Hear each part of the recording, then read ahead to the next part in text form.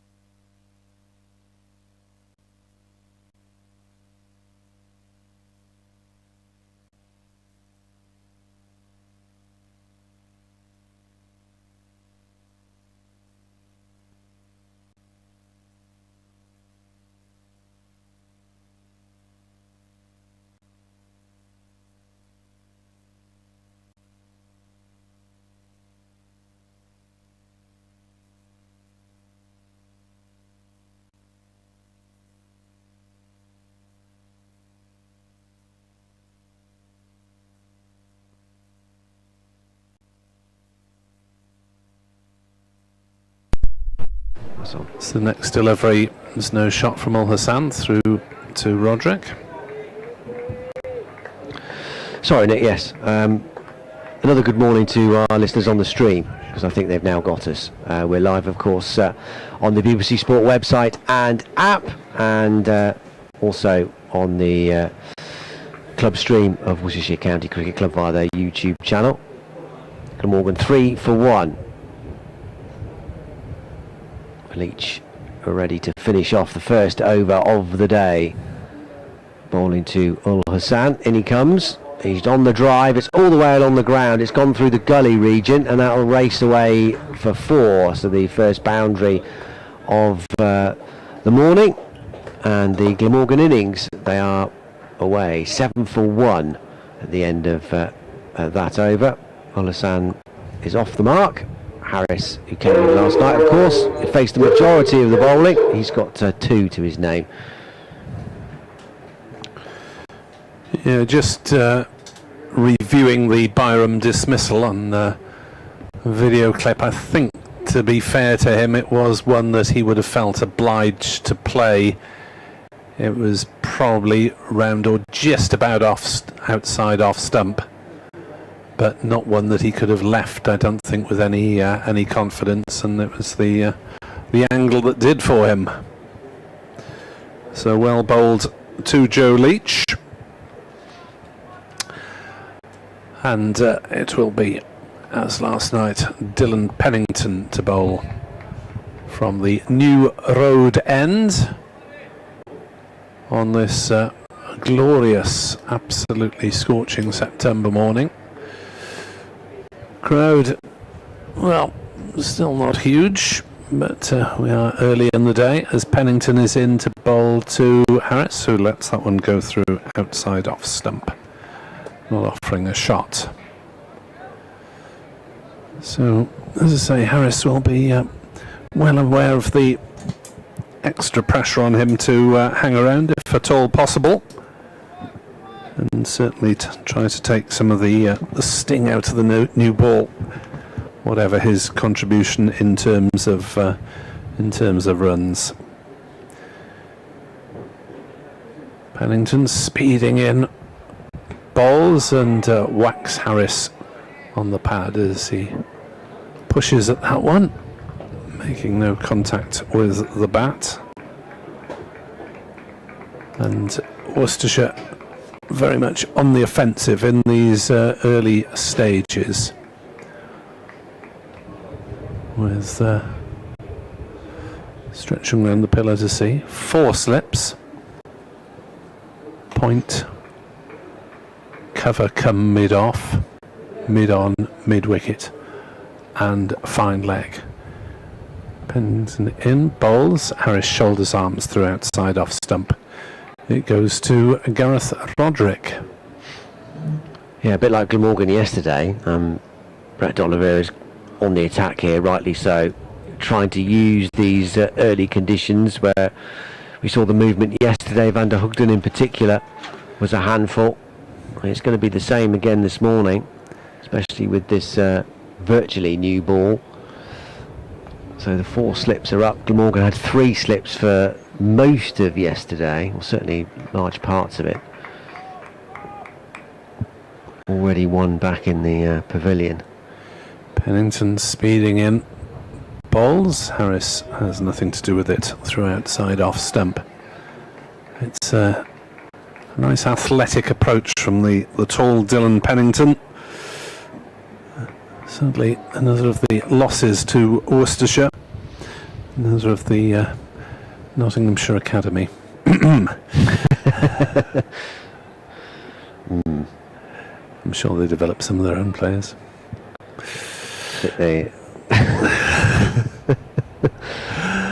7 for 1. Pennington in to Harris, who flicks it off his legs, doesn't get a whole lot of bat on it, in fact gets no bat on it at all, because umpire Bainton raises his leg, taps his knee towards the scorers, and they've gone through for a leg bye, so Harris remains on 2. It's 8 for 1.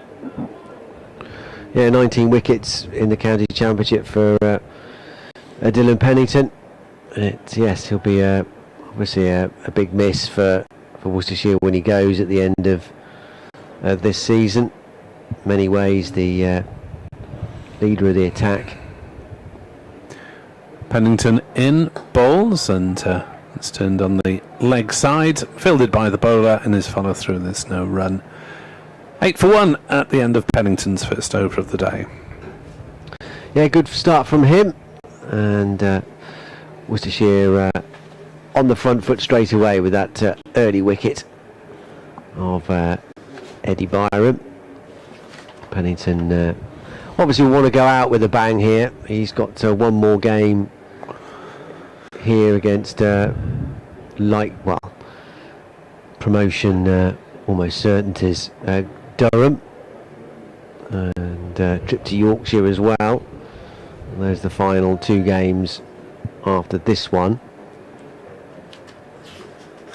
So he and Jack Haynes will want to go out on a positive note if they can. First delivery from Leach is a good one as well to Harris. Still the 4 slips in. Hose at first, Haynes at second, Libby at third, and Van Beek at fourth.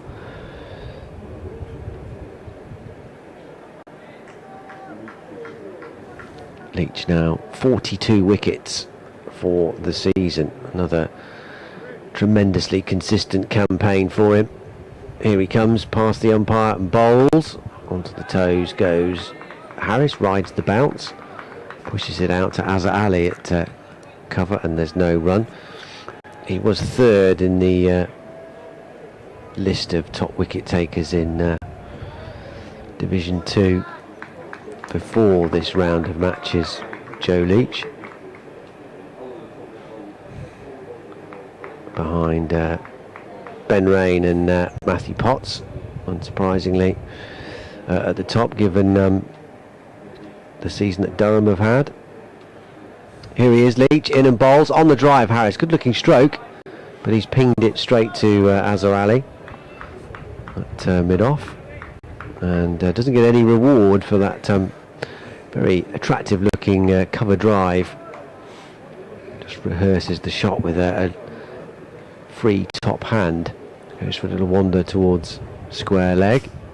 He's got plenty of company around the bat with those 4 slips. The mid-wicket Dylan Pennington is quite close as well, there for a lofted flick.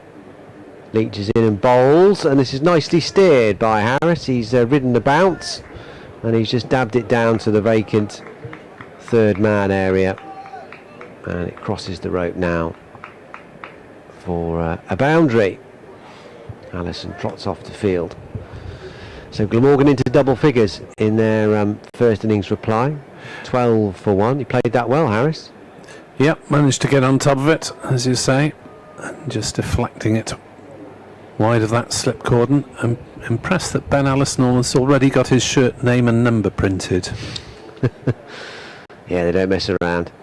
Leach in, forward he comes. Harris pushes it out to Allison. And there's no run. Positively Mediterranean scorcher, says David Battersby, who's up in the pavilion somewhere. At Battersby Dave, if you're interested on X/Twitter, if you're interested in his booklet on Majid Khan, the Glamorgan great of the late 60s and early 70s. Leach, in he comes, up to the wicket and bowls, and that's a cracking ball, lifting and leaving Harris, and through to Roderick. So a tasty end to the over from Joe Leach. He's now bowled 3 overs, 1 for 8. He's taken the wicket to fall this morning in the first over. Eddie Byram caught at first slip by Adam Hose for a single, as Worcestershire looked to make early inroads here into the Glamorgan reply, having made 284 in their first innings. Some quick wickets this morning will really amp that first innings total up. Pennington looking for those wickets then is into bowl to Ul Hassan, who leaves that one go through to Gareth Roderick. Mike Rutledge on Twitter posing the question of how many players have opened for Glamorgan this season. There are quite a few. If anyone can name them all, I'd be very impressed, because I wouldn't have got several of them without flicking back through my notes for the season. Pennington is in to bowl, and Ul Hassan getting up and on his toes, playing it down to fourth slip. Fielded by Van Beek, and there's no run. 12 for 1. I suppose the equivalent in football would be the centre-back partnership, wouldn't Yes. it, really? You want to try and keep that as consistent as possible. Quite. But I was amazed when you told me the answer. Glamorgan haven't been able to do that, partly through injury, as that is a short delivery that Ul Hassan just ducks slightly away from. Well, the issue is that in Championship cricket, Lloyd and Byram have both had spells out injured. David Lloyd missing with a cracked rib at the moment, suffered on loan at Derby during the One-Day Cup. Hence Ul Hassan and Byram the pair to start, apart from the night watchman, as Ul Hassan makes no contact there. Not sure from this angle, which is over wide, long off, whether he deliberately played inside the line or not, but through to Roderick. I think we might just about give him the benefit of the doubt. And looking down on the screen, that slight morning haze around the cathedral, which thankfully is a quieter building than it was yesterday. Pennington in, bowls to Ul Hassan, who turns it off his pads down to fine leg for a single. 15 for 1 Glamorgan. Ul Hassan moves to 5. And if you weren't listening yesterday and you're baffled by that remark, we had a 4-hour peal of the cathedral bells to mark until the retirement of a dean, and I hope you enjoyed it. It certainly went on at some length, and there wasn't a lot of variety, as Pennington in to bowl to Harris, who plays to point, and there's no run. Yes, it wasn't a Springsteen-style set list. No. It was. It wasn't the greatest hits, was it? It was the greatest hit played over and over again, I think. Yes. It was lovely for a while, for a bit. Yes. Yes. It was lovely for the first 10 minutes. Harsh. Harsh, Mr. Webb. Harsh. You won't be allowed back in Worcester at this rate. They'll lock you out. In comes Pennington and bowls, clipped off his legs by Harris. This time, pretty sure there was bat involved. There was. And they'll go through for a single down to backward square, which means that Harris has nicked the bowling at the end of Pennington's over. And Glamorgan are 16 for 1. If you're joining us a few minutes late, then remember it's a 10:30 start for the whole of September. And Glamorgan have lost the wicket of Byram. Caught hose bowled Leach.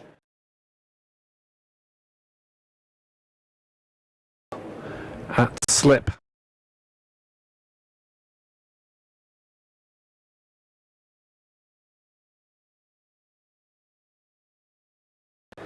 Here he comes, starting a new over.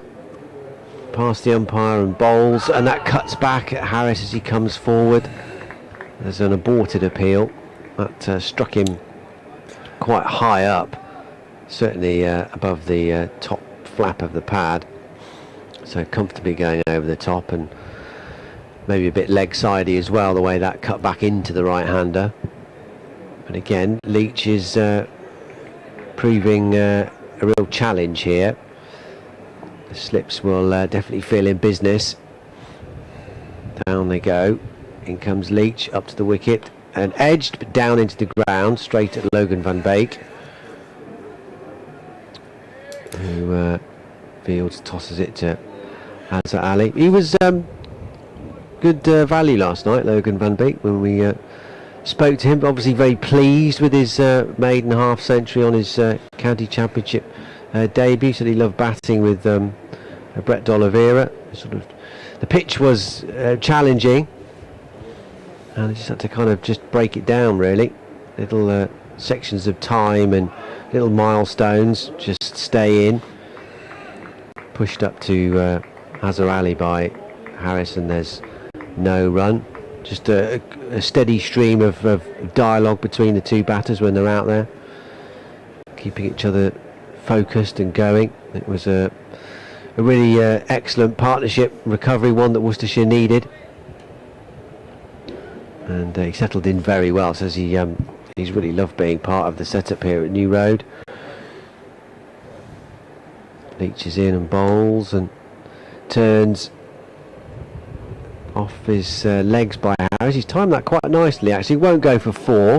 It's a sluggish outfield, and he hasn't timed that well anyway to get to the boundary, but it's nicely placed, and he's back for a couple of runs. Yeah, Edward Cooper has come up with 7 different opening partnerships in championship cricket for Glamorgan, 7 different combinations involving 6 players. I think that's correct. Leach bowls, Harris defends, Azhar Ali fields. Eventually it takes a ricochet off Joe Leach, and he's sent the wrong way there, which was quite funny, but he's spotted it in the end, come back and got it. Graham Smith had 5 of the championship openers right. I don't think Gorvin's done it this season. I believe it was last season he opened at Durham.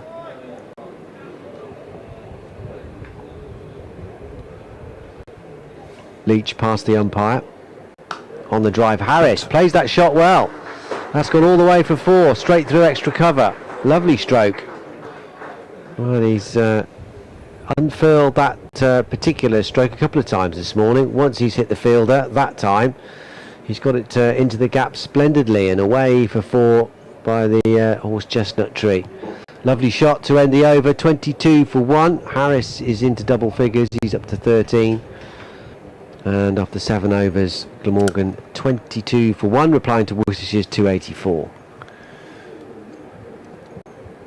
So as well as the 6 players who have opened in championship cricket, I believe there are another 6 who have opened in official limited overs games, either One Day Cup or T20 Blast. And if you put those 12 together, they would actually make a credible team, including a wicketkeeper, as that's defended on the leg side by Ul Hassan, and there's no run, or at least a player who's kept in second 11 cricket, albeit not in first 11. So if anyone wants to send me any guesses on Twitter, or X as we should now call it, the medium formerly known as Twitter, Nick Webb 2017. That is a lot, isn't it? It is. One of them was very eccentric, as Pennington bowls through outside off stump, no shot played. Well, Worcestershire have obviously opened, I mentioned it yesterday, the Yorkshire game here. They've opened with their number 10 and 11 this season in red ball cricket. Yes, I'll get the numbers up, won't it? Ben Gibbon and Adam Finch. But I don't know the numbers off the top of my head. They certainly haven't had that many opening stands. Now there's a Gareth Roderick's come in and opened, Azhar Ali's opened, Ed Pollock's opened. I mean, Jake Libby's been the constant presence. As Pennington speeds in round the wicket, bowls to the left-handed Ul Hassan, who plays it gently towards D'Oliveira at cover. And there's no run.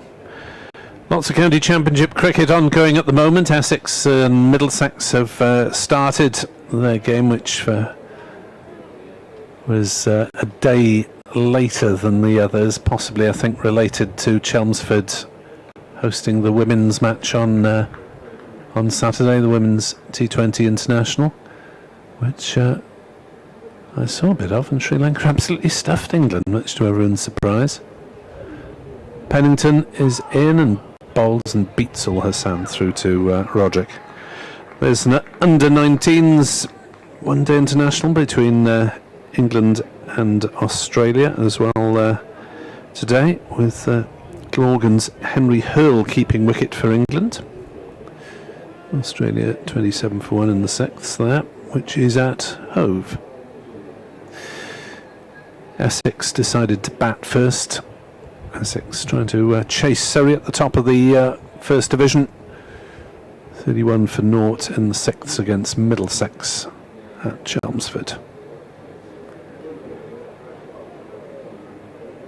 There's D'Oliveira waving his arms vaguely, just moving his leg side field a little bit. Pennington in to Ul Hassan and beating him again as Ul Hassan pushed forward. Leg side field. Well, there's a pretty huge gap there if Pennington does stray. There's a mid-on who's fairly straight. There's a man at deep backward square who's there for some sort of pull or hook shot, you would have thought, and a fine leg. There's no one else on the leg side, is there? There's a huge gap between mid-on and backward square. Vast. Don't bowl there, Dylan. As Ul Hassan is forward, defending back to the bowler. 22 for 1 at the end of the over. Leach 1 for 14, Pennington 0 for 7. Just spotted a hidden message on the scoreboard, Nick, which has mildly amused me. All right. About Eddie Byram. Last wicket 3. Byram caught hose, bowled Leach 1. Put the C and the B a bit closer together to... Yes, quite. I think Byram chose bleach. Byram chose bleach, yes. Yeah. His innings have been whitewashed. Bleach. In, it's the little things. And that's struck on the front pad. And yeah, no one's really genuinely interested in that. Very good. Well spotted. Glamorgan's second 11 are in action. I'm surprised they've got enough players. Worcestershire second 11 are also in action. They're at Kidderminster. Nottinghamshire 8 for 1 against Worcestershire seconds.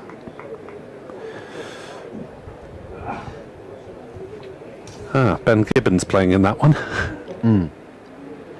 Leach in, short outside the off stump, and Harris leaves well alone.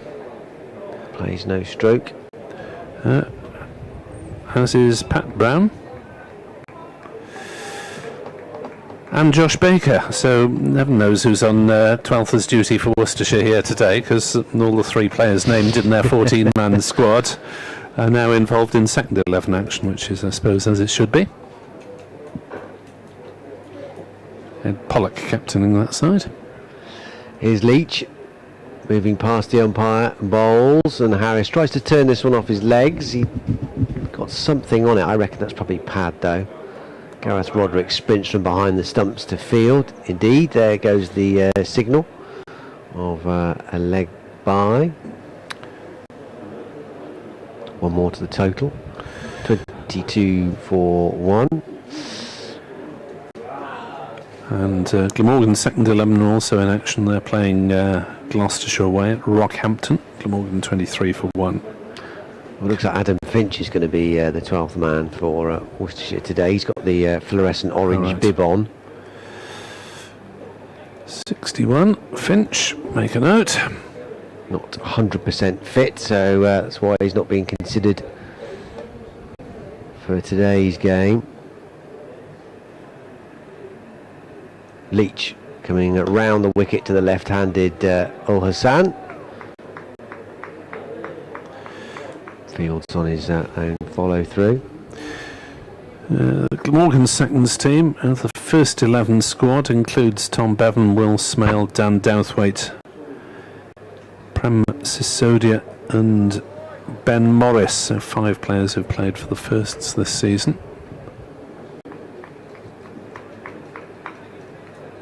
Captained by Prem Sisodia, if this is right. Might be the first time he's done that job. Leach in, slightly wider, and has he tickled it through behind? He has, the angle has worked, and Ul Hassan has gone. Joe Leach has picked up his 2nd wicket of the morning, went from wide of the crease from around the wicket to the left-hander, and he's induced that forward defensive prod, and it's taken the outside edge, and Gareth Roderick has made no mistake behind the stumps, and Worcestershire have taken their 2nd wicket this morning. It's an excellent start from the home side. 23 for 2. Ul Hassan has gone for 5. Well, he just didn't quite get far enough forward for that one, Ul Hassan. He had to play it. It was angled into him, as you say, from the bowler coming around the wicket. And just a faint nick, but Ul Hassan having no hesitation in turning and marching off.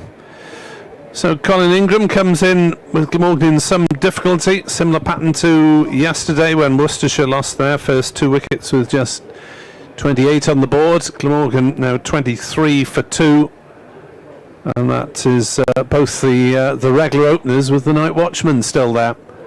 So Glamorgan do bat deep in this game, having used the night watchman, but a lot of work to do from now on to get up to a respectable score. Van Beek spoke optimistically of trying to bowl out Glamorgan for 200, which would be a decent effort by the Worcestershire bowlers. You'd think that with this weather, though, the pitch will flatten out a little bit at some point in the game. Yeah, they did yesterday. It has done for most of the season, really. So it's not going to change in character that much. So yeah, that's Glamorgan have got to just keep believing that if they can just survive and get through, battle hard these tricky first throws of the day, as Leach comes in. Forward comes Ingram, another left-hander, so Leach stays round the wicket. Final ball of the over just pushed up to Brett D'Oliveira at mid-off, and there's no run. End of another excellent over from Leach, who's got both the wickets to fall now this morning. 2 for 14 from his 5 overs, 23 for 2 after 9 overs of their innings is the Glamorgan total. Yeah, they'll know that if they can just put the hard graft in now, they should be able to reap the benefits a bit later, where it will get a bit easier to bat. Worcestershire showed that yesterday, so there's no reason why it shouldn't be the same for Glamorgan, notwithstanding, of course, how the Worcestershire seamers bowl, of course, and Leach and Pennington have started very well. Pennington trying to come to the party, and that's cracked through the offside by James Harris, and that's raced away to the boundary at point for 4 runs as it's tossed back to the nearest fielder by a spectator. Save him running all the way. He's supposed to be the night watchman. He's playing absolutely brilliantly. Well, this is a man at one point in his career he was a genuine number 6 for Middlesex. His batting has slid away somewhat, and he hasn't had a half century, I don't think, since returning to Glamorgan at the start of last season.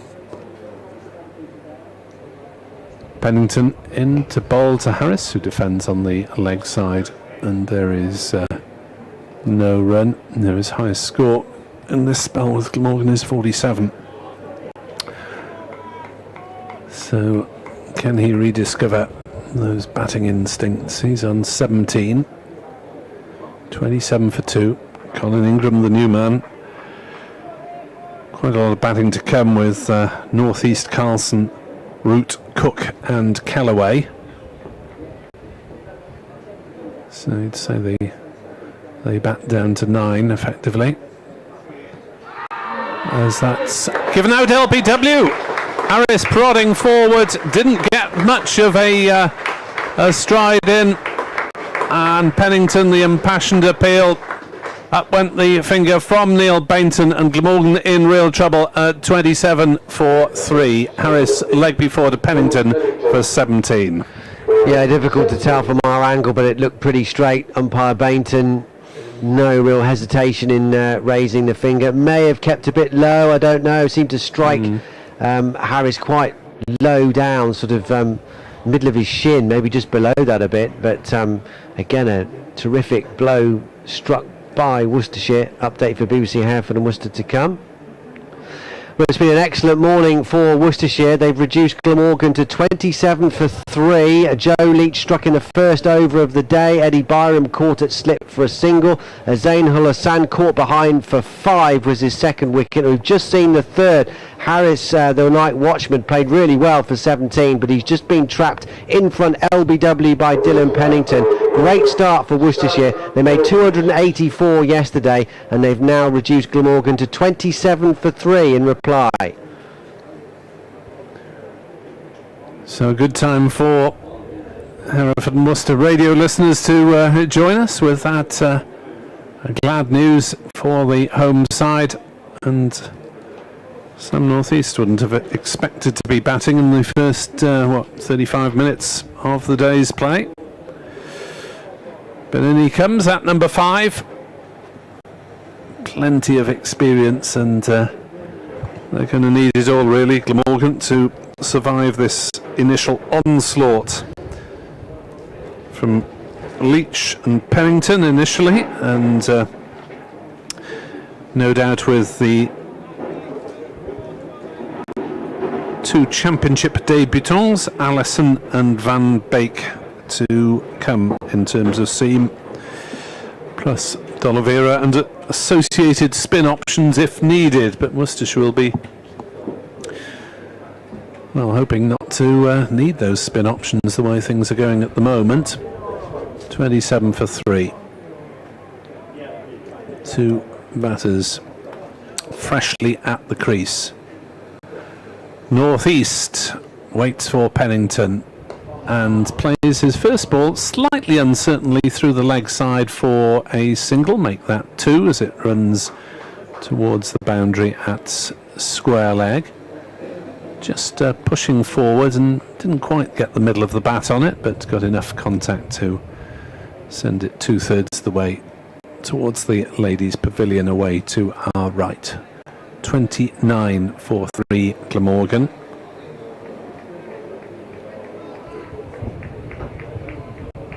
North East this season averaging just 26 in this competition after a stellar 2020. Hasn't quite gone his way as he pushes on the offside, thinks about a single. Ingram is not interested. He got that massive 100 here, didn't he, in the One Day Cup? Yeah, last season, 177, setting new records last season for Glamorgan scores in both Championship, 410 at Leicester, and limited overs cricket, 177 here. But just the one century in the Championship this season, that was in the second innings at home to Sussex. One of Glamorgan's many draws. As that's turned on the leg side by North East. Fielded by the sun-hatted Leach at mid-wicket, who will doff that sun hat, hand it to umpire Glamorgan, and prepare to bowl from the Diglis end. 29 for 3. If you're just joining us, Glamorgan have lost. The wickets of Byram caught Hose bowled Leach for 1. Ul Hassan caught Roderick bowled Leach for 5, and Harris LBW to Pennington for 17. Yes, Glamorgan in a hole here. Worcestershire in firm control, and Leach and Pennington bowling brilliantly. Here comes Leach again from the Diglis end, in and bowls, and wide of the off stump of Ingram, who plays no stroke. He's only faced a couple of deliveries, Colin Ingram, yet to get off the mark, but big pressure here now on these Glamorgan batters. As Nick was saying, they've got plenty of depth still to come, so it's not quite complete crisis at the moment, but that could change with another couple of quick wickets. There's Leach bowls to Ingram, who's forward carefully, just pushing it out to Brett D'Oliveira, who fields it a wide mid-off. Every ball at the moment is treated with an ooh and an ah from behind the stumps and the Worcestershire slip cord, and they're up for this. Even a regulation no drama forward defensive stroke like we saw there from Colin Ingram is getting people excited behind the stumps. 4 slips, Hose, Haynes, Libby and Van Beek all go down. Leach in, bowls, pushed, but no great timing from Ingram. At the moment he's just keeping Joe Leach out here. Leach fielding on his follow through, 2 for 14 for the former Worcestershire captain.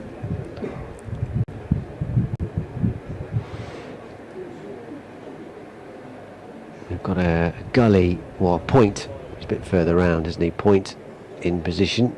Brett D'Oliveira is reasonably close in at mid-off, but a lofted drive potentially. Ingham turns this next one off his legs straight to Dylan Pennington at mid-wicket. He's got Azhar Ali to his right at mid-on, and Kashif Ali is on long leg duties. Haven't overdone it with the printing on his shirt, have they? It's just Cash. Cash. Yeah. Gone for the nickname.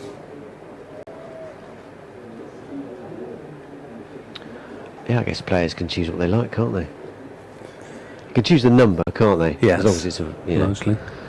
most of the time. Leach in, wide of the crease, wide of off stump as well.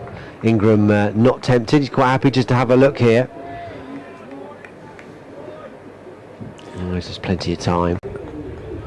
It does slightly annoy me when footballers have their first name on their shirts rather than the surname. I know what you mean.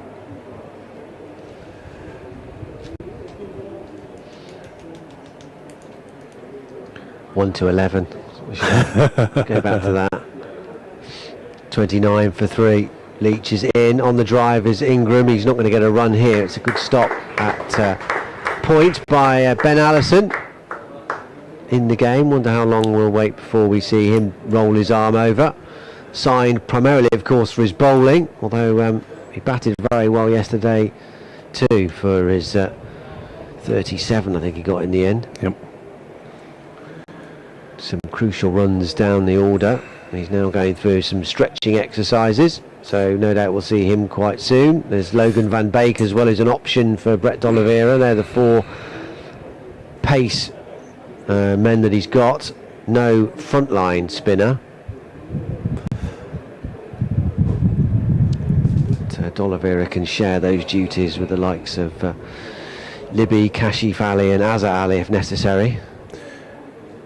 As Pennington speeds in and bowls, and it's a push and run from northeast into the off side into the gap at cover, and they go through for the single. 30 for 3. Philip Richards asks if Van der Hoogten is likely to bat. I'd be surprised if he didn't, to be honest, because it wasn't like he collapsed and had to be carted off. He did walk off under his own steam with that hamstring injury, so you may need a runner, but I would have expected him to bat. As Pennington is into the left-handed Ingram. There's a big appeal for a catch down the leg side. Umpire Bainton is not moved as Ingram went to turn that one off his hip. Everyone got jolly excited. And quick review of that one shows that it probably came off, flicked the shirt on the way through, or the top of the trouser around the hip. But you'd expect the keeper to go up for it because they don't always know. Just appeal for anything that deviates down the leg side. 30 for 3. Yeah, the slips are all convinced. Neither of them had a view of it at all. Blocked by the batter. But clearly heard something, but yeah, it looked like that just brushed his shirt or the top of the thigh pad. Pennington in to Ingram, shoulders arms, through outside off stump. Plenty of carry through to Roderick on that occasion. Stuart Harrison on Twitter has correctly identified the wicket keeping option in this putative Glamorgan team of opening bats. I'll read out the 12 that I've got. Actually, I'd better write them down because I'm not sure if I can remember them off the top of my head. 30 for 3, Glamorgan. As Ingram is driving through the offside. He's got that one away. I don't think it's quite been timed enough to reach the boundary. And being that it's a hot day and they hope to have lots more work to do, they settle for 2 runs. Thought about the third, but it was retrieved by Allison from just inside the ropes towards the pavilion, and Ingram is off the mark with the 10th ball that he has received.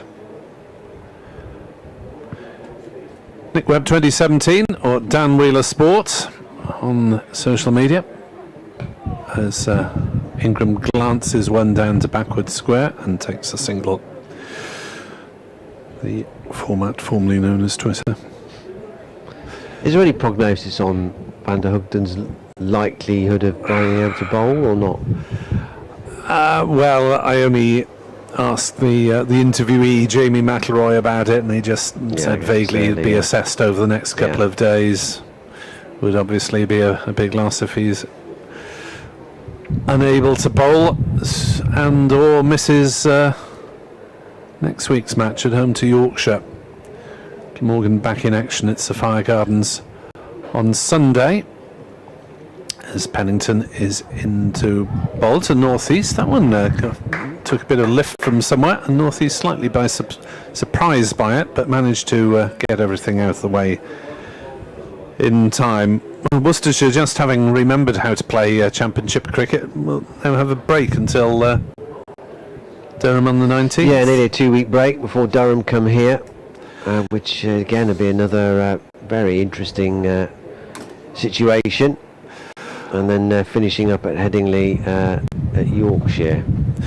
I'm sorry, but I just don't understand how we've got this block of 4 games at the end of the season, and yet both these counties only play in 3 of those games. Surely, that's not too long a block to play 4 in a row. Leach starting a new over, punched by Ingram, but straight to Azhar Ali at mid-on, and there's no run. And of course there are counties like promotional rivals Sussex and Leicestershire who are playing all 4 to cram them in, haven't they? Yeah. Well, it's the schedule, isn't it? That can of worms, Nick. Well, I can understand having a week off when there's 6 or 7 at the start of the season, but 4? Not sure. Leach in. Ingram is half forward. The appeals are based on whether that hit the pad first. Definitely hit the bat, but no great histrionics. 33 for 3. Leach continues to probe. Yes, I suppose so. I mean, Worcestershire's point of view, I mean, in some respects they'll be quite grateful of a break with their fast bowling stocks not at 100%. Hence the signing of Allison. Leach in and bowls. Forward comes Ingram. Won't get a run here. Up to Brett D'Oliveira at mid-off. Well, you do wonder if Glamorgan will be on the lookout for a loan signing, if there's anyone of any quality available for the next week's game. If Van der Hugden is out, because with respect to Gorvin, he is medium pace rather than a quick bowler, and they need some pace in their attack. Leach turns past the umpire now, in he comes, and on the drive is Ingram. He's found the gap. There's lots of space out there through the covers. Brett D'Oliveira gives chase, but even he is not quick enough to stop that going for 4. Nice push from Colin Ingram, didn't try and whack it too hard, just eased it away, and there's lots of space with this attacking field in between Ben Allison at point and Brett D'Oliveira at mid-off. Huge gap there, and Ingram no problem in finding that. He goes up to 7.37 for 3. Very similar situation to Worcestershire's first innings yesterday. Leach comes in and bowls. Ingram covers up on middle and off. Up it goes to Pennington, and he's no run. Yes, Worcestershire have got the rest of the morning session, you'd say, really, to try and cash in on any movement and inconsistencies on the pitch with the ball still relatively hard. You would have thought that if Glamorgan do have batters still in hand. Leach bowls. Ingram won't get a run here. Thought immediately there might be an option. Turned through square leg, and there's no run. Yeah, if there are specialist batters still available, then you would have thought that conditions might be rather easier in the afternoon. Although, having said that, Worcestershire lost 3 quick ones after lunch yesterday before mounting that recovery with the 101 run stand between D'Oliveira and Van Beek, and then 64, I think it was, between Allison and D'Oliveira. So here we are, first championship spell for Logan Van Beek in Worcestershire colours. Featured for Derbyshire a couple of years back, the Netherlands international. I think Glamorgan would have faced him in at least one form of cricket that season. Tall figure. It's very tall Worcestershire side, this. As he's in to bowl outside off stump, and North East has nothing to do with it. Although Allison, oh, where are we? I could have sworn that Van Beek was announced there. To apologise. They do look quite similar, don't they? They do. They're tall, fair hair. Yes, I thought he was looking rather slightly too tall for Van Beek. It's the 60-odd numbers fooled me slightly. And I think Van Beek bowls with a white sweatband on his left wrist as well. Okie dokie, I'll try and remember that. Allison, then, in his first championship spell. Well, that bit of the commentary was right, even if the identification was wrong. Do apologise to Worcestershire listeners. It's a dot ball as North East defends it on the offside. Cameron Jones is on for probably, is it Dylan Pennington that's gone off? I don't know, that's a guess to start with. Right, what number's Jones? He's numberless. Numberless, He is the man with no name. Okay. So it's not Adam Finch. I thought it might be. I know Finch. He's just on drinks carrying. He must be on the drinks, yeah. Allison in. Bowls chipped slightly aerially on the leg side by North East, but safely turned backward square for a single. 38 for 3. So it is the very tall Allison. All 6'6" of him. Hose 6'5". I see Hose got a gig in the Big Bash, I believe. Yeah, he's been a regular visitor to that T20. As that's off something of a leading edge from Ingram. He's squared up there, but it was along the ground into the gully. And there's no run. I think the county cricketers in England and Wales put their names down as being available for Big Bash selection, albeit relatively few were chosen.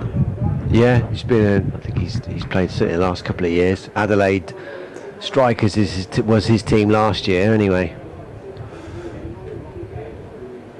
As in comes Allison and bowls, whipped away by Ingram down towards fine leg, just for the single. 39 for 3.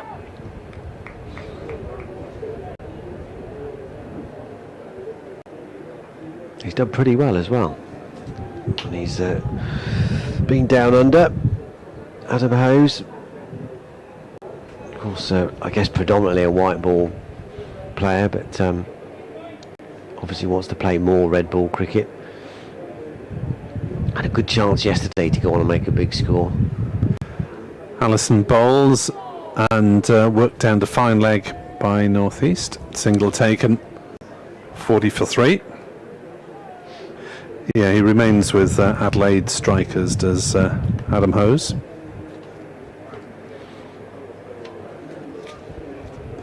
.40 for 3 at the end of the over. We are through 14 overs, so 12 bowled today, being dominated by the home side, sending back Byram, Ul Hassan and Harris. As is that Joe Leach wandering off? It is Van Beek then. An over later than I signalled. You're looking into the future. I thought Van Beek's bound to come on soon. Leach has gone off, presumably just to change his boots. He looks all right. 7 overs, 3 maidens, 2 for 18, Joe Leach. 6 overs, 2 maidens, 1 for 17, Dylan Pennington's figures. Allison's first over went for 3. Here comes Logan Van Beek then. Going through some quite extravagant warming up exercises. Here he comes then, right arm over the wicket and bowls, and this is in the air and he's put down. An easy chance, North East as well, at mid wicket. It's the subfielder Cameron Jones. He had it and then it popped out and then he couldn't grab it at the second attempt, and he's taking his time to get off his knees. Cameron Jones, he knows that was a bad miss. It went quickly but straight at him, had time to adjust. Van Beek in again, bowls, and that's a good ball too as North East comes forward and very close to the outside edge. But Brett Dollar is now going over to Cameron Jones and just saying, come on, forget about it, get the next one, which is nice to see, really, because he's really annoyed with himself and disappointed. Cameron Jones, his chin was buried into his chest there for quite a while, hands on hips. Well, there's nowhere to look, really, is there? No, there isn't. 40 for 3, Van Beek bowls, forward comes North East, and he's fielded on his follow through. Big wicket as well, that would have been North East on 5. Yeah, and Jones will be desperately hoping that North East gets out somehow sooner rather than later, and that drop doesn't cost his side too many.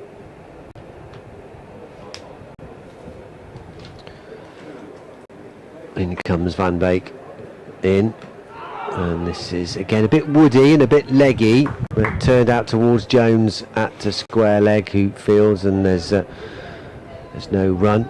Did make his debut for Worcestershire in the One Day Cup, Cameron Jones, another potential candidate for first team cricket on a more regular basis, coming through the academy, fast bowler. Played in the game at Somerset, just to blood him in first team cricket. Van Beek bowls wide of the off stump and North East shoulders arms, through it goes to Roderick.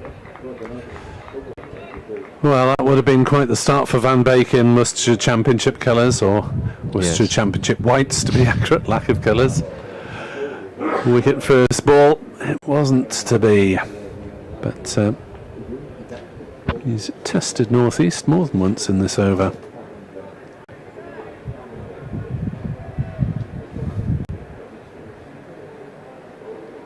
Yeah, 188 first class wickets. Logan Van Beek is in again, beating the outside edge of Sam North East. It's a very, very good over to start.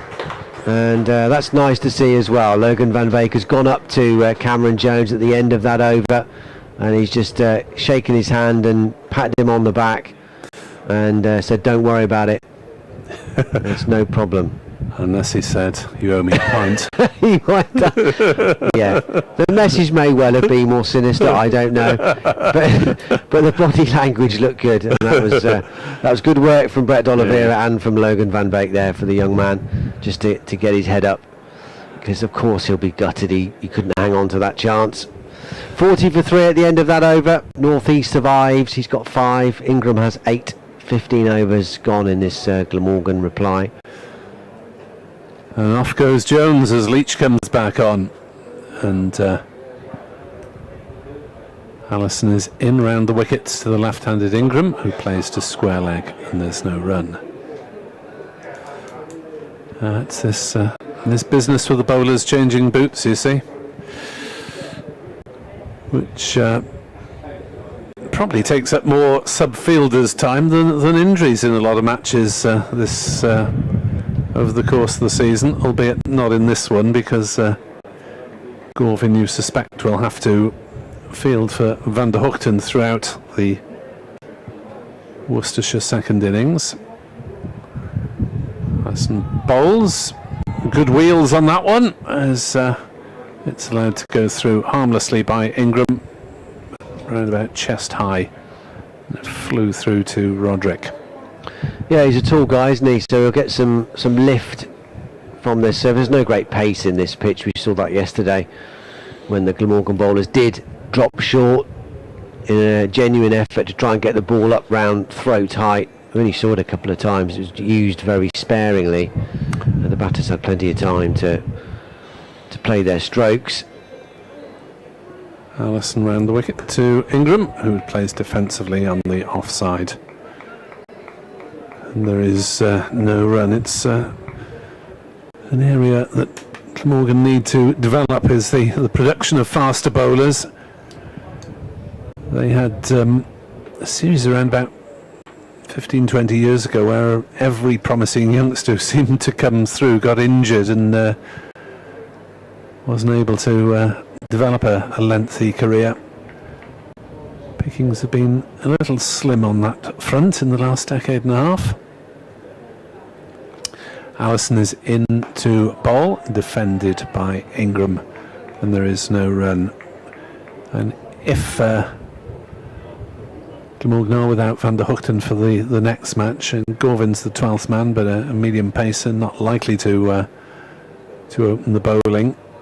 And the second team at the moment, there aren't that many obvious options. The youngster Ben Morris played a couple of one-day cup games, but might be a bit raw for championship still, as Allison loses his run and does not deliver.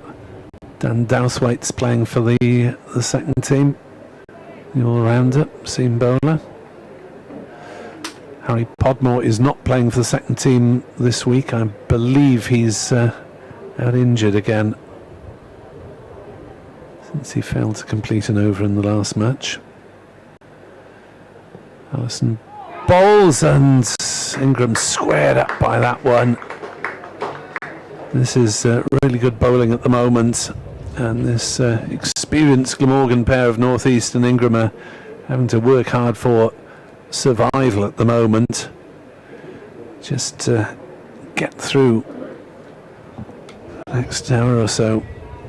Survival till lunch, and hope to kick on if they possibly can. Still Carlson, Root and Cook to come.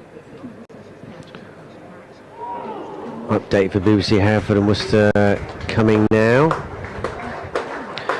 we've played for an hour here, and it's been Worcestershire's day so far. After making 284 yesterday, they've reduced Glamorgan to 40 for 3 in their first innings. Joe Leach has picked up a couple of wickets, and Dylan Pennington has the other one. He got rid of the night watchman, James Harris, for 17, Byron for 1, and Ul Hassan for 5. The other batters out, although it could have been even better for Worcestershire, because Logan Van Beek's first ball in County Championship cricket for his new side was dropped at mid-wicket by the substitute fielder, young Cameron Jones, and the batsman reprieve was Sam North East, who got a massive 100 here in the One Day Cup last season, so potentially a crucial drop. 40 for 3 though is the Glamorgan reply. That's still looking pretty good for Worcestershire at the moment, who made 284 in their first innings. Promotion rivals Leicestershire going well at the moment, I'm afraid to report, for supporters of both these two sides. Leicestershire 150 for 3, just 9 runs behind Gloucestershire on first inning with 7 wickets left. Van Beek bowls, tries to spear it into the block hole of North East, jabs down, just about keeps it out. Rishi Patel, the UK's second most famous Rishi, is 73 not out. I'd argue with his weight of runs this year, he's probably the most famous.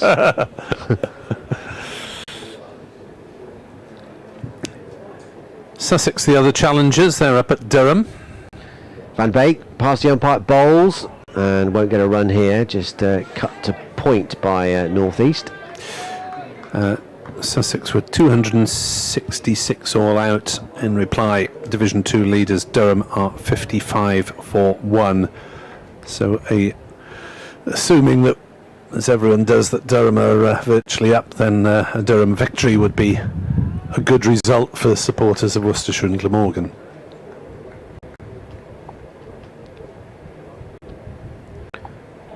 Yeah, the last thing either of these sides wants is a Sussex win.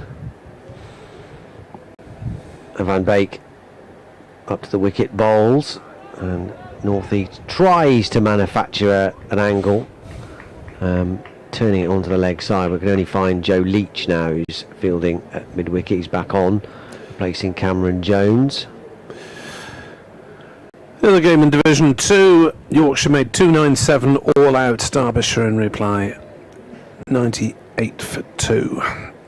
Result on that mattering only to supporters of those two counties. Van Beek bowls on the drive stylishly, North East, but he's hit it straight to Azhar Ali at cover. School's been stuck on 40 for a while, hasn't it?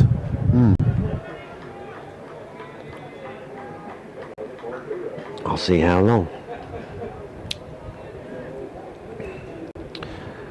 Oh yes. 12. Had a couple of maidens before nearly this. the 13th. It's nearly the third straight maiden.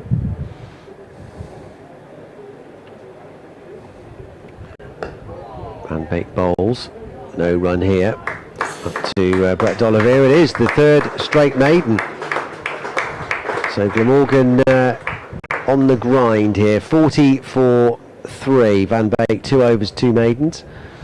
North East still has 5. Ingram still has 8. 17 overs gone. Well, they meet for a mid-wicket chat, and at the ages of 38 and 33, there's a lot of cricketing now out there in the middle, you would hope, from a Glamorgan point of view,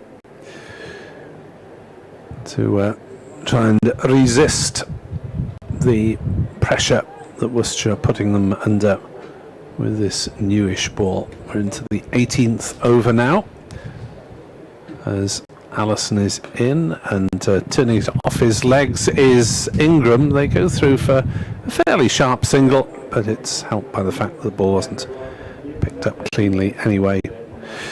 In Division 1 of the County Championship, leaders Surrey are going to knock up 3 or 4 batting points. They're 396 for 9 with 1 over left to accumulate points. Ben Folkes, remember him? He's 125 not out. Not wanted. Hopeless. Not wanted on board by England. Allison over the wicket to the right-handed northeast after that first run in 3 overs. We're back to the dot balls. Oh, not sure I should tell you this. Ed Barnard's got a lot of wickets for Warwickshire. Has he? 5 for 66. Oh, well. Got a lot of runs for them as well this year. Certainly One Day Cup. One of the great departed from this neck of the woods. Allison in. Northeast playing no shot. Left foot plunged firmly forward, bat held up in the air. Surrey's rivals Essex just starting their game at Chelmsford today, a day later than the rest of the round. Essex making a good start with the bat. Brown and Sir Alistair, they've taken them on to 62 without loss.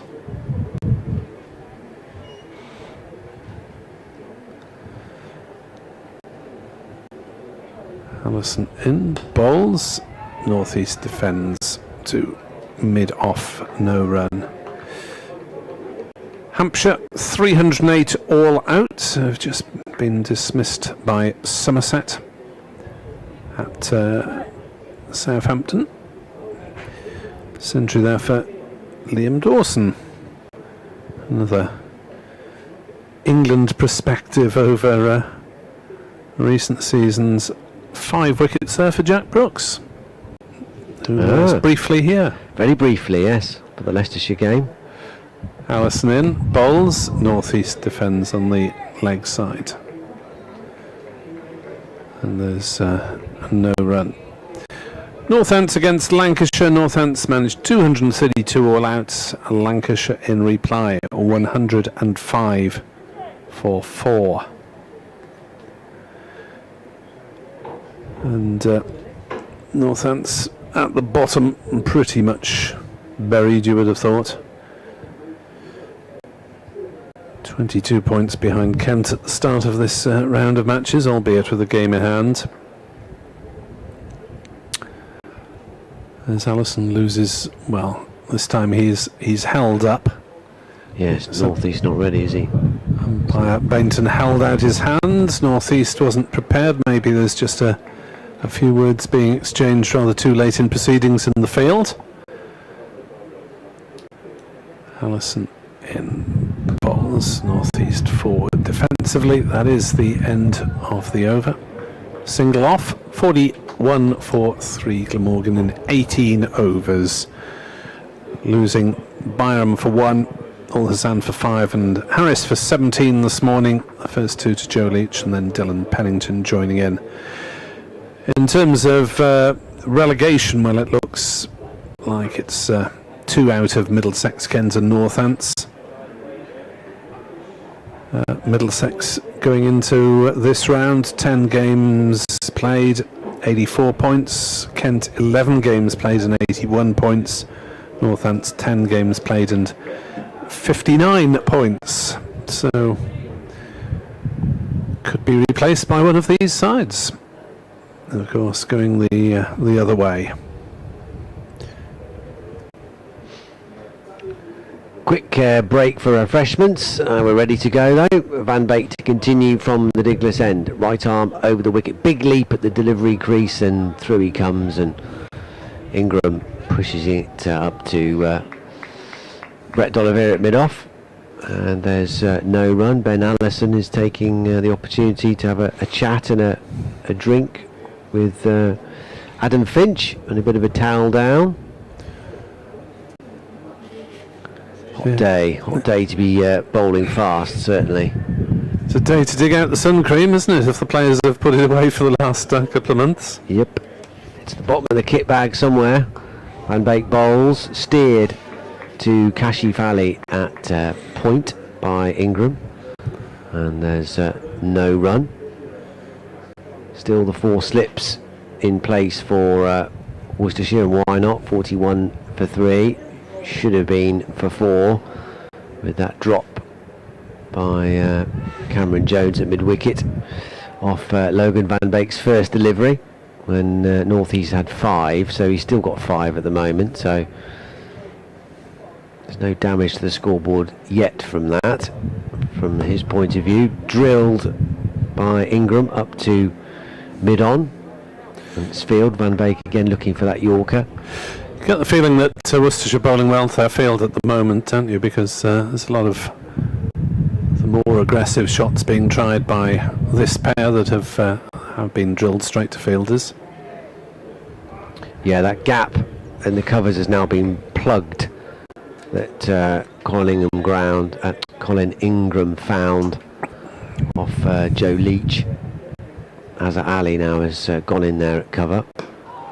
Won't get a run here. He chops it to Azhar Ali, who scuttles into field. So he's now between Brett D'Oliveira at mid-off and Kashif Ali at point.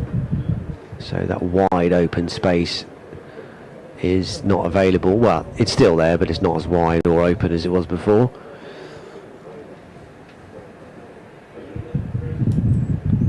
So they're now just 3 slips by the look of it. No one isn't standing in front of the other, are they? No, or next to each other? No. Just 3 slips as a result of that little tweak. And this is just shoveled through backward point by Ingram. Not terribly convincingly, but wasn't in the air. But very effective. All the way down to the boundary rope in front of the hotel. He gets a welcome boundary. He's into double figures now. He's got 13. Glamorgan 45 for 3. Yes, just angled away by Ingram. Wasn't a pure-blooded shot by any means. Just used the pace. Why not? Found the gap. Again, there's a sizable hole between Libby at 3rd slip and Kashif at point. Van Beek in, and this is thrashed past Azhar Ali in the covers for 4. It doesn't matter that he's been played. Or will it go for 4? No, it won't. It'll be pulled up again. Brett D'Oliveira, we know, is rapid, but this outfield has stayed pretty consistent, i.e. the last few yards before the boundary rope has been pretty treacly. It's really slowed the ball up, and that was another example of it. That moisture is still quite near the surface, because that was a full-blooded drive from Colin Ingram, and on another day when there hadn't been quite so much rain in the last 3 or 4 days, no doubt that would have been 4. But 47 for 3 at the end of that over. Ingram up to 15. North East still on 5. And while there's a bit of attention now to North, is it North East? Yeah, North East seems to be getting a bit of a back rub, it looks like, from this distance. Just so the Worcestershire players have a chance to have a proper drinks break, while North East lies down now and has his back pummeled. The elbow of the physio is somewhere in the middle of his back by the look of it. Yeah, it's nothing obvious during the course of play, so maybe it's whether it's just a twinge that he's picked up overnight, slept awkwardly, or whether he's turned sharply. So I don't think he's been struck at all, so I presume it's some sort of back twinge. And the last thing Glamorgan need now is another injury, with numbers not as great as they were in the squad. David Lloyd not expected to play again for Glamorgan because of that rib injury suffered on loan at Derbyshire. Andrew Salter has already announced his retirement, and Callum Taylor released early by mutual consent, as North East has had some sort of back massage. And they're taking some drink on board. And even though he hasn't been out there that long, it's obviously hot work. The physio Georgina Ewer and the 12thers, or the 13th, Cian Davis out there.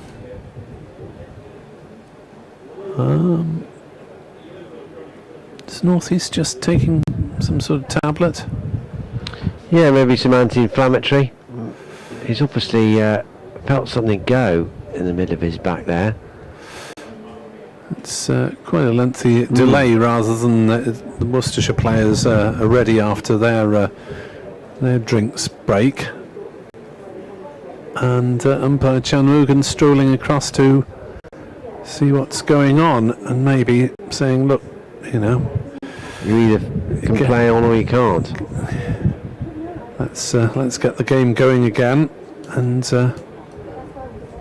if you're feeling that unwell, then you have to pop off and come back later. But he is staying out in the middle, northeast, and stuck on 5 of 26 deliveries.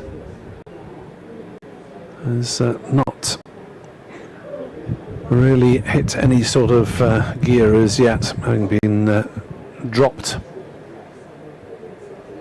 off the first ball delivered by Van Beek in Worcestershire Championship.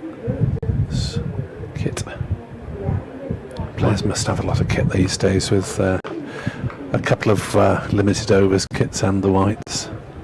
I dread to think. Now umpire Bainton is waving at someone. Is trying to dismiss a member of the crowd. Getting too close to the screen maybe. Now Allison's on his way in. Bowls to northeast, who will get a single down to fine leg, 48 for 3. Thought they might have given him a working over there, Sam Northeast. That back problem, getting ducking and diving and weaving out of the way. But that was a fairly comfortable single off his legs to get down the other end.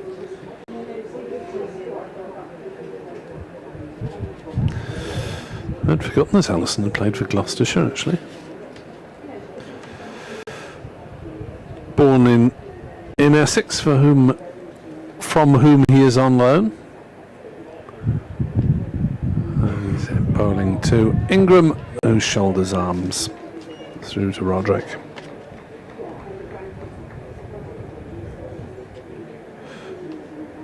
Last season, Allison was actually top of Essex's championship averages. 12 wickets as an average of 13 in 3 games that he played. He was top of their batting averages as well. That doesn't surprise me in a way. Albeit he was only out a couple of out 3 times. Not out. Quite a few. Averaging 54. Yeah. Bowls again. Outside off stump. Again, Ingram is not tempted. And at the moment, these two experienced players are happy really to go on the defensive and soak up any pressure and hope that Worcestershire lose something of their bowling edge as the day goes on. 48 for 3. Should be 4 down as Ingram edges but safely between slips and points, and will pick up 2 runs down towards the third man boundary. Just about managed to get on top of the bounce there, but Allison is causing a few problems, and that's the 50 up for Glamorgan. 50 for 3. Ingram has 17 of them. Harris made 17, the principal contributors at this early stage in the Glamorgan innings. On this scorching hot day, some of the crowd at the Diglas End and Dalvera stand have got a bit of shade on them at the moment. Allison bowls down leg side. Ingram doesn't make contact through to Roderick. At Sapphire Gardens, it's quite noticeable. It's usually the migration around to follow the sun, apart from the very hot days when it's migration around to get away from the sun. It's the seats down at the Sapphire Gardens end are really a bit of a sun trap on a nice day. As Allison round the wickets, Ingram flat bats it through almost the hands of cover. It wasn't a chance, but it was hit very firmly indeed, racing away for 4 runs there. 54 for 3, and probably the most convincing shot of the morning that we've had so far, as Ingram moves on to 21 not out, as Azhar Ali, I think, counting his fingers to make sure they're still there. Did he get a hand on it?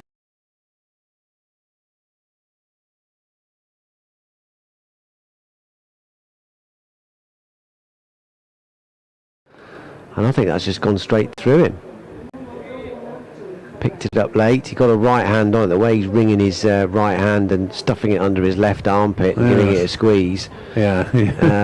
Whether it quite carried, I'm not sure. Yeah, I don't know. Interesting. I'd like to see a replay. Van Beek in, bowls full, and Azhar Ali has fields this one. It's coming at him much more sedate pace than that last delivery. It seemed, unless it was a bump ball into the surface and then straight at him, I don't know. My initial instinct was that he'd just whacked it straight at him and it was a chance, but I don't know. No, it wasn't a bump ball. No. But the replay I've got only shows the wicket. Yes. Van Beek bowls short. Lots of time northeast just to swivel round, stay on top of the bounce, and calmly pull it out to Joe Leach at deep mid wicket for a single. Yeah, you can tell where the crowd are congregated, the sun lovers and the far more sensible people that are huddled under the collection of trees, quite a few under the willow trees, the 3 trees that are situated just to the right of the digital scoreboard in front of the cathedral. Van Beek bowls and just deflected down past Kashi Valley, or cut it off sort of 3/4 of the way to the boundary at backward point. Through they come for a single, but yes, some defiant sun worshippers in front of the hotel in full glare, most with sun hats on.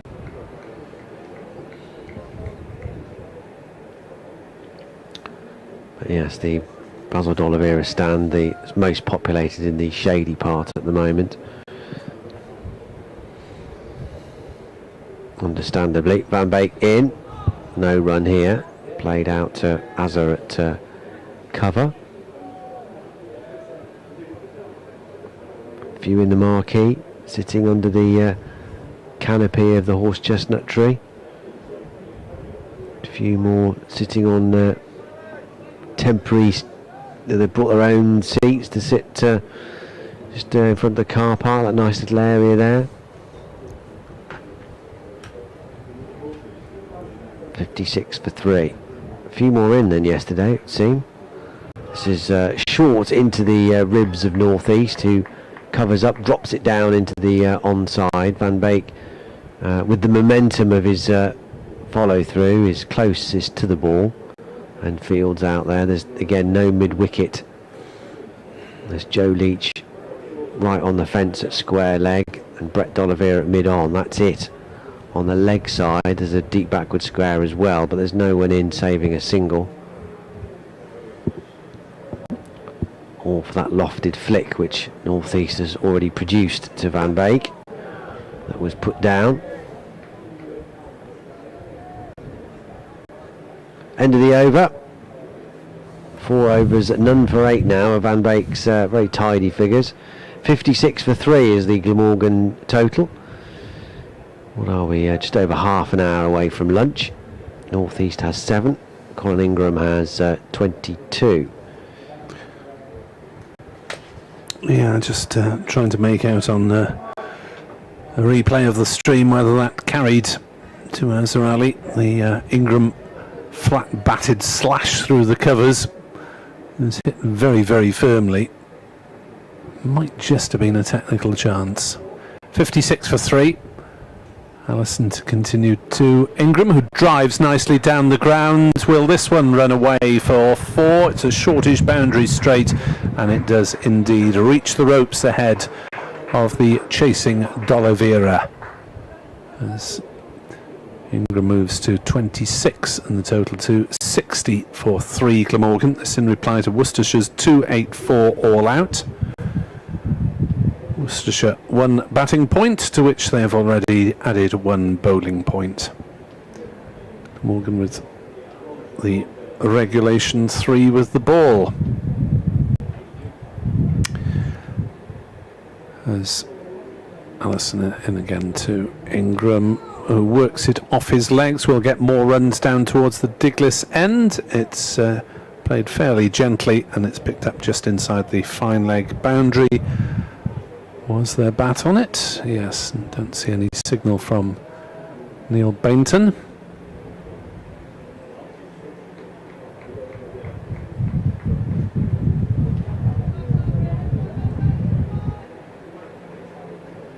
That was 2 runs, wasn't it? So he put 1 on the board. Strange. It's definitely Ingram on strike still. 62 for 3. Allison in. Balls, and that's beaten Ingram outside off stump. Unless there's a call of 1 short. But it's got the wrong player on strike on the scoreboard now at the moment. As Dan desperately trying to freeze frame that Yes, Ingram and Azza incident. Well, I've got Azza, but I'm just trying to. It's very sensitive, so you knock it back and it goes back a week. 62 for 3, we think it is.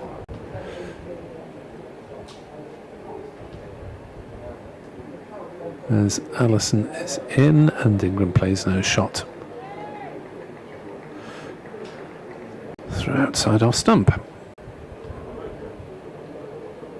So lunch is at 12:30 to 1:10 if you want to plan your day's activities around it. Tea is scheduled to be at 3:10, but almost certainly won't be, because it's within when there are 32 overs remaining. Allison in, hits Ingram on the pad as he looks to turn it away on the leg side. Ball just dribbles out, and there's no run. The scoring system is still in a tangle. Unless some northeasters suddenly take that batting left-handed. They've credited Ingram with 1 rather than 2 for that last shot. Ingram waits for Allison and works it on the leg side. No run. End of the over. 62 for 3, we believe, or I believe.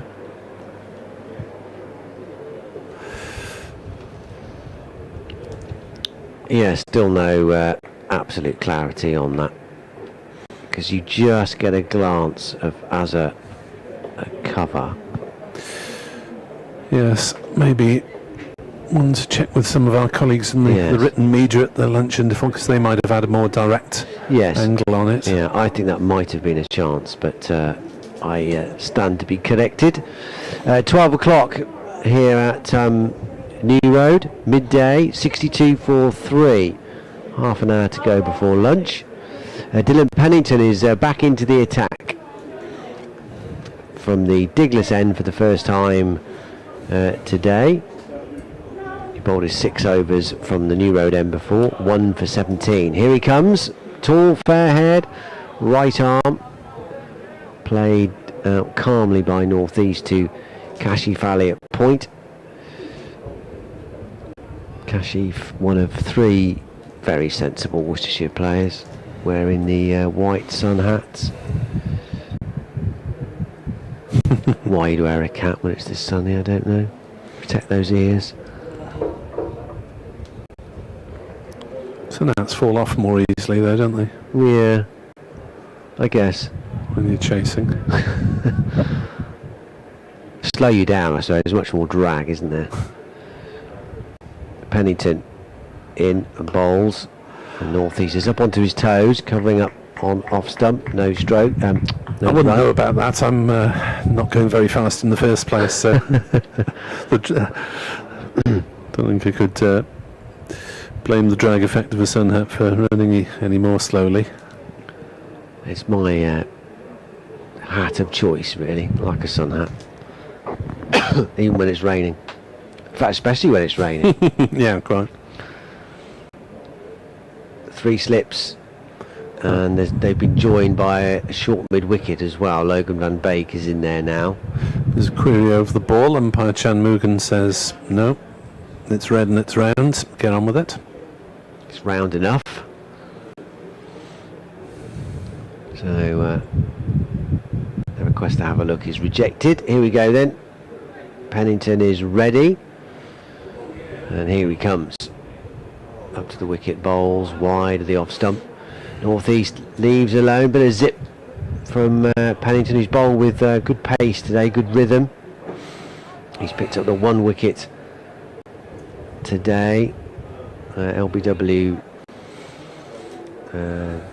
James Harris for 17.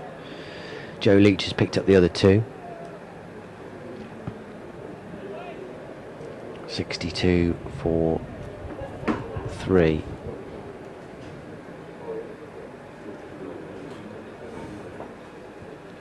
Three slips, bob down. Pennington on his way. Bowls steadily forward is North East. Won't get a run here as Kashif Ali and Azhar Ali sort it out between them eventually. Who's going to field the ball? Azhar at cover and Kashif at point.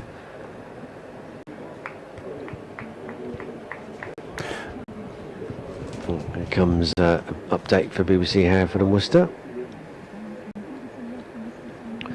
Glamorgan 62 for 3, replying to Worcestershire's 284. Pennington with 1 and Joe Leach with 2 early wickets, really doing the early damage for Worcestershire. They should have had a 4th, and now they have got a 4th. Logan van Beek's first ball was dropped at mid-wicket by Cameron Jones, but Dylan Pennington brought back into the attack. Sam North East was the reprieve batter. He was put down by Cameron Jones, but he's just been dismissed by Dylan Pennington for 7. So Worcestershire have taken their 4th wicket. Glamorgan 62 for 4.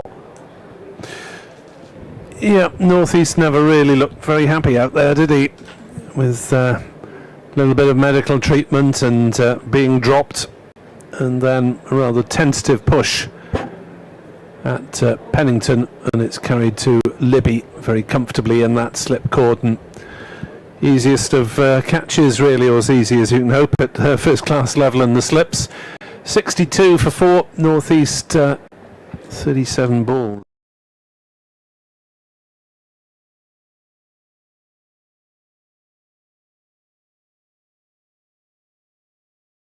As out comes Kieran Carlson, who will be hoping to make progress towards 1,000 runs for the season.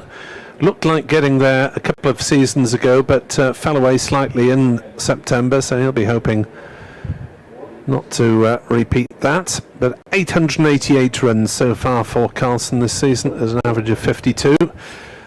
We'll be very grateful if he got to that average figure today, I think, 52. Yeah, they need somebody, don't they? Kyle Ingram is on 28. He's well set. Someone's got to hang around. They've still got Billy Root to come. And Chris Cook too. Simon Brackey on Twitter asks, any idea what's happening with David Lloyd? There was a question at the recent forum about his loan, but any idea why it was allowed? Well, I did put that question to Mark Wallace, and to paraphrase his answer, it was in terms of developing players during the one-day cup and allowing others a chance. David Lloyd having decided to depart for the Midlands, the East Midlands.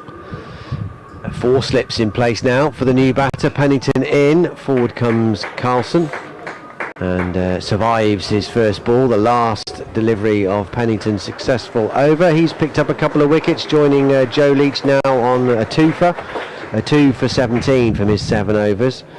Very similar figures to Joe Leach. He's got 2 for 18 from his 7. 62 for 4, but of course Worcestershire at the back of their minds will be mindful of the recovery that they made, because they had slipped at one stage to 78 for 4. And then, of course, 110 for 6. So it got even worse for them before it got better. Yeah, that was about the depths of it, wasn't it? 110 for 6. As Allison in to bowl, and a flashing drive from Ingram, who didn't get to the pitch of it.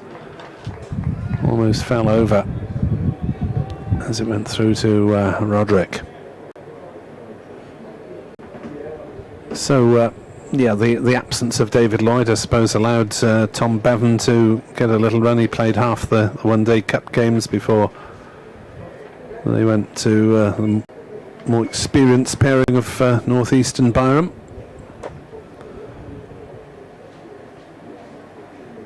As this is driven hard on the bounce this time by Ingram, and he bravely gets everything behind it and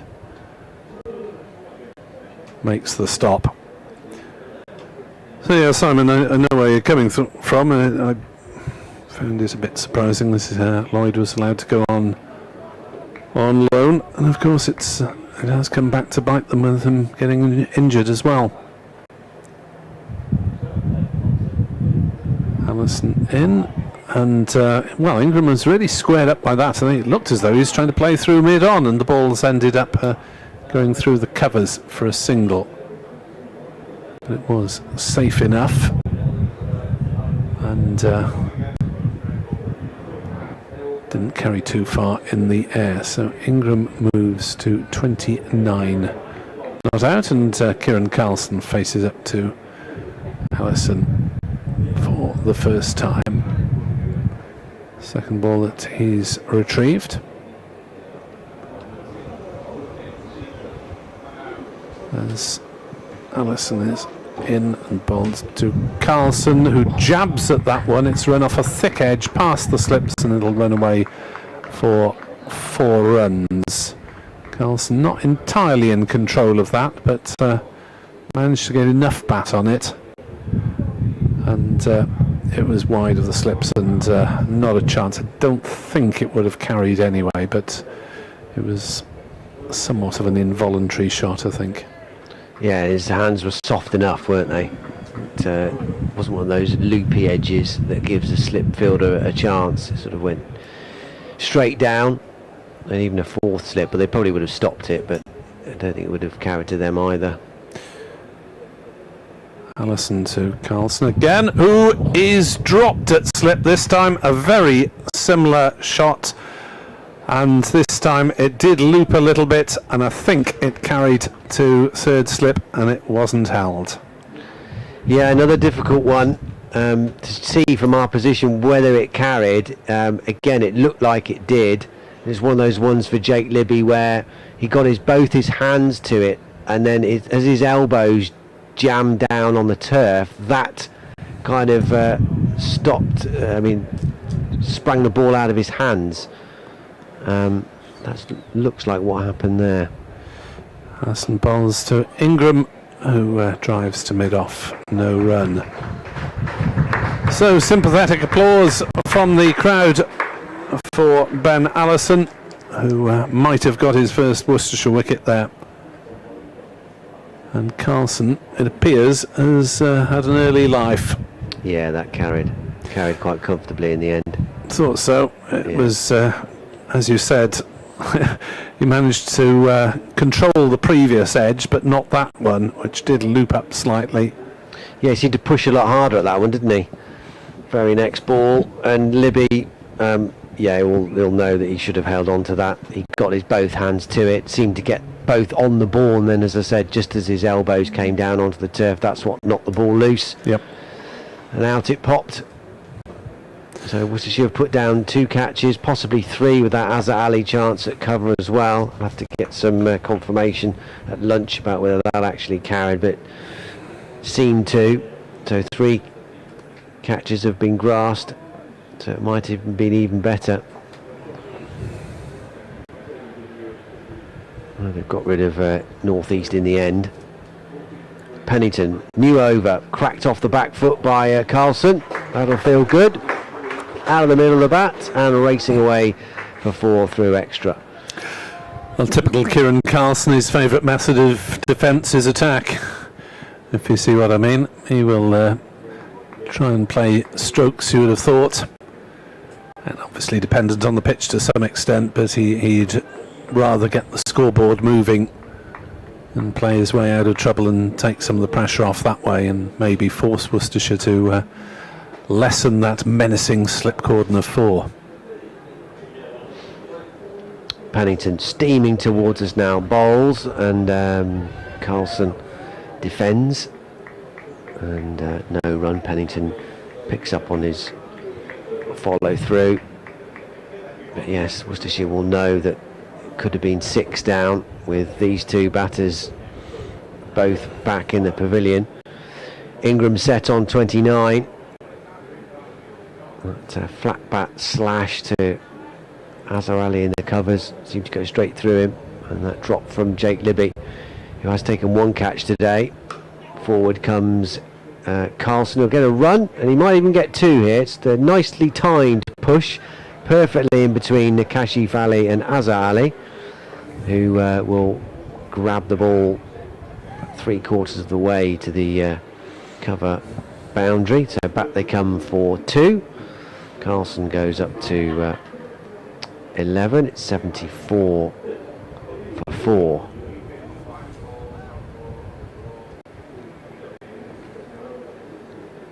Pennington is ready. In he comes past the umpire and flicked off his legs nicely by Carlson. Only a single though, down to Allison. A deep backward square. In comes the... He's got a great arm, Ben Allison.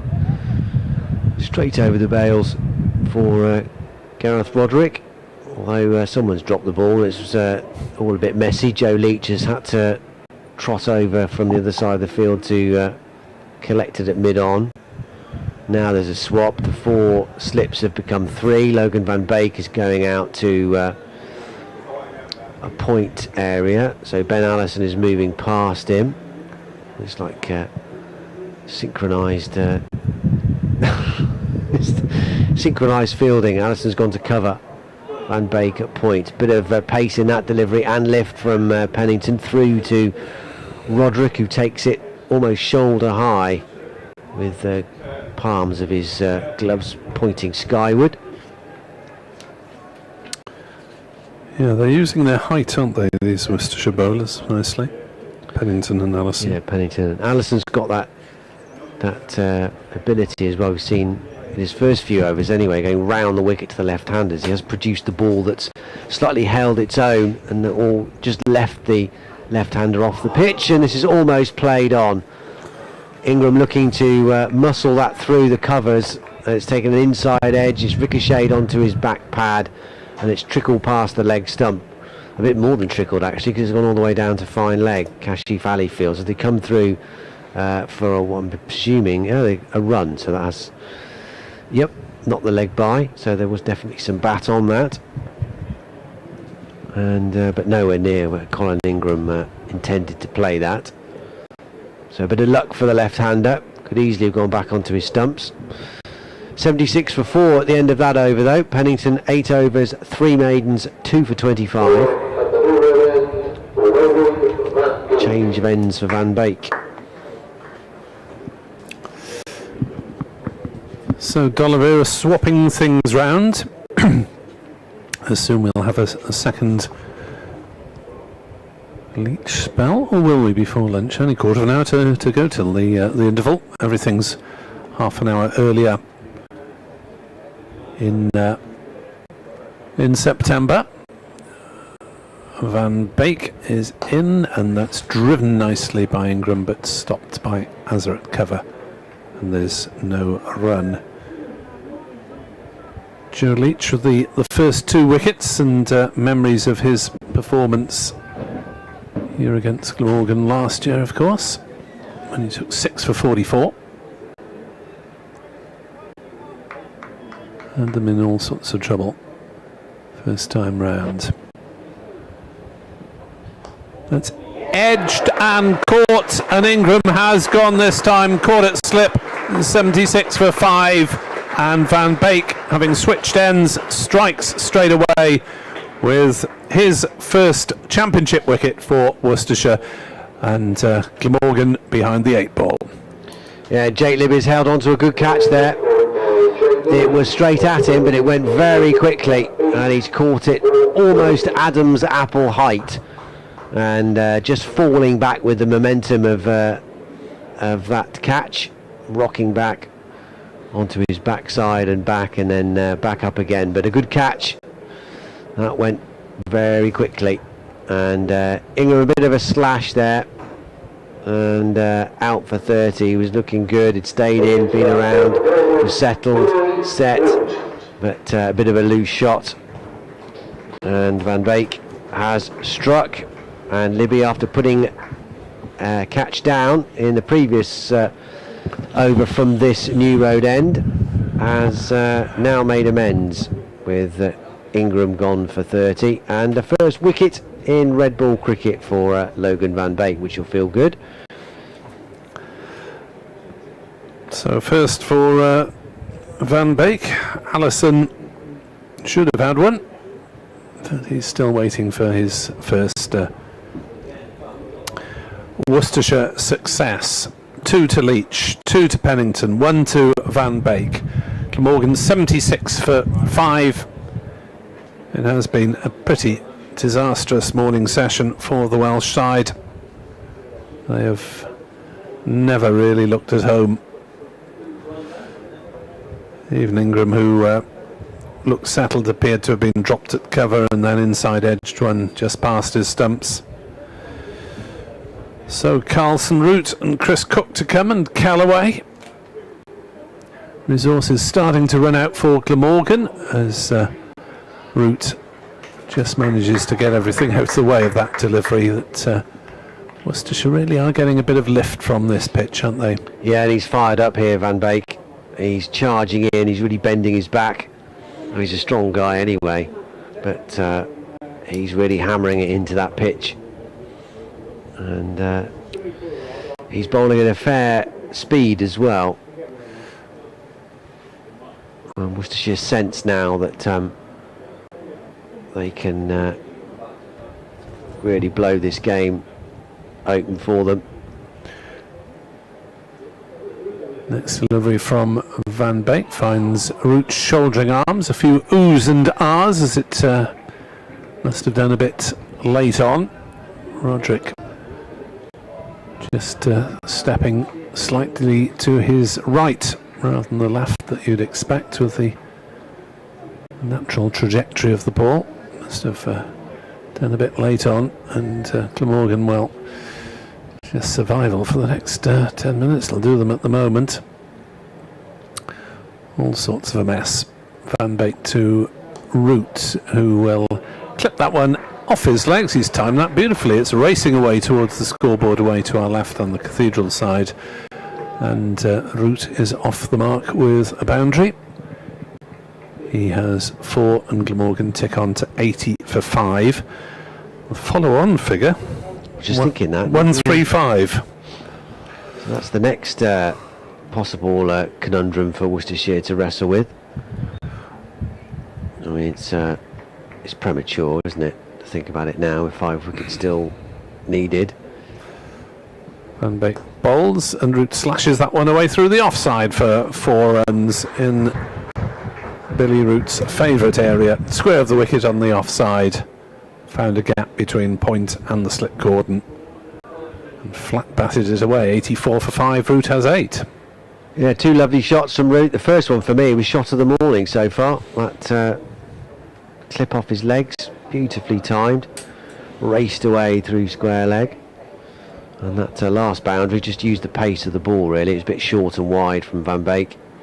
Helped on its way. There's no real protection down there either, so easy boundary to get him away. 84 for 5. Yeah, I'm sure they won't be thinking about follow-ons at the moment. There's not a lot of wriggle room for them anyway, having only made 284. Pennington in wide of the crease, and Carlson doesn't play a stroke through to Gareth Roderick. But obviously any kind of lead would be a very welcome, but they'll know that they will have to set a decent target. But they'll also know that without Tim van der Hoogden potentially being able to bowl in their second innings, that the odds are stacked in their favour in that respect. Pennington bowls. This is slashed in the air for a long time, way over a gully if one had been positioned, so Carlson was in no danger there. Had there been a deep third, I'm not even sure they would have run in and been able to catch that either, so in that respect it was perfect placement from Kieran Carlson as it careers over the boundary at third man. Kashif does the fielding from point. He's up to 16, Carlson, 88 for 5.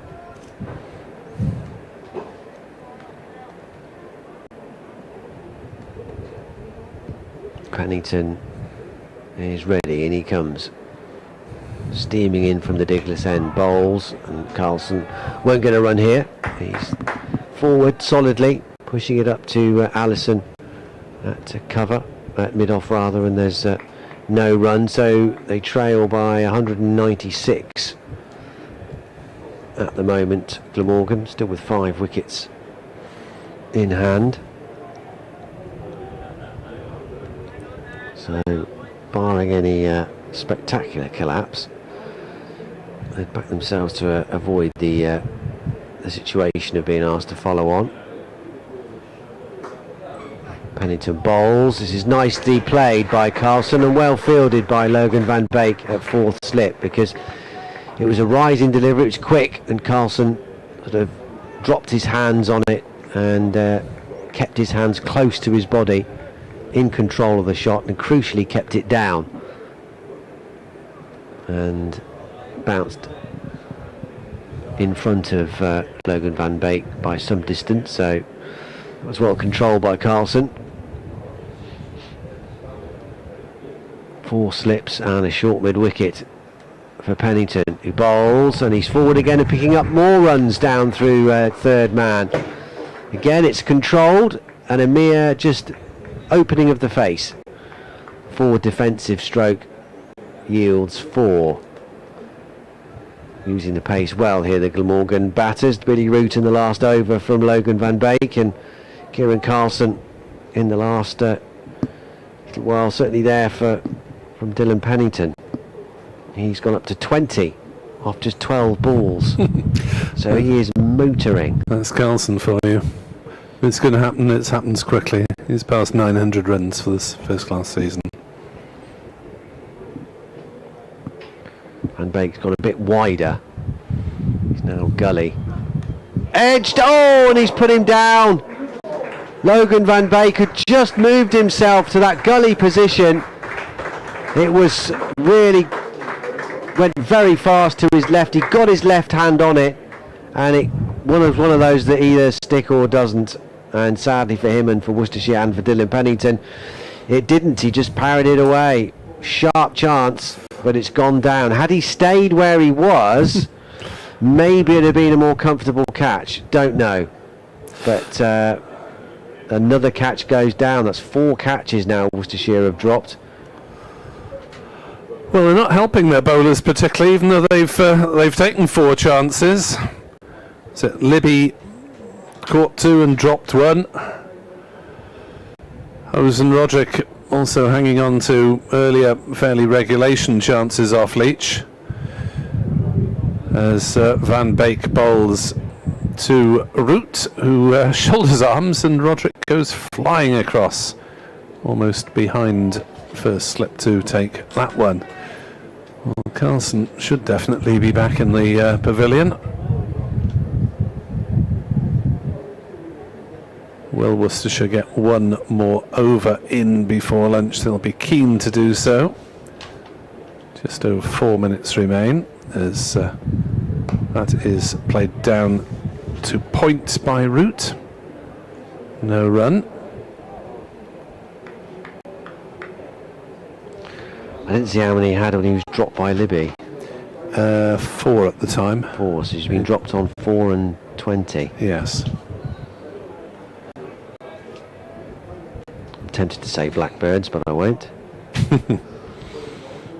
Van Beek from the New Road end to Root, who turns it towards square leg, and there is no run. 92 for 5, 135 needed to avoid the possibility of the follow-on. Though, well, not entirely sure whether it would be enforced, even if Glamorgan were bundled out quickly after lunch. No. As Root slaps that one through the offside for 4. Stand and deliver cross-back shot from Billy Root, very strong in that quadrant, and he races on to 12, and Glamorgan on to 96 for 5. Yeah, help yourself a bit for Billy Root again. Too short and too much room for the left-hander to free his arms. And doesn't have to hit it too hard for it to sear away.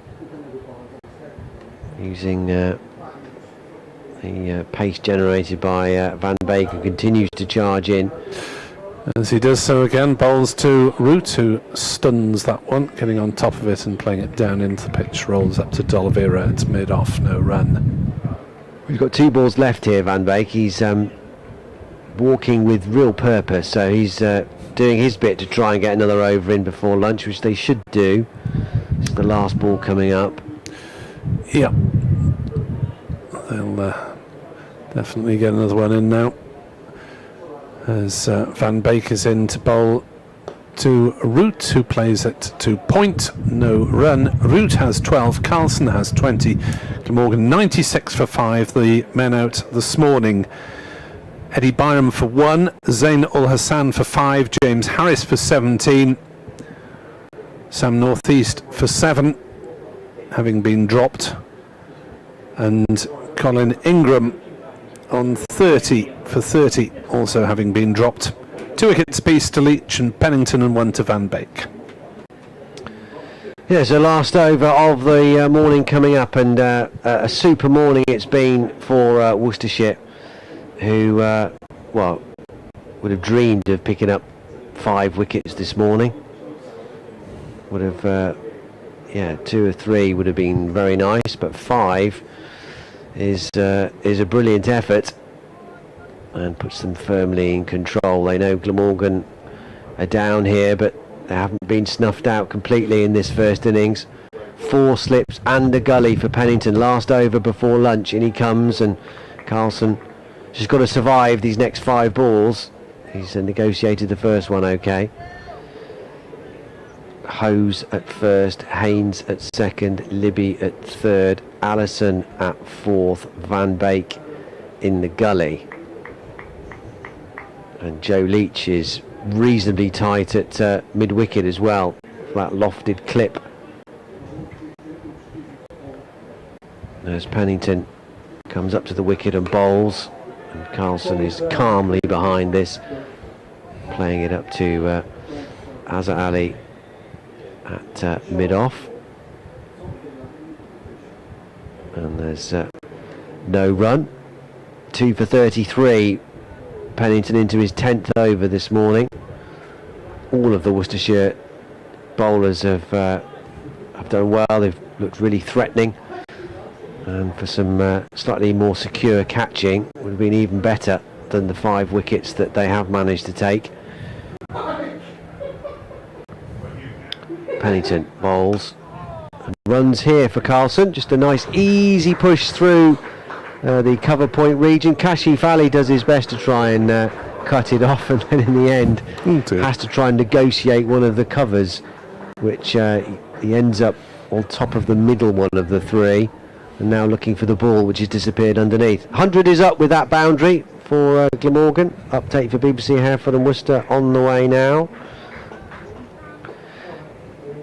Well, Glamorgan have just brought up their 100, but they've lost 5 wickets in doing it, so it's been a terrific morning for the home side. They've really rammed home their advantage after their recovery yesterday to post 284. Joe Leach set the tone, striking with the second ball of the morning. Eddie Byram caught it slip by Adam Hose for just a single, and then he removed Ul Hassan for 5. Pennington did for the night watchman. Harris for 17. Sam Northeast was dropped on 5, but he was got a couple of runs later by Jake Libby off Pennington for 7. Colin Ingram has also perished in the slips from Jake Libby. Van Beek with his first wicket in red ball cricket for Worcestershire. Ingram gone for 30, but Worcestershire might have done even better, but they have dropped 4 catches today, which is very much unlike them, but they'll be very satisfied with their morning's work so far. Half of the Glamorgan side already out. Carlson, the captain, standing strong though. He's just been pinned on the helmet by Dylan Pennington as well. He's got 24. Billy Root has got 12. Glamorgan in disarray though still. 100 for 5. They are 184 behind. And we're going to get another hold up here because Kieran Carlson we had the impression that he wasn't quite sure what had happened there, because he was struck on the helmet. The ball flew up over the slip cordon. There was an easy 2 available, but Carlson gave it a while really before starting on the single, so he will need a medical check. And well, if we had any sense, we'd call that it for the lunch interval, really. With I was going to say, Nick, yeah, why don't they just say, okay, let's go in, and so Carlson can have be properly looked at. Yeah, nasty blow. Just whether he just lost it a bit. He tried. I was giving that update. I was sort of trying to look at the scoreboard and half an eye on what was going on, and he just seemed to duck down and turn his head, and got clattered, and no wonder he's taking his time here and having this concussion check. He'll need a new helmet as well.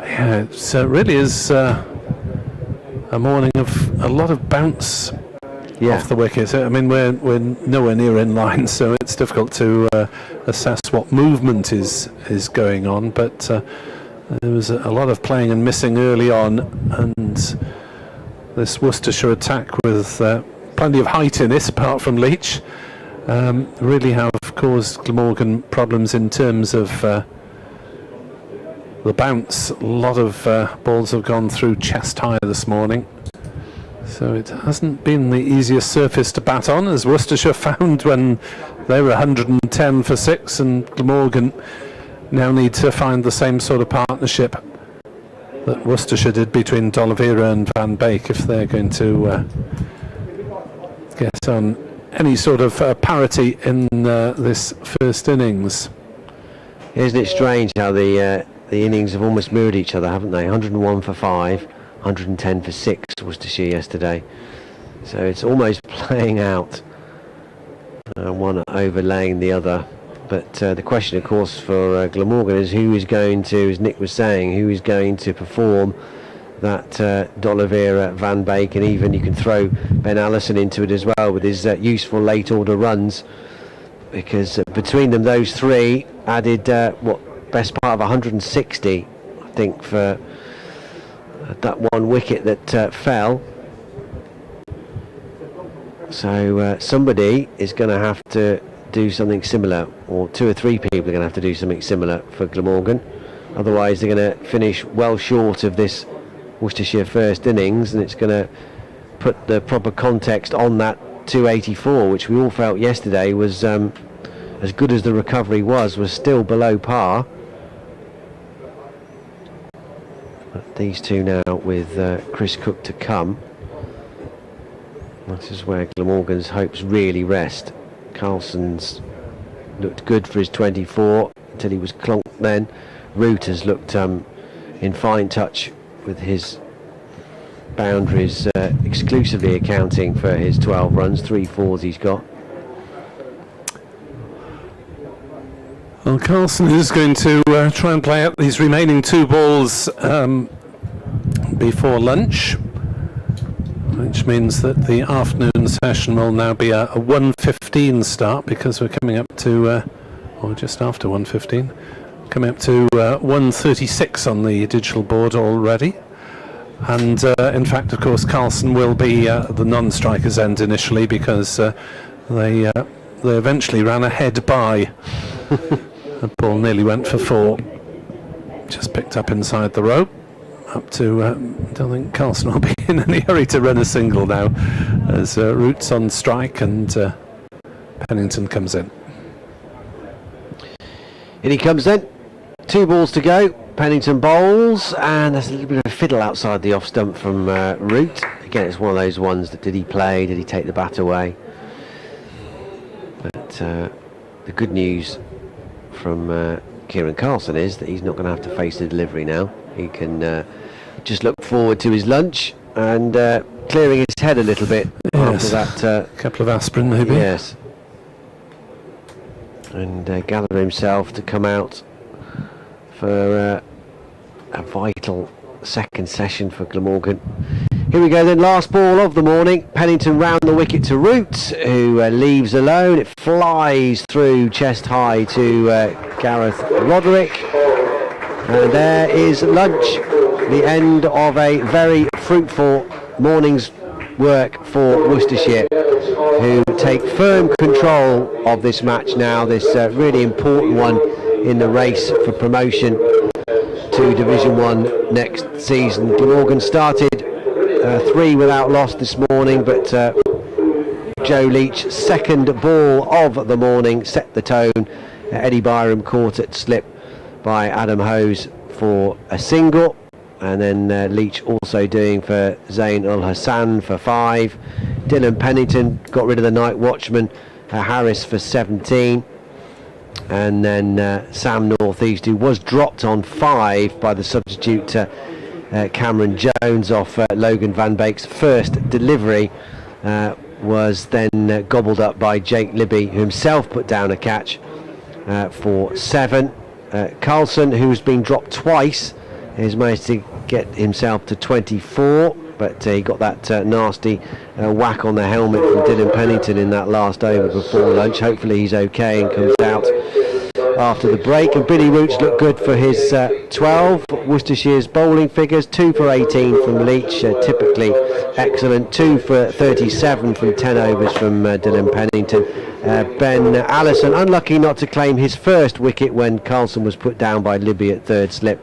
None for 23 from 6 overs. And Logan Van Beek, who saw his first delivery dropped, did pick up his first wicket in red ball cricket for Worcestershire when he finally got Ingham caught by Libby at third slip for 30. He's got 1 for 20 from his 6 overs. So that all means that Worcestershire sit pretty in this game. They lead by 183 runs with 5 wickets still to take. There is still that outside possibility of enforcing a follow-on or not. 1 what is the follow-on target? 135. 135, that's it. I knew there was a 5 in there somewhere. Yep. 135 is the target Glamorgan have to reach, which they should do, really. But yeah, that's a very good morning's work for Worcestershire. Indeed, nicely summarised, Dan. Glamorgan, in the words of the great Bonnie Tyler, holding out for a hero. 101 for 5 at lunch. See you at 15:15. If you do wish to go on the outfield during the lunch and interval, please do. You're invited to do so. Stewards will ask you not to go on to certain areas of the ground where you're quite willing to stretch your knees and take the weight off your mortgage.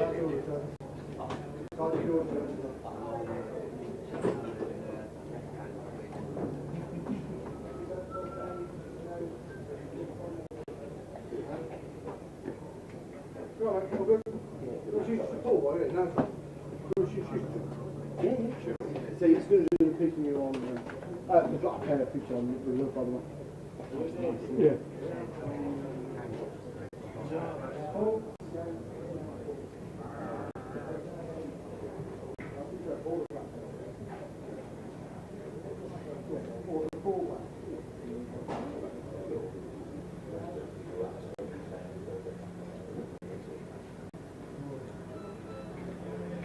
Oh,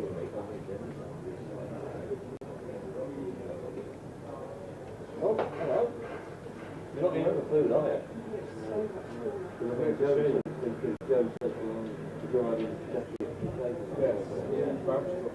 Oh, right. We haven't got anything anyway, haven't we? What's going on?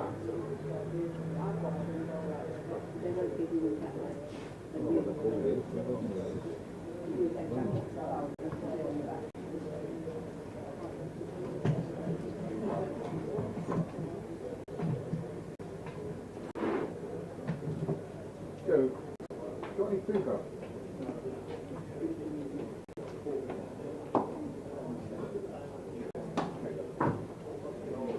Okay, that's fine.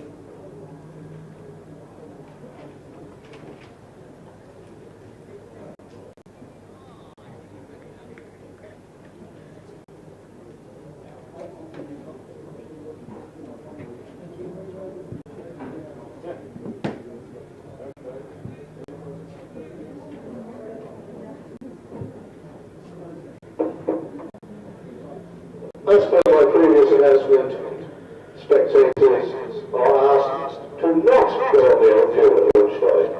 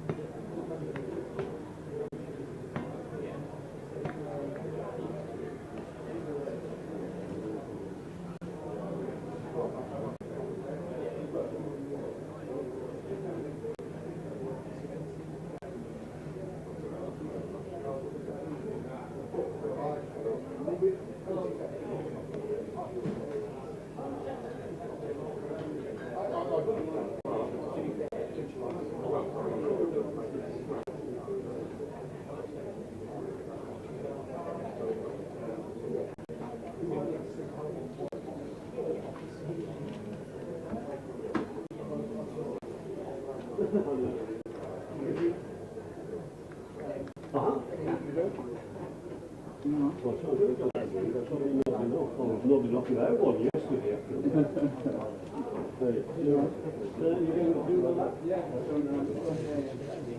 Over there.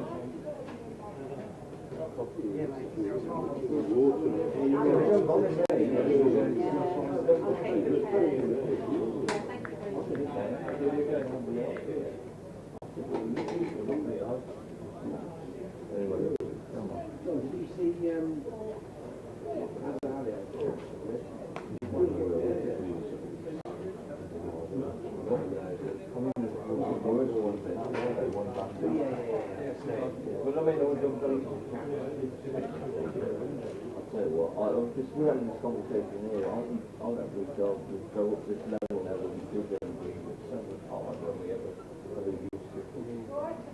I mean, that wouldn't have been big stuff then. It was hard, wasn't it?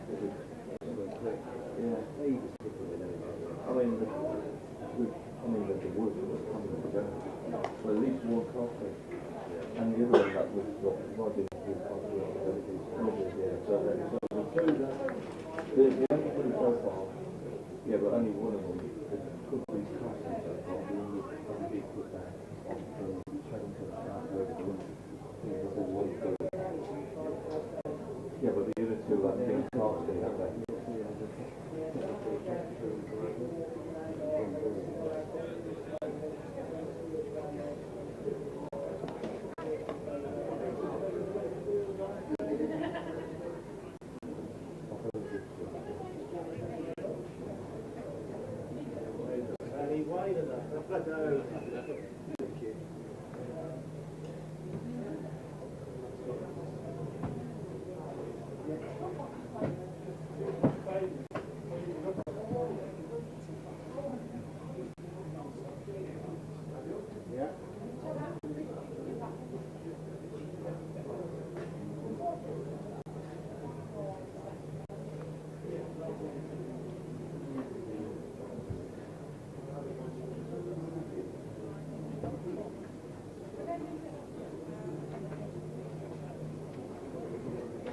Oh, there's probably some food coming down, is it? Oh, they're on the way, I think. It looks like they're coming down.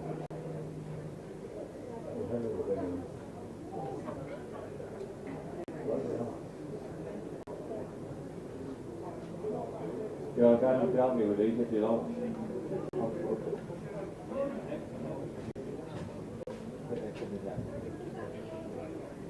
Blimey, Alan, what? Not me. It's I was going to come in and save you coming up the steps, that was all. I was going to come and save you coming up the steps.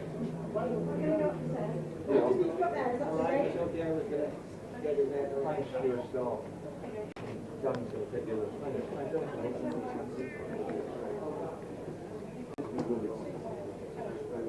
Thank you, Ellen. Thank you, both.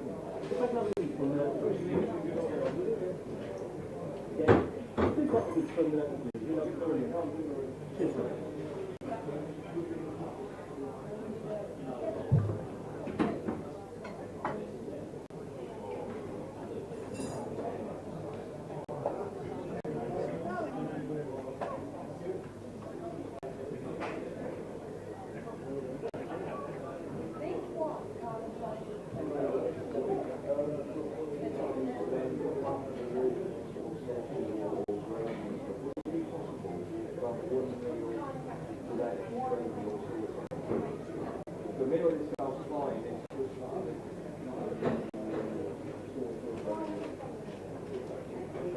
Either.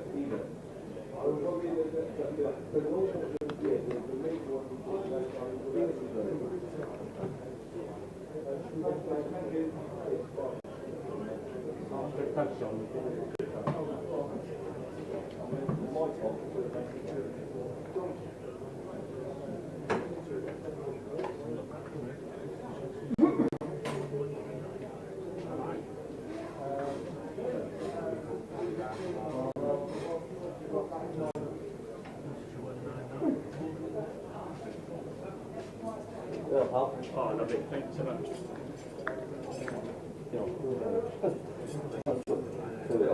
Yeah, cheers.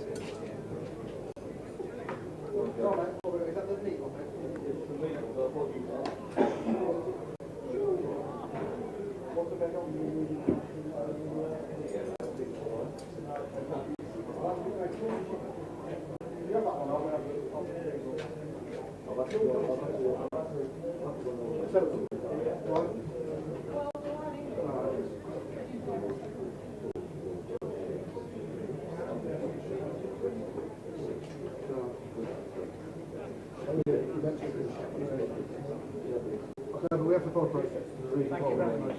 No, I know it does, but any help? No, I know, but there's reasons, processes. I know it might be frustrating.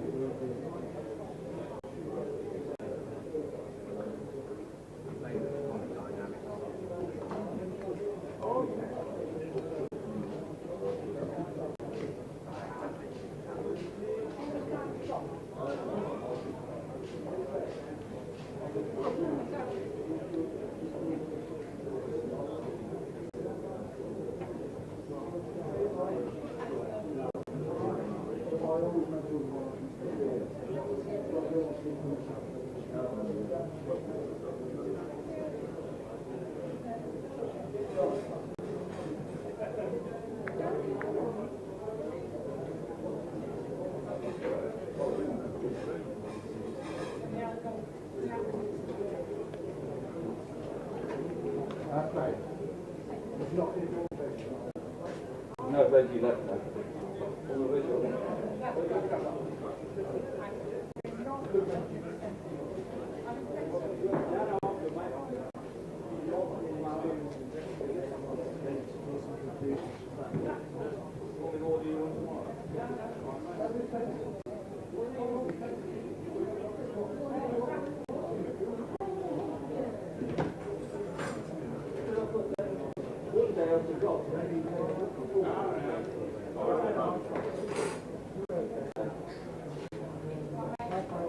Okay, Val.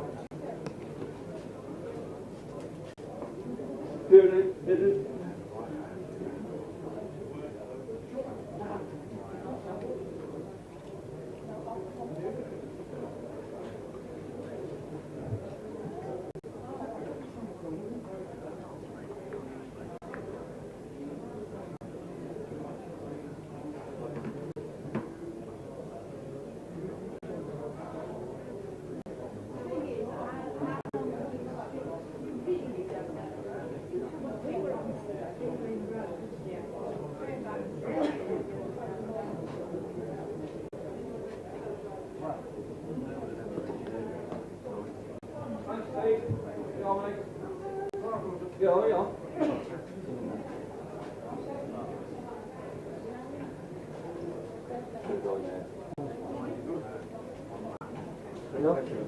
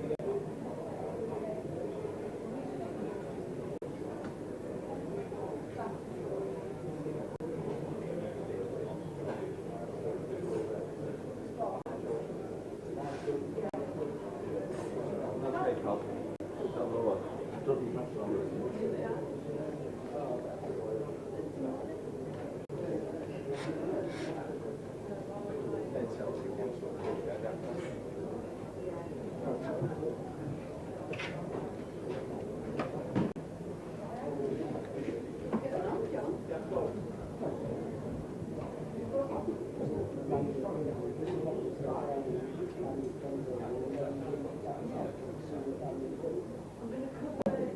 break now. I don't know whether, well, 1:10 he said, but then they're still on their lunch. It's 1:10 because they don't come out finish the half, it's 12:37. Yeah, yeah. So it'll be 13, 15, quarter past. It'll be quarter past, or there or thereabouts.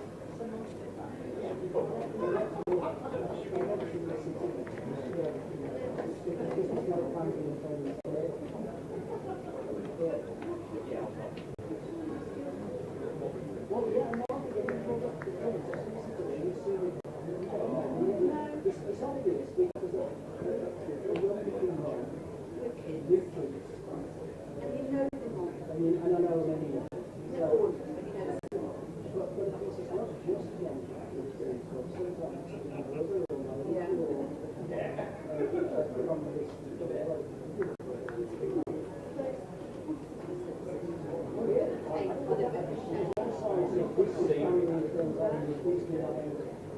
So I don't blame anybody we all assume that they are.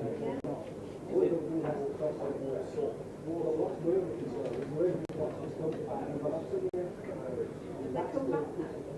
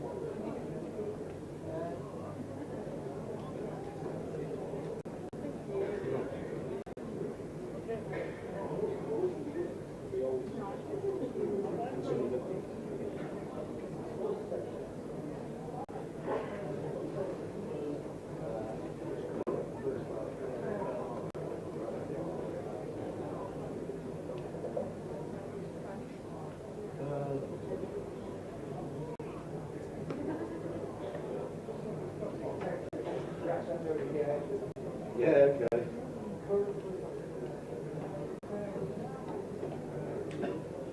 Neither of them is name. Well, actually, his grandfather did, but his father didn't.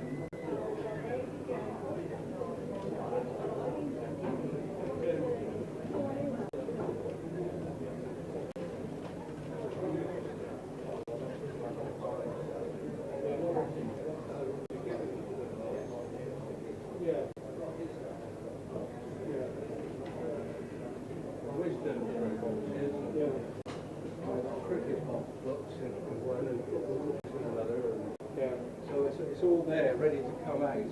When they move, they get their own place.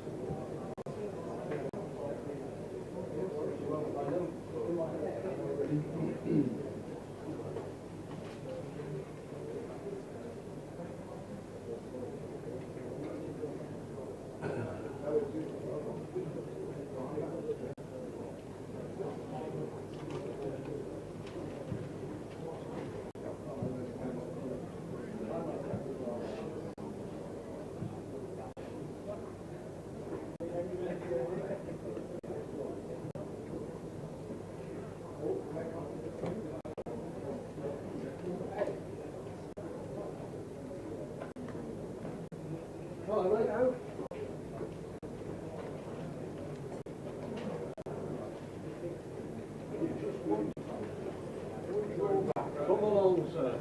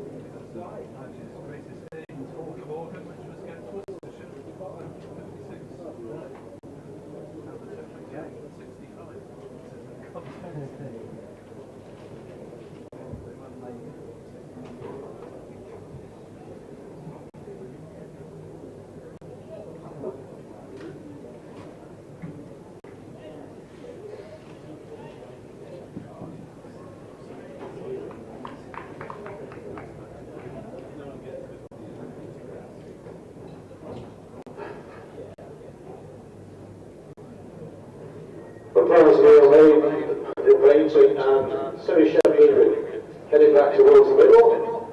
Worcestershire heading out, led by skipper Brett Glamorgan.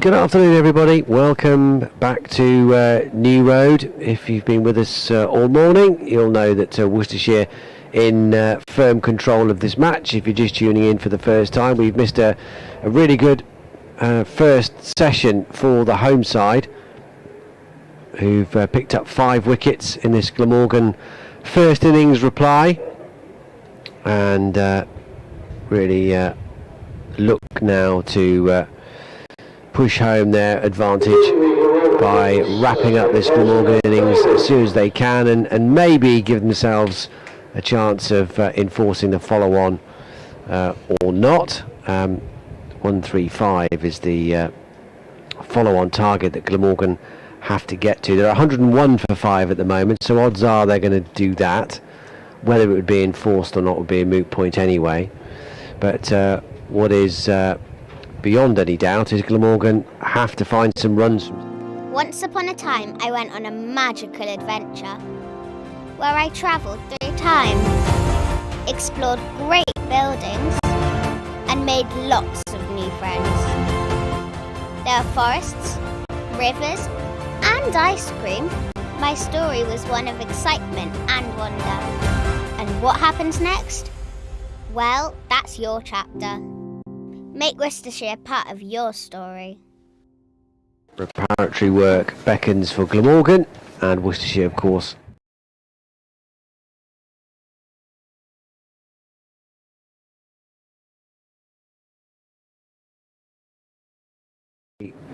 after lunch.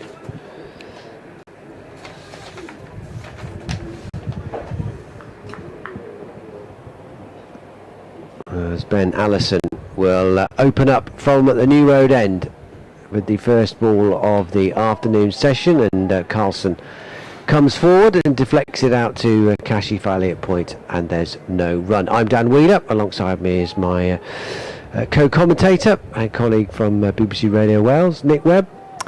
Yeah, Glamorgan was a long way to go. Need a substantial innings from one of these two or the next two. Cook and Callaway still to come. Van der Hoogten, we assume, will bat, albeit he wasn't able to be on the field last night because of a hamstring injury. Allison. Wicketless so far, but he did see Carlson dropped in that morning session. This next ball is just defended down into the ground. Carlson does the fielding for Worcestershire. There's a few words with Gareth Roderick from behind the stumps. Might be next time we'll appeal.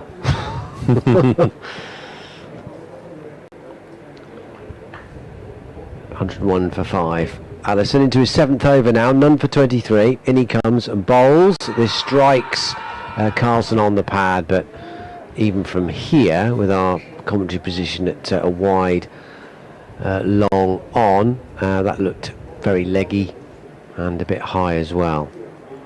But Worcestershire just clearing the lungs with an early appeal straight after lunch. But Allison's done well and his debut for his new side. He's here for the rest of the season, so he's got 3 games to impress. In he comes, tall right arm over the wicket, slash through and straight to the fielder at cover, and that's a bit of a gimme from Kieran Carlson, and it's Logan van Beek who's taken the catch, down on one knee in the end, reverse handed, just about shoulder high, and he hasn't really hit that out the middle of the bat, Kieran Carlson. Had he done so, he might have taken Logan van Beek with it to the boundary, but not timed, too uppish, a bit of a slash, and that's a bit of a giveaway really. Carlson dropped twice this morning and then hit on the helmet, and now he's gone to the 4th delivery after lunch. Is 101 for 6, Carlson out for 24, and Allison has his first Worcestershire wicket. Yeah, well, Carlson not taking advantage of those 2 lives he was given in the morning session, coming out, going hard at it, as so often he does. He's past 900 runs for the season, but not able to kick on, and now that follow-on figure of 135 is, well, maybe more than academic. Coming into view now, isn't it? 101 for 6, still 34 runs needed. And Carlson, well, lives by the sword, dies by the sword, I guess. Thought from the sound of it that he'd nailed it, but it was just a little bit too wide for him to get to fully, and he ended up with one hand off the bat and down on one knee, unable to believe what he'd done. So, keep saying it, Glamorgan have got experienced batters a long way down, but this is the last experienced pair of specialist batsmen really, with the championship debutant Ben Callaway to come, followed by the limping Tim van der Hoogten and the number 11 Jamie McIlroy. So relatively running out of resources. 2 balls to go. Allison buoyed by that first wicket. In he comes. This is turned uncomfortably a tad by Cook off his hip down to deep backward square. Through they come for 1 run. 102 for 6. Worcestershire were in a similar situation in their first innings, of course. 110 for 6 they slumped to before that excellent recovery from Messrs D'Oliveira, Van Beek and Allison got them up to 284, and that 284 is now looking like a pretty decent effort. Allison is going to switch round the wicket to the left-handed route, and earlier this morning, a couple of his spells, he was getting the ball to just angle away from around the wicket to the left-hander. In he comes to Root, who just watches this one fly past. With decent carry again through to Roderick. The end of the over. Allison's first wicket for Worcestershire. He's 21 for 24 from 7 overs now. 102 for 6. Glamorgan. So they started poorly this morning, losing a wicket to the second ball of the day's play, and they've started poorly after lunch, losing a wicket to the 4th ball after the resumption. Looking back at last year's fixture here, in June. Worcestershire 271, Glamorgan 139. Just avoided the follow-on on that occasion. And we all know what happened. Glamorgan 1, Joe Leach bowls, strikes Cook somewhere. Looks to have evaded the pad. Don't know that it was quite a central blow, but maybe just on the thigh somewhere, and Chris Cook just taking 5. 102 for 6, 33 needed to avoid the possibility of a follow-on, and Joe Leach 6 for 44 in that first innings last year. Morgan fighting back in the second knock with 99 not out from Root and a century from Ingram in a thrilling match, really, as Leach in and Cook shoulders arms outside off stump. Chance to mention a book I've been given thanks to David Battersby, who passed on a copy of this at the lunch interval. Majid Khan, The Glamorgan Years. It's a book that he's published himself about the Glamorgan and Pakistan great. I'll give you the contact details after this ball. Leach in, bowls, Cook shoulders arms through to Roderick. You can find David Battersby on Twitter, /X, at Battersby Dave, which is easy enough to remember, at Battersby Dave. Or if you're not on that particular social media platform, you can email him. And I'll give you the email after this delivery from the shaven-headed, strapping Joe Leach, charging in and bowling to Cook, who drives nicely through the offside. What a beautiful way to get your first boundary. Slightly overpitched maybe from Leach, and Cook leaning into the drive and really nailed it. Raced away for 4 between cover and mid-off. So you can email Dave at the following address: Dave at Talbot, TALBOT, dot, Dave at Talbot dot force9, that's the number 9, .co.uk. So Dave at Talbot dot force9.co.uk. As Leach is in to bowl, and that is driven by Cook beautifully through mid-on for 4 more.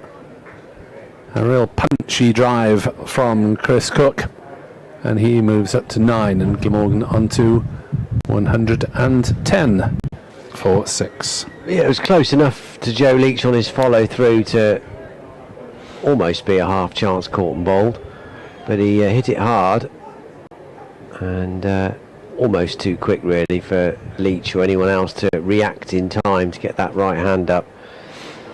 But 2 4s. Cook's doing his best to try and push back this Worcestershire momentum.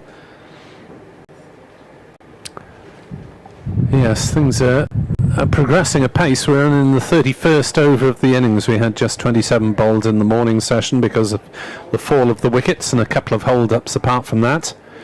Leach is in to bowl to Cook, still with the 3 slips, and Cook defends that one to cover, and there is no run. 110 for 6. So Majid Khan, Glamorgan's one of Glamorgan's great and a number of great overseas players they've had. He played between 1968 and 1976. And on September the 3rd, 1969, cover your ears, Payers fans, Majid played what's described as one of the greatest ever innings in Glamorgan's history. It was against Worcestershire in Cardiff. It was the penultimate game of the season, and Majid made 156 out of Glamorgan's total of 265, and Glamorgan clinched the championship with a win. Allison starting a new over from the New Road end, round the wicket to the left-handed Root, who plays no stroke. Through it goes to Roderick. So, thanks to David for providing a copy of that for my perusal. It's 174 pages and includes pictures from Wales and from Pakistan. And a forward from Roger Davis, former Glamorgan player and Madge's teammate. Allison bowls, and again, similar to that last delivery. Not tempting enough for Root to play a stroke. And speaking of Roger Davis, I ran him out once, unfortunately. I was playing on the same side as him. Oh. Is he still speaking to you? Sorry, Roger. He probably doesn't remember me. I'd hope he doesn't remember me. A knock-around game after professional career, it'd be a bit odd if he did.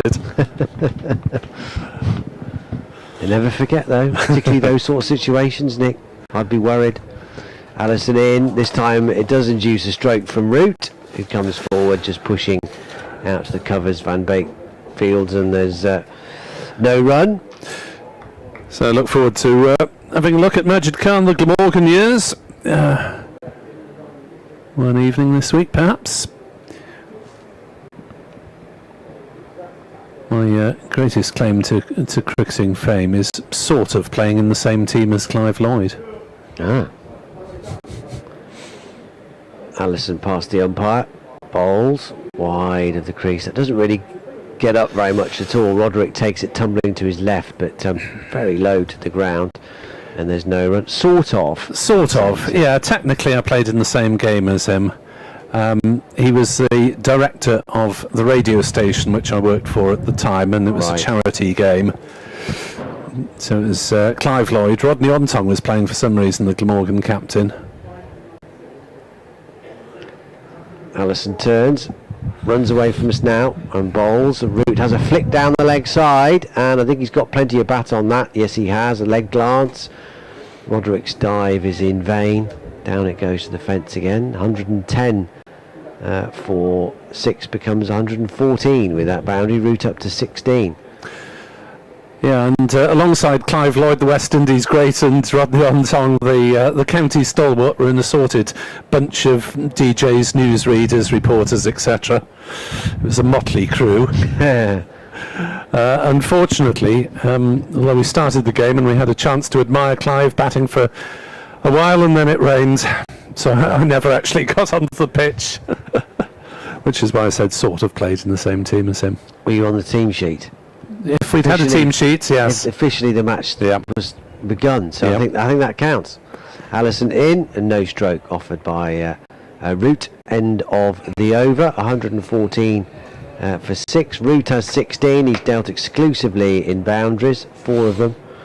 Cook has 9. 32 overs gone now in this Glamorgan reply. Allison 1 for 28 from his 8 overs. Yes, I saw Clive Lloyd take a double century off Glamorgan for the touring West Indians at Swansea in the days when tourists really did make it a tour. Yes, those were the days. Leach is in to bowl, and Cook eventually gets his bat out of the way through to Roderick. Well, the tradition was they always used to start here, didn't they? They used to play... how many would they play in a course of a tour? They play most of the counties, wouldn't they? Yeah. You'd get a tour inside probably every other year at least. Yeah, shame that doesn't happen anymore. Yeah, far too little money in it. As Leach in, and Cook is playing that firmly to mid-off. Fielded by Pennington, and there is no run. You're lucky to retain an overseas player, let alone an overseas team for several months at a time in one country. You might get a one-day game if you're lucky. Yeah, and then it's usually 15 aside or something, so it can't count in proper records. Leach in to bowl, and Cook on the defensive. Plays to mid-on, and there is no run. It looks slightly an awkward starter, Chris Cook, to me. It's not saying that he's poor early on, but he just takes a little while to get everything flowing. radio update. Yes, for BBC Hereford and Worcester on the way. Glamorgan 114 for 6. Worcestershire have picked up an early wicket to the 4th ball of the afternoon session, and it's a maiden wicket for Ben Allison, signed on loan from Essex this week for the rest of the season. And Kieran Carlson, the Glamorgan captain, had been dropped twice and hit on the head before lunch. Finally was dismissed. Logan Van Beek hanging on to a good catch at cover to a lashing drive off Allison, but Carlson gone for 24. Billy Root still there though. He's looked in very good touch. He's dealt exclusively in boundaries. He's got 16 with 4 fours, and keeper Chris Cook has joined him. He's got 9. Glamorgan have to find a collection of batters that will do for them what D'Oliveira, Van Beek and Allison did for Worcestershire yesterday, to haul them out of the mire at 110 for 6 and propelled them up to 284. It's 114 for 6 here. Glamorgan in real trouble. And Leach to try and deepen that trouble. 3 slips. We've seen at least 3, 4 at times today. Leach to Cook, who defends it down to backward point. It's fielded by the sun-hatted Kashif Ali. There's no run. It is the end of Leach's over, and he has 2 wickets, as does Dylan Pennington, and 1 apiece to the newbies, Ben Allison and Logan Van Beek. Well, it's his championship debut, although of course he has been here some weeks in the one-day cup. Well, Glamorgan managed to reinforce their squad with Tim van der Hoogten suffering a hamstring injury that you'd guess would probably put next week in doubt for him. Allison to continue from the New Road end. In he comes, a flashing square drive from Roots. He's still dealing in 4s. That's another one.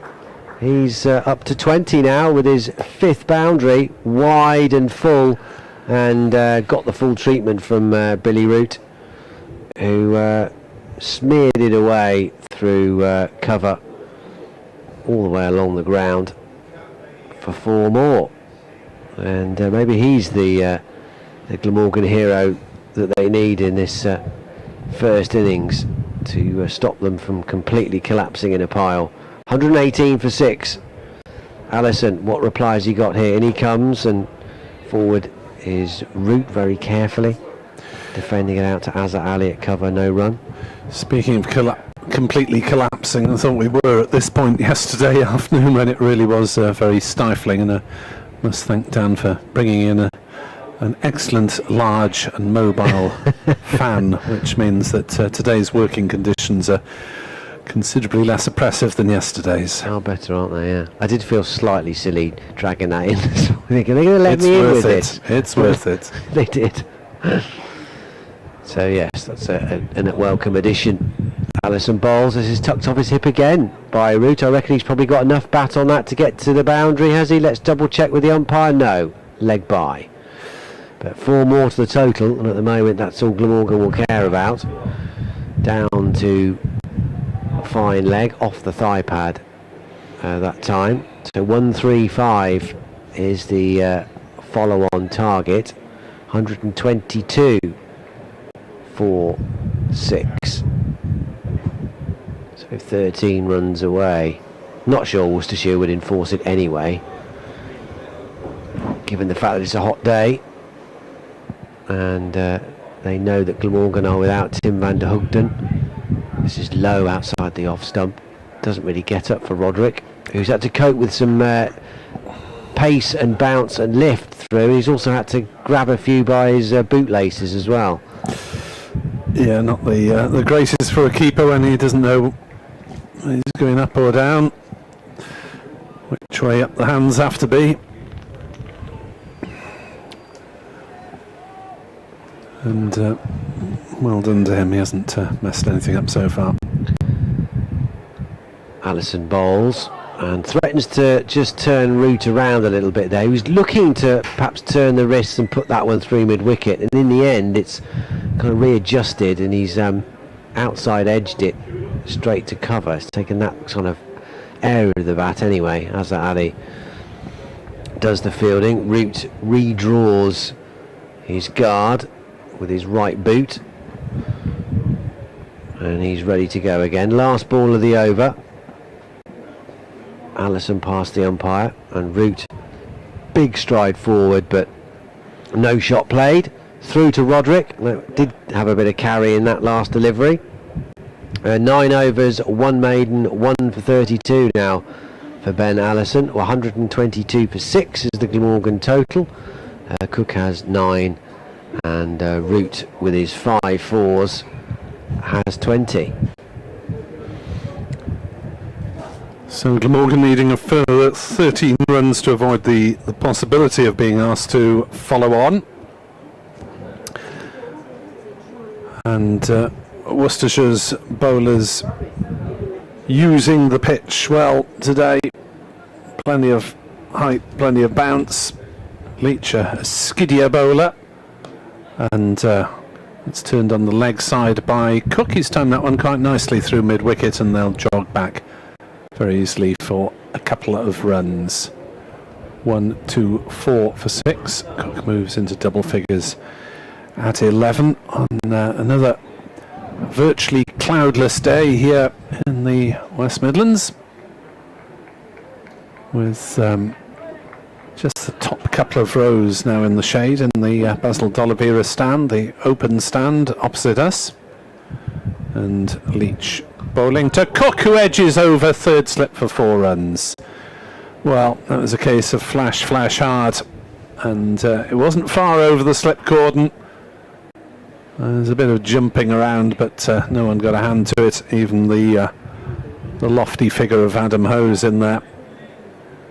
So it got a good bit of height on it, but it was a thick top edge from Cook's attempted square bat shot. Hose retrieved it. It was more over Libby at third slip. He's had a busy day, caught 2, dropped 1. Leach in to bowl to Cook, shoulders, arms. No run. 128 for 6. It's noticeable when the players are shouldering arms and to get quite a long way up to make sure the bat is out of harm's way. It really has been one of the bouncier pitches I've seen this season anyway. Yeah, and I think obviously earlier this morning when the ball was harder and newer, that opening burst from Leach and in particular Pennington, and Van Beek bowled with some real fire. As Cook stretches forward, defends on the leg side.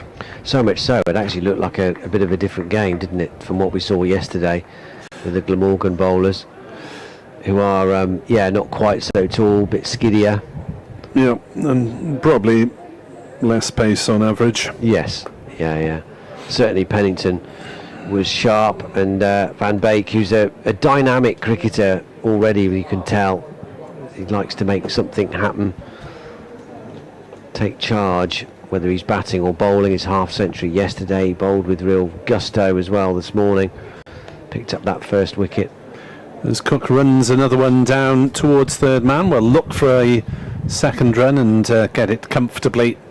That time it was a genuine angled bat and played along the ground in that gap between third slip and point. 130 for 6. Follow on figure 135. Cook has 17. Root has 20. Glamorgan 101 for 6 just after lunch. Worcestershire were 110 for 6 before their fight back. Cook defends one back to Leach, who stops it in his follow through. That is the conclusion of Joe Leach's 10th over.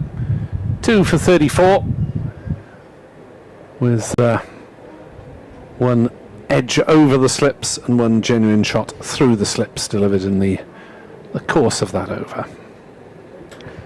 But these two are doing their best to just steady things. Partnership worth 29 so far. Root has looked very good so far with his 20. Cook's already got to 17 from just 19 balls. Allison, ball in hand, ready to start his 10th over. There he goes, past the umpire and bowls, and Root is not playing a shot again. Maybe that's the one thing that Allison could perhaps tighten up on, is making the batters play a bit more than he does. He's got that natural angle of round the wicket into the left-hander. So he's giving himself the chance not to be clattered through the covers too often by being too wide, and that natural angle is taking it into the left-hander, of course. But I suppose this extra height he's got as well, that angle allows Root, once he's lined it up, he knows where it's going to go over the top of middle or top of leg and middle, and it's going to be okay. His first one, next one is just played defensively up to mid-on. There's a battle of wits here between bowler and batter. Allison wants to ask a few more questions here of Billy Root. Root is just waiting for that ball to put away, which he's done very effectively so far with 5 times he's done it. To take himself up to 20. 3 slips still there though. Ringer fielders on the offside, mid-on and mid-wicket as well. He looks to turn this one towards fine leg. It's looped up, but it's thudded into his thigh pad. So it was nowhere near Kashi Valley anyway. It would have been the nearest to it. Looks like there's going to be a positive result one way or the other at Leicester, where Leicestershire have been dismissed for 204 in reply to Gloucestershire's 159, so a lead of 45 for the Foxes, who are poised to challenge these two sides in this promotion race. Allison bowls, Root forward, bat and pad tight together. No run, Fields on his follow through, and Durham have come back into their game, haven't they, against Sussex in a big way, after Sussex made a very good start yesterday, 100 odd for no wicket. Yeah, Sussex 266 all out, Durham 153 for 2. Borthwick's just gone for 56, but Lisa's still there, 88 not out. 2 balls to go. Allison sprinting away and bowls to Root, who turns it onto the leg side, round about square leg. Kashi Valley is a bit wider there towards mid-wicket, so there is plenty of time to come through for a single. And Root's lost his touch. That's his first non-boundary scoring stroke. Takes him up to 21. Shouldn't think he'll be too worried as long as he's still there. That's the not out next to his name. 4 to go to wipe off the spectre of the follow-on, as Allison bowls at Cook, who leaves alone to another one that doesn't really get up very high at all. Roderick takes it low. End of the over. Allison 10 overs, 1 maiden, 1 for 33 now. 131 for 6. Root 21. Cook 17. Just a boundary away from saving the follow-on. I can always forget about that now, really. Yeah, there was an explanation from, I can't remember which of the players it was, but the pitch seeming quite soft underneath the surface, if you see what I mean. The hardish top, but quite soft underneath. So I'm not sure whether that would account for the vagaries of the bounce. 131 for 6 as Leach will come round the wicket to the left-handed Root. 3 slips still. Mid-wicket just being brought a modicum straighter as Leach races in balls to Root, and Root has nothing to do with it. Almost swivels away from it as it goes through to Gareth Roderick. as it bakes in the sun, that underground moisture, as it were, is going to come more to the surface, isn't it, as well? So could still be a tricky proposition, particularly when the ball is hard and new. Well, my sympathies with ground staff this season, really, around the country, as Leach is in to bowl to Root, who's beaten pushing forward through to Roderick. Because we had April where it chucked it down non-stop, then what was it about? Pretty dry for May and scorching hot in June, and then Terrible rain around in July and hit and miss in August. It's been all over the place, the weather, hasn't it? Yes. Even if it sort of comes out to somewhere near average over the whole summer, it's either been scorching hot or pretty dodgy. Leach to Root, no shot. Yeah, sometimes you just like a bit of happy medium, wouldn't you, really? I'm sure the ground staff would. Yes, it's a thankless task here at the best of times. Yes, quite. Unique challenges with the winter floodings. Mm. Is that one of the reasons why they don't have floodlights here? I believe. No, that's to do with A, cost, and B, I think they used to buy them in back in the day. Leach to Root, who jabs it down into the offside defensively, no run. I think there are council/cathedral issues with putting them up and the lights and everything else and the beam and keeping everybody happy and residents and all that sort of stuff. Yes, quite. So it was a bit of an issue last time.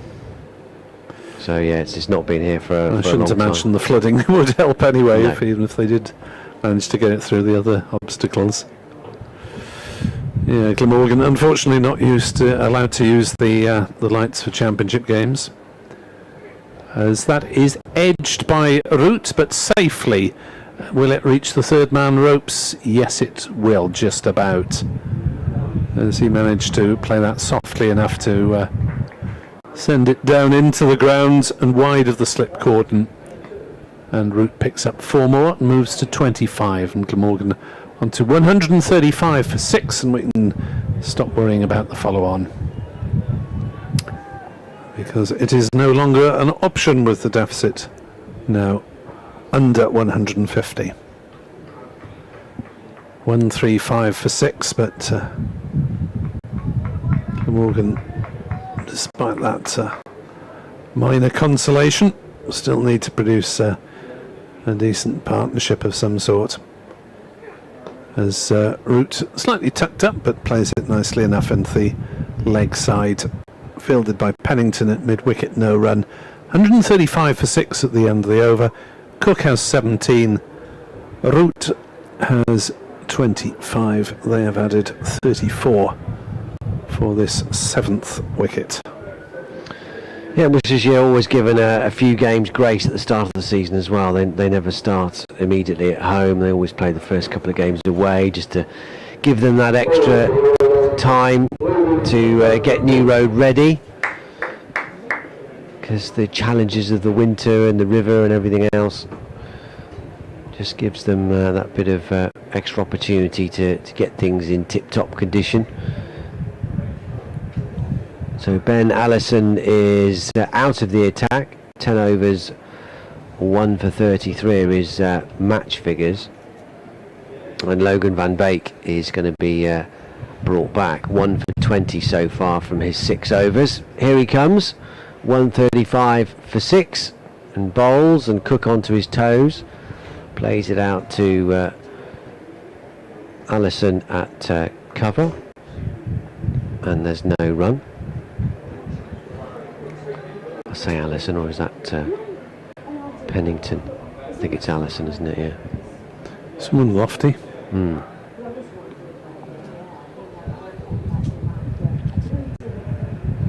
Yes. He's turned round obligingly, and you can see his number. Allison is at cover. Van Beek, ball in hand. Away he goes. and it's turned off his legs by Cook down to fine leg. They come through for a single. Cook up to 18 from 22 deliveries, so he's gone along at a fair rate. Root, who's looked very good, 25 from 36. Now down to face Van Beek. There's a change in the field. 3 slips have become 2. Libby has gone out to cover. Azza Ali has gone into mid-wicket from cover.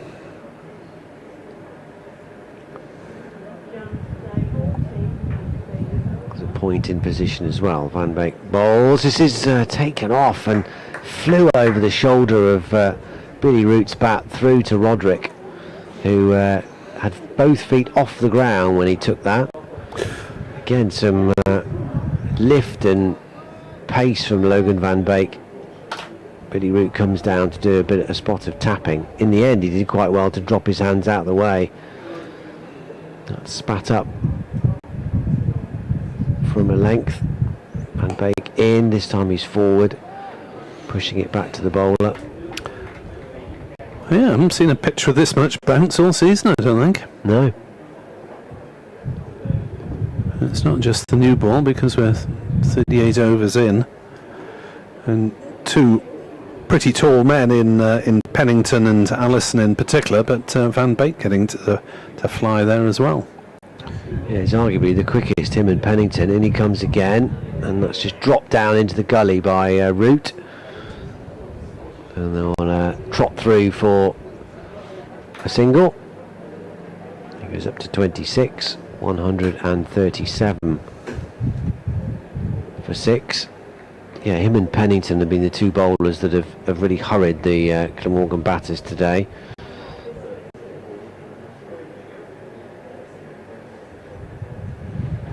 Picked up his first wicket before lunch. In he comes again and bowls, and that's nicely played off the back foot by Cook through the point region. Kashif Ali gives chase under that white sun hat. Comes the throw, but they're back for 2. And Cook goes into the 20s now. 20 from 23 balls, 139 for 6 at the end of that over. Van Beek's 7 overs, 2 maidens, 1 for 24. Billy Root taking on some fluids, as is Chris Cook. Worcestershire ready to go again, but Glamorgan batters aren't at the moment, making them wait. So a chance for Brett D'Oliveira and Joe Leach, captains past and present, to have a bit of a chat about what the next move is. Yeah, keep on doing what they're doing, pretty much, you would have thought. As, the bowlers have been dominant for most of the day. This, in fact, is now the highest partnership of the day, and it's only worth 38, which gives you the scale of Worcestershire's domination. Is this a ball chat between the umpires? It is, but it's another quick one. It's just been lobbed back at Joe Leach. Looks all right to me. Yeah, that'll do. Crack on, boys. Division 1 scores I'll give you in the course of this over, because we haven't done those for a while. As Leach into Root, through to Roderick, no shot. Leaders Surrey 396 all out. Warwickshire in trouble, 64 for 5 in reply. 3 for Kemar Roach and 2 for Dan Worrell, the overseas opening bowlers for the City Slickers of Surrey. Second placed Essex, well, they're just beginning their match against Middlesex today.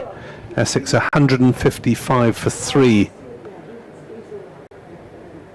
As Root leaves that, comes back a fair way, but it's through to Roderick. Middlesex among the sides struggling to avoid relegation. 3 wickets for Josh de Cares there. Mike Atherton's boy. Essex 155 for 3. Half centuries for both openers Nick Brown and Sir Alistair Cook, but they are both back in the pavilion. At Southampton, Somerset 53 for 3 in reply to Hampshire's 308 all out. Barker has those 3. Leach bowls, Root drives and will take a single, a hurried single, up to wide mid-off. D'Oliveira made the throw, but Cook was safely home at the striker's end. Northants looking likely to come down. They made 2-3-2. Lancashire 1-8-2 for 4 in reply. Josh Bohannon is 82 not out there. And that's the scores from Division 1. In the under-19 international, Leach in to bowl to Cook, who's beaten prodding forward through lowish to Roderick. Australia 251 all out, bowled out in the 49th over. For England, there were 3 wickets apiece for Kelly and Charlie Barnard. 2 apiece for Noah Thane and Eddie Jack there for England, and Glamorgan's Henry Hurl is keeping wicket. Leach bowls and Cook tucked up, plays it on the leg side to mid-wicket. There is no run as Van Beek does the fielding. 140 for 6 Glamorgan. Not even halfway to Worcestershire's 284 now. And plenty for the home supporters to applaud. There's another under-19. They meet again here on Friday at New Road. Australia and England. In comes Leach and bowls, and I thought for a moment Cook had got an edge to that one. Went through low and wide-ish to Gareth Roderick as Cook prodded at it. He was beaten 140 for 6. Yeah, Glamorgan have their international occasion of the season on Friday, England against New Zealand. 50 over format, Ben Stokes back. What's not to like? Should be hopefully a sellout for Sophia Gardens. It was over 90% last time I checked, so might be a 1,000 or so left there, 50, but should be packed.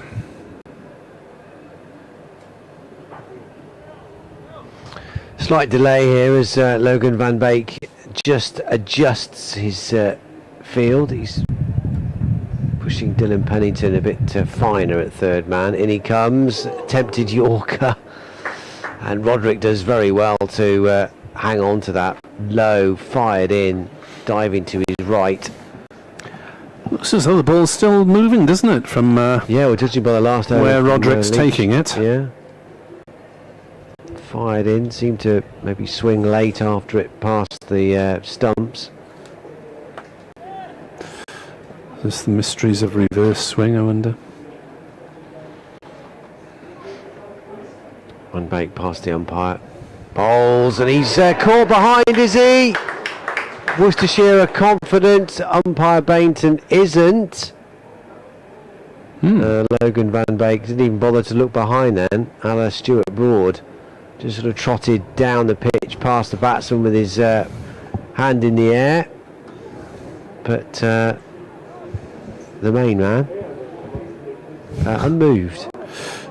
Yeah, Neil Benton having a word maybe of explanation to Van Beek as he passed him on his way back.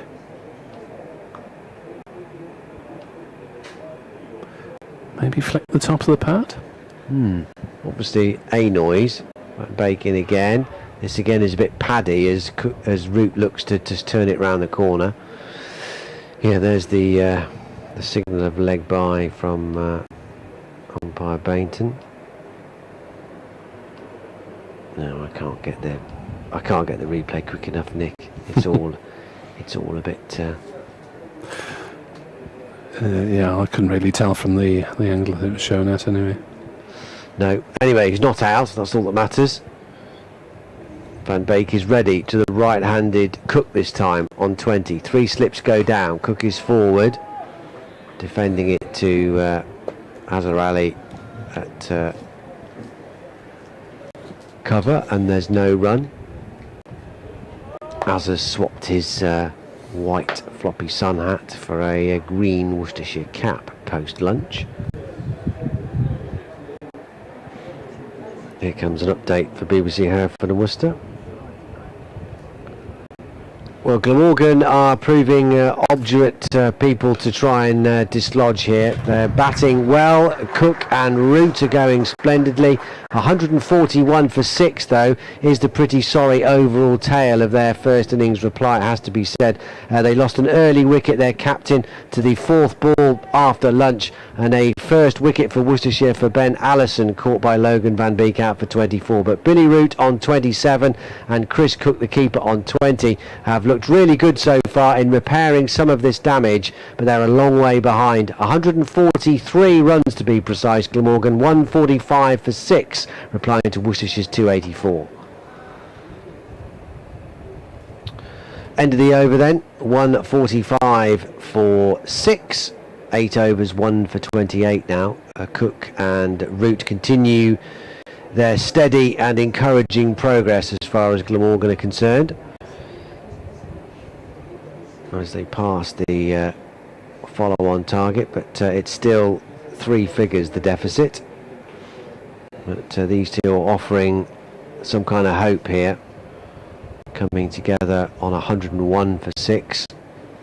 So they've put on 44.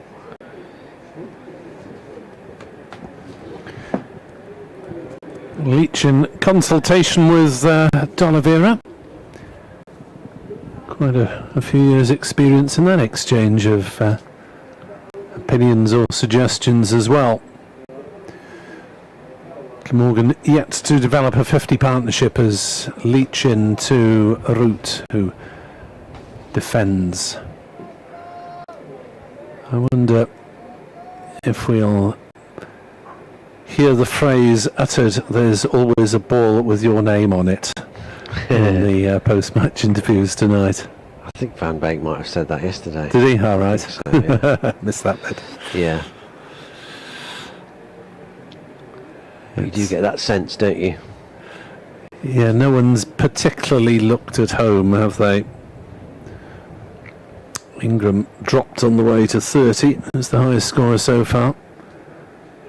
As Root takes a pace down the pitch but plays no shot when he gets there to Joe Leach. Gilson dropped twice on the way to 24. And no chances offered so far by either of these, I don't think. Root dealing in 4s early on, but has slowed down somewhat. Cook, buoyed by news of his testimonial finally being announced. As Leach bowls and Root stretches forward and is beaten there through to Roderick. They're down to 2 slips now, but there's still a lot of playing and missing, and it is a middle-aged ball. 41st over of the innings. So Glamorgan going along at over 3.5 runs and over, but losing a lot of wickets in the process. 145 for 6. The youngster Callaway, the limping Van der Hoogten, and the number 11 McIlroy to come. As Leach bowls, and Root has nothing to do with that one either. Playing no shot through to Gareth Roderick. They're doing their best to mirror the efforts of D'Oliveira and Van Beek yesterday, aren't they, these two? Playing in a kind of a similar vein. D'Oliveira was steady, crewing his runs, and then got to his half-century, and then as he was running out of partners started to slip through the gears. And Van Beek's first 20 to 30 were also quite steady. He put back to ball when given half a chance, actually, didn't he? His route jabs one away on the onside to mid-wicket. No run. All of it was just a classy innings, really, wasn't it? He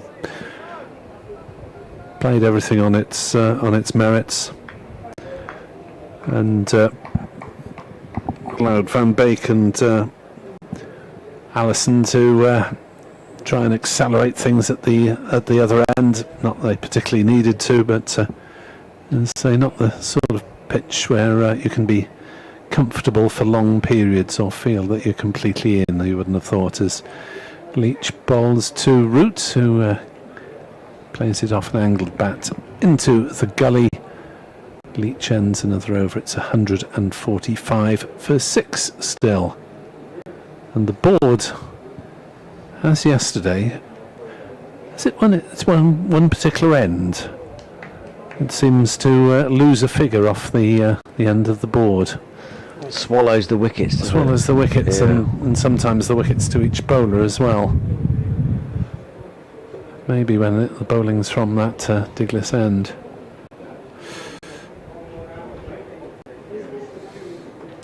.145 for 6. We can see it all at the moment, though. Cook 24, Root 27. Leach, who's been at his probing best, 2 for 39 from 13 overs now.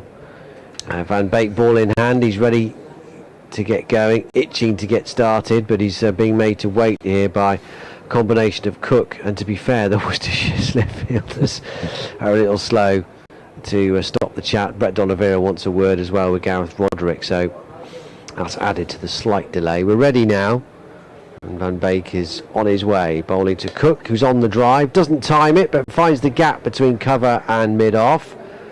Root Leach scuttles to his left to field. Through they come for a single. 1 to Cook. Oh, it was 2, sorry, thanks Nick. She's busy trying to think who the fielder was for a second. He'll come back for yeah, it was a sharpish too, but Root's a decent runner. That's good. Back for 2 then, up to 26 then. Van Beek in, bowls to Cook. Won't get a run here. Steering it to Kashif Ali at point. And there's no run. Nice to see Sam Northeast wandering around the boundary a moment or two ago, because he looked in had a little bit of treatment on what appeared to be a back problem, and looked rather scratchy on his way to 7 in 30 odd balls. Van Beek past the umpire, bowls. Cook, I think, draws the bat out of the way in the end. There's some oohs and ahs, and Gareth Roderick takes the ball, gets rid of it, and then puts his gauntlets on his cap. And just how close that was. So he definitely seemed to come back at Chris Cook, and over the top of the stumps in the end. Yeah, he wouldn't necessarily leave on length here, given the slightly inconsistent bounce. Yeah, it's been particularly pronounced from this end, and that's again a good delivery, and Cook is nibbling at that one very definitely outside the off stump. Neither forward nor back really. Just hung the bat out at that one a touch. Through to Roderick. Bowling well here, Van Beek. This is suddenly looking like a bit of a struggle. But the boundaries have just dried a touch. As Van Beek comes in, it's a huge bumper. So huge, it's called a no ball. That literally hit the pitch a few yards in front of his toes, Logan Van Beek. That was very much in his half. And I think Billy Root could have been stood on Chris Cook's shoulders, and that still would have cleared them. That was massive. And he comes, Van Beek. This is Fuller in the air. Oh, and it's just wide of mid-wicket. That was uppish, and he would have been worried for a split second there. Chris Cook has gone away for 4. So a boundary just to relieve the pressure a bit, but Ben Allison was uncomfortably close to that for Chris Cook, but he's found the gap and the rope. 150 is up with that boundary as well. 153 for 6, Cook up to 30. Echoes of yesterday's first session where both Ali's, Azza and Kashif were caught chipping the ball to mid-wicket off McIlroy. Yeah, I can't believe he meant to put it that close to Allison. It's fired in towards his thigh pad. It thuds into that, and it'll go through for a leg by to end the over. 154 for 6. Cook will stay on 30. Root has 27. Van Beek 9 overs, 1 for 36 are his figures so far. 42 overs have gone in this Glamorgan reply. Worcestershire still need these 4 wickets to bat again, and obviously they'd want as big a lead as they can get. At the moment it's sizable, 131. Absolutely, it's valuable as things stand. Glamorgan desperate to reduce that to an absolute minimum.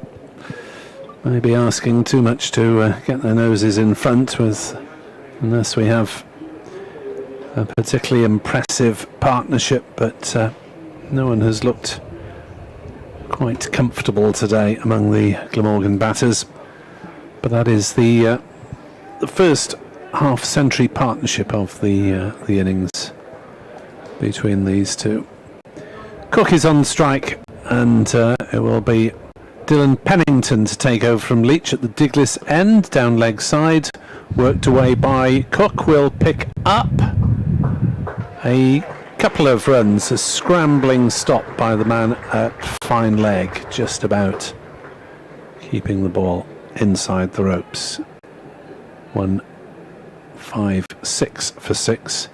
News of the second 11s. Glamorgan against Gloucestershire at Rockhampton. Glamorgan 191 for 6 there.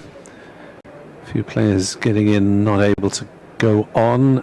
Harry Friend 32, Tom Bevan 27, Asa Tribe 38, Will Smale 41.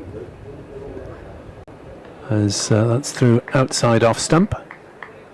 No shot played by Cook. Will Smale's keeping wicket in that one. Not sure where Alex Horton is. Or maybe they just want to try out Smale behind the stumps. Dan Douthwaite is 20 not out. Worcestershire seconds are in action at Kidderminster, and they've dismissed Nottinghamshire for a mere 139. Pennington into bowl. Cook plays no shot through to Roderick. Knots 139 all out. Ben Gibbons making the most of the second 11 chance. 6 for 42. Well bowled, sir. Pat Brown 2 for 20. Wicket apiece for Burton and Parker. Yeah, he struggled a bit, Ben Gibbon, to be honest. He's only played one of the last 5 championship matches, if you include this. Pennington steams in, bowls, and that's forced away uppishly, just past backward point. It's saved just inside the boundary in front of us by Van Beek, running round from third man, and it's another 2 runs to Chris Cook. Are we going to credit him with steering that one wide of gully, or could it have been caught? No, I think he's played that safe, hasn't he? Give him the benefit of the doubt there. I think it's far enough away from Libby, I think. Yeah, Libby's at a backward point position, and that one went through gully rather. 158 for 6. Pennington in, no shot from Cook. Comes back after it had passed the wicket. Roderick took it moving to his left, and there are a few anguished expressions among the Worcestershire players. There's Van Beek in front of us, gets a drink from Matthew Waite, who's head injured at the moment, but has got whites on. That's good. Saw Cameron Jones fielding earlier. There's no shot played by Cook. The next delivery from Pennington, which is the last one of Pennington's over. 11 overs, 2 for 41 for the tall young paceman. 158 for 6, and the deficit now is 126 runs. Yeah, he's been a really good performer, Matthew Waite, since he came from Yorkshire last season. He's got over 500 runs with the bat, 103 half centuries, and he's chipped in with 26 wickets as well, which is only bettered by Adam Finch and Joe Leach. So he's been a super signing for Worcestershire, going a long way to filling the gap left by Ed Barnard. 158 for 6, Van Beek to continue, and he comes flicked in the air down to fine leg by Billy Root. It was in the air quite a while, but it was a safe shot because nobody is in a remote catching position behind square on the leg side. The fine leg is there obviously for any kind of top-edged hook or pull. Root trots through to go up to 28. Cook on 34. This partnership now starting to become irritating for Worcestershire. They will not want Glamorgan to do to them what they did to Glamorgan yesterday. Van Beek in and bowls short. On the pull goes Cook, and he's got most of that, I think. A couple of bounces out through square leg, clattering into the covers in front of the ladies' pavilion for 4 more. Yeah, really laced into that, didn't he, Chris Cook? Quickly into it, smashed it away. Yeah, short, telegraphed a bit from Van Beek. Again, lots of time for Cook to get into position, not hurried by that shot. He tried to dig it in, bend his back there, Van Beek, but Cook able to get into position in plenty of time. What's his reply now? This is better, beautiful delivery, and he's gone. Cook has just feathered that through to Roderick. The very next delivery after pulling Van Beek through square leg for 4. Van Beek has got his revenge. That's a much better length. Just tempting the right-hander to have a nibble. And Cook's excellent vigil has ended. He's gone for 38. And Worcestershire have picked up their 7th wicket, 163 for 7. Cook has gone caught behind for 38. Well, a stand of 62 for that 7th wicket, but Glamorgan not able to develop it in the way that D'Oliveira and Van Beek did for the home side yesterday. And yeah, that was the classic caught behind, really. Batter not quite getting far enough forward, maybe playing slightly inside, and a low catch through to Roderick. Van Beek has a couple, Leach has a couple, Pennington has a couple, Allison has one, and Glamorgan still 121 runs adrift as Ben Kellaway strides out for his maiden first-class innings.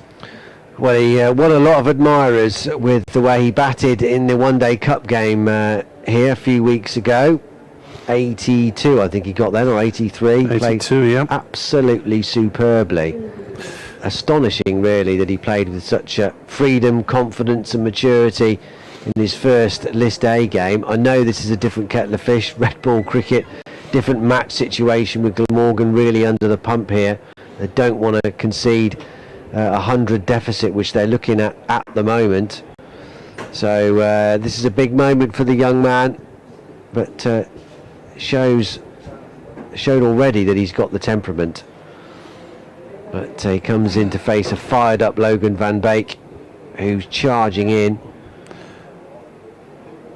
So this will be some introduction on a bit of a sporting pitch as well. 3 slips. Chris Cook facing 44 balls for his 38 and hits 6 fours. Callaway Just takes his guard, draws it with his right boot, and then has a quick look around the field, twirls his bat a couple of times and settles. He's ready to go to face his first ball in Championship cricket. Forward he comes. It's a decent forward defensive as well, and Van Beek fields on his follow through. Van Beek has been the top boundary scorer of the match so far with 10. Yeah, he took a liking to Kellaway's off spin, didn't he, yesterday? But, got out when it just got past 50. And he comes bowling to Kellaway, who lets this next delivery go outside the off stump. He's resisted the temptation to greet the youngster with the bumper at the moment. He's still hanging it out there just outside off stump. Decent pace. Kellaway had all the shots here in the One Day Cup game. Yes, should he go for them to the same extent? I wouldn't have thought so, not there. Probably not not. at this stage, no. Probably not. No. Brett D'Oliveira's just had a word with Logan Van Beek, maybe about what he fancies bowling this last ball of his over. In he comes, and again it's wide outside the off stump, maybe just swinging a touch wider. Roderick takes it full stretch and ends up on his knees, almost on his stomach, with the ball in hand. End of the over. Van Beek strikes his second wicket for Worcestershire. 2 for 41 from 10 overs. Almost exactly the same figures as Dylan Pennington. He's got 2 for 41 from 11. Pennington's got 3, Maidens, Van Beek's got 2. 163 for 7, Glamorgan. In case you wondered, the public address system from Dave Bradley, our sometime colleague, was about the second 11 fixture, and Worcester dismissing Notts for 139 at Kidderminster. And not too long before Dave starts plugging the afternoon cakes in the ladies' pavilion, I guess. Right, what will Billy Root do, having lost his partner in that stand, Chris Cook? Facing up to Pennington, and he drives but doesn't quite time it as it rolls to D'Oliveira at mid-off. So 2 apiece for Leach, Pennington and Van Beek, and 1 to Allison, who eventually had Kieran Carlson caught for 24. Should have had him caught at slip for 4. 163 for 7. 121 the arrears, as that is outside off stump, and Root plays no shot. Scoring rate was quite healthy early in the Cook-Root partnership, but has now slowed down somewhat. 3.7 over the innings as a whole, so respectable enough. Worcestershire, well, their 284 came in 92 overs, which is just a fraction over 3. Glamorgan therefore scored a little bit more quickly, but they lost more wickets more quickly as Root shoulders arms to that one from Pennington that came back a long way and was taken by Gareth Roderick going down leg side. I've just seen the replays from Logan Van Beek's last over. He's swinging the ball quite a bit actually, away from the right-handers. Good ball that got Cook in the end. Started on about middle, maybe just outside. Pennington bowls a short delivery that Root gets in some difficulty. I've just noticed on the replay that it was a wide call to one outside off stump earlier in the over by Mr. Chanmugan, which didn't look particularly wide, to be honest. It was the ball before the one that jagged back. 164 for 7. And Pennington's getting a few to actually go the other way as well, from round the wicket to the left-hander, or at least hold its line, so it's creating that illusion with his angle. But so this ball still moving about. Pennington to Root, squared up, defending on the offside. Ball dribbles towards cover. There's no run. It's just you wouldn't expect it looking at the pitch and No. and the overheads. He wouldn't. No, but Van Beek's really getting it to move. In other words, a dry surface and still not a cloud in the sky. It's going to be a latish tea interval today. Further 21 overs after this, so around about 3:45, unless there's a change of innings. As that's no shot offered by Roots, that delivery from Pennington.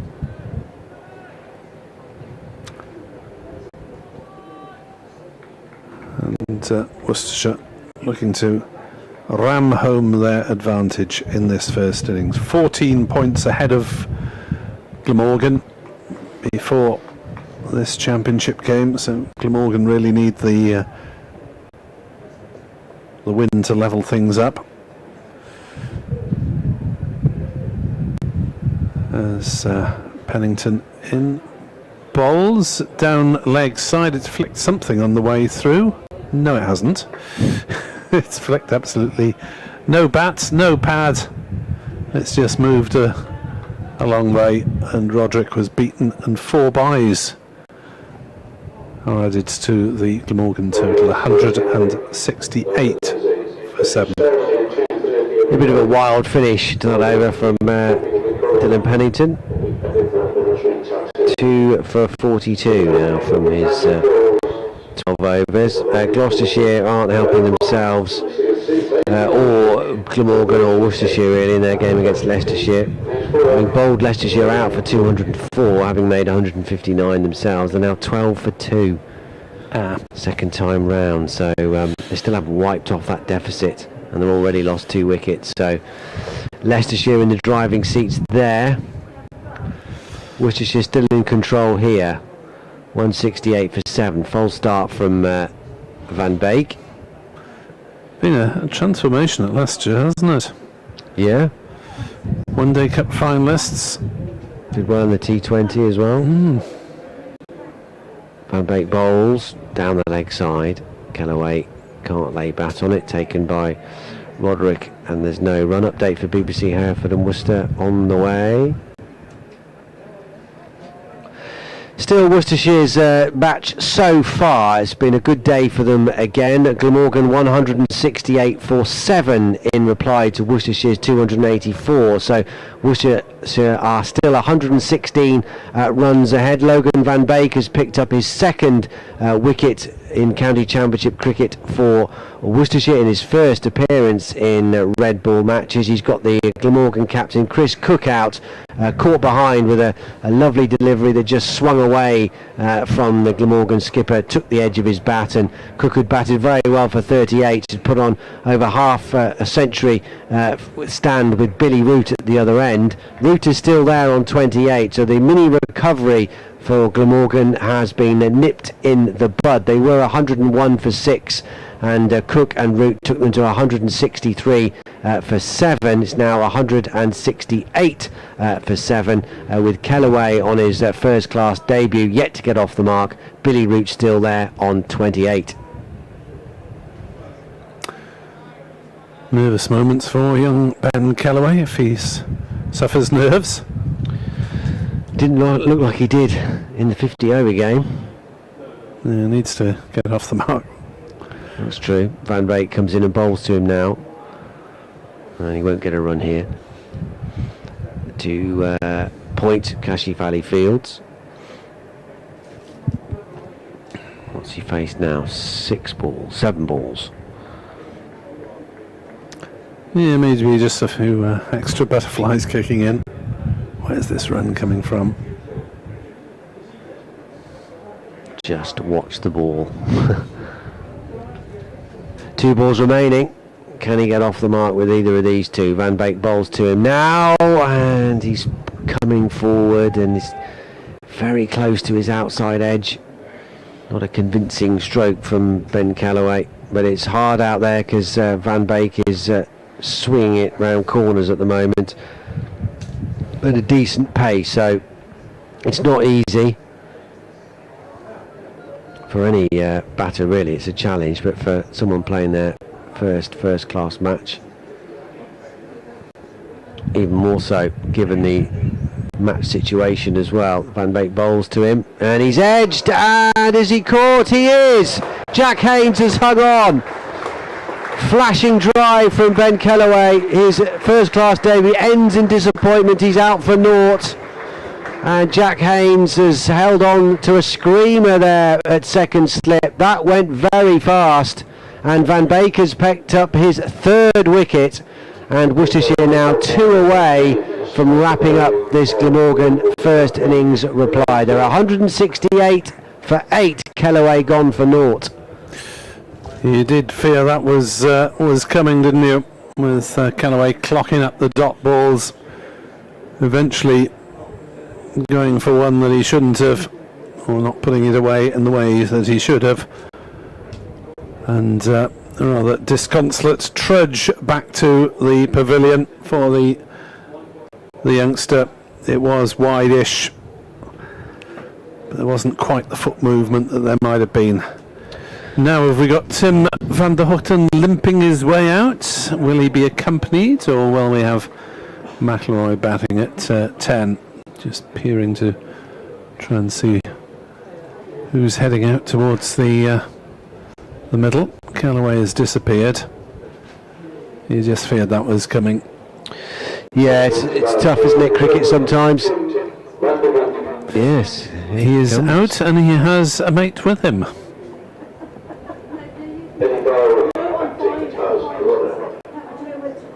So Tim van der Houten not quite striding to the middle. Eddie Byram is alongside him as the runner. So will we have a bit of chaos? Will van der Houten be able to reach the ball and play with any degree of comfort? Well, won't be exactly comfort. No, who's heading where? It's seldom straightforward, isn't it? Who's heading where? Even at first class level they have to think about it. It was the last ball of the over. So van der Houten can hang around at square leg or whatever. Root's on strike, and Byram is at the non-striker's end as van der Houten tries a little gentle movement to loosen up as best he can. Well, he doesn't look too encumbered, but he's got quite a job to do, as has Billy Root. 168 for 8 as Root gets one down the leg side from Pennington, swivels and watches it go by. So umpire Bainton is actually at a point at the moment, and the injured van der Houten is standing at square leg, about 4 strips away from the pitch they're using, as Root tries to get something on that down leg side but can't do so. Pennington's radar just maybe slipping a little bit.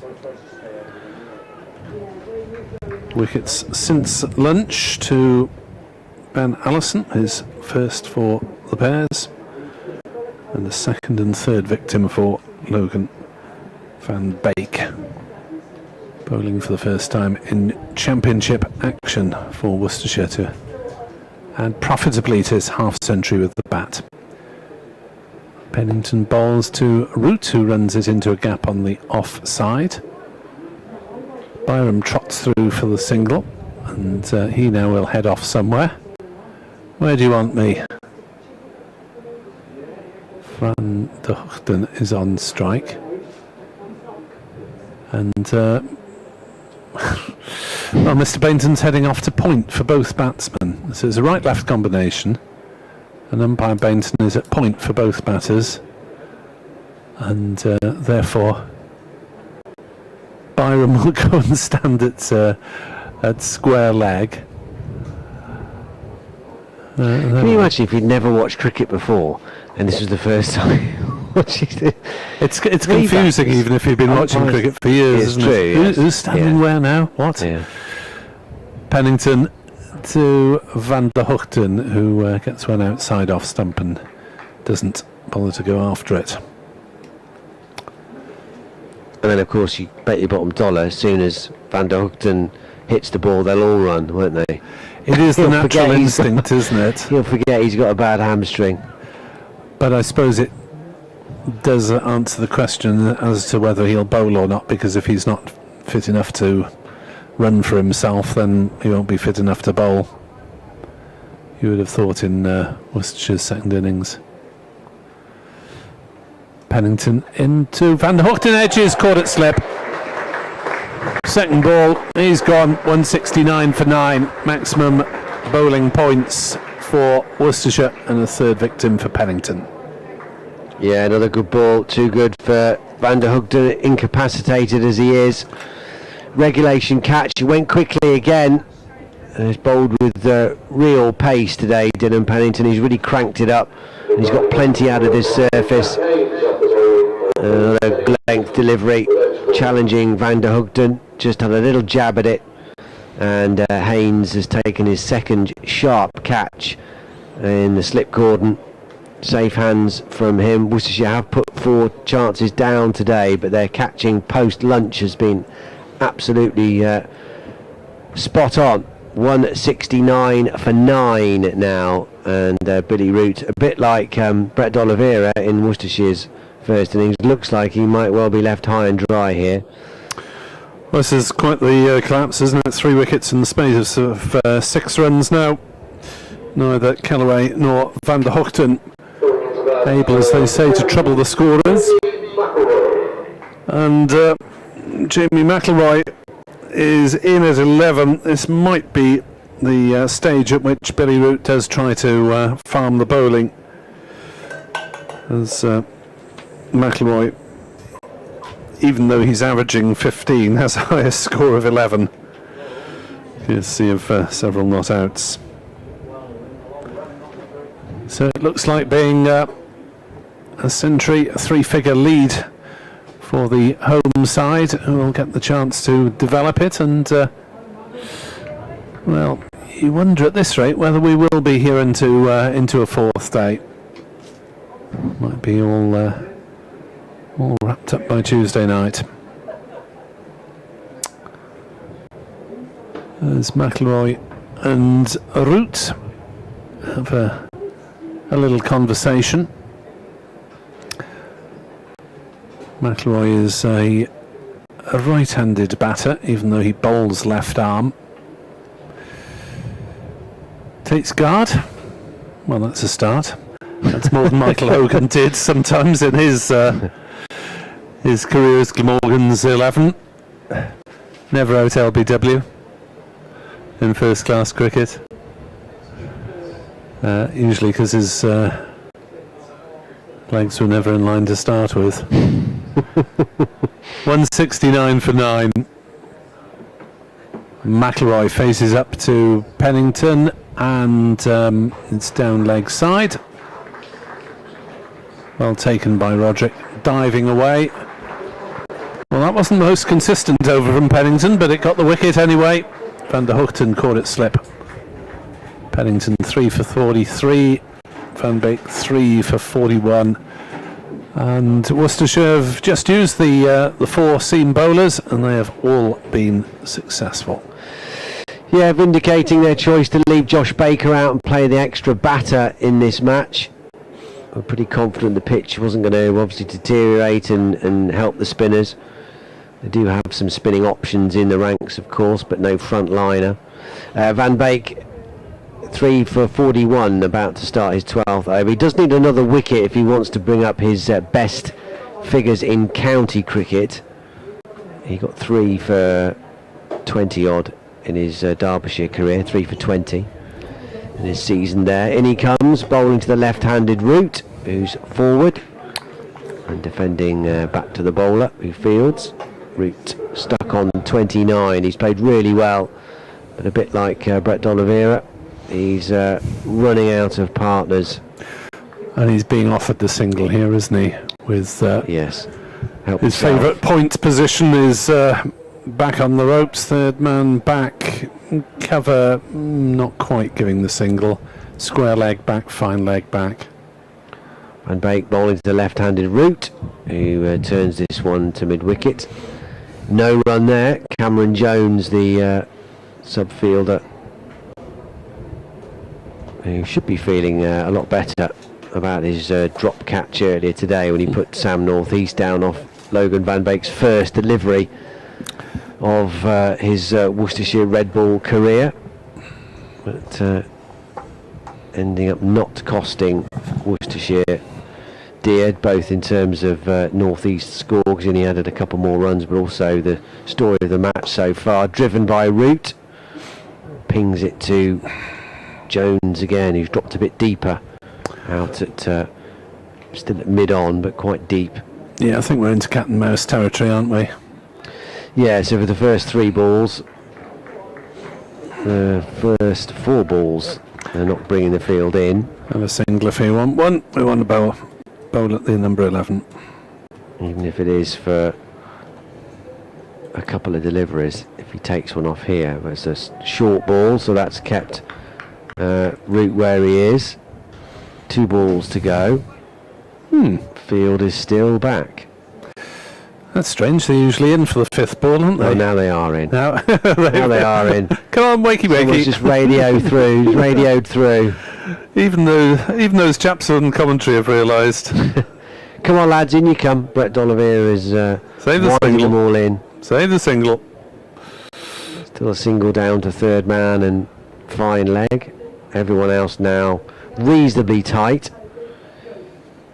As Van Beek bowls to Root, who dabs this one down towards towards third man. There was a hesitation there before they took a run. Maybe he was slightly unsighted because there are 2 fielders reasonably close together. Maybe he thought that he wasn't quite sure whether he'd found the deeper of the 2 with the angle I think that he was looking at. So eventually, job done. They came through for a single, so McIlroy's only got to try and survive 1 delivery from Logan Van Beek.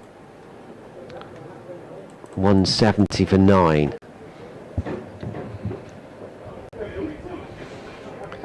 The advantage is still over 100.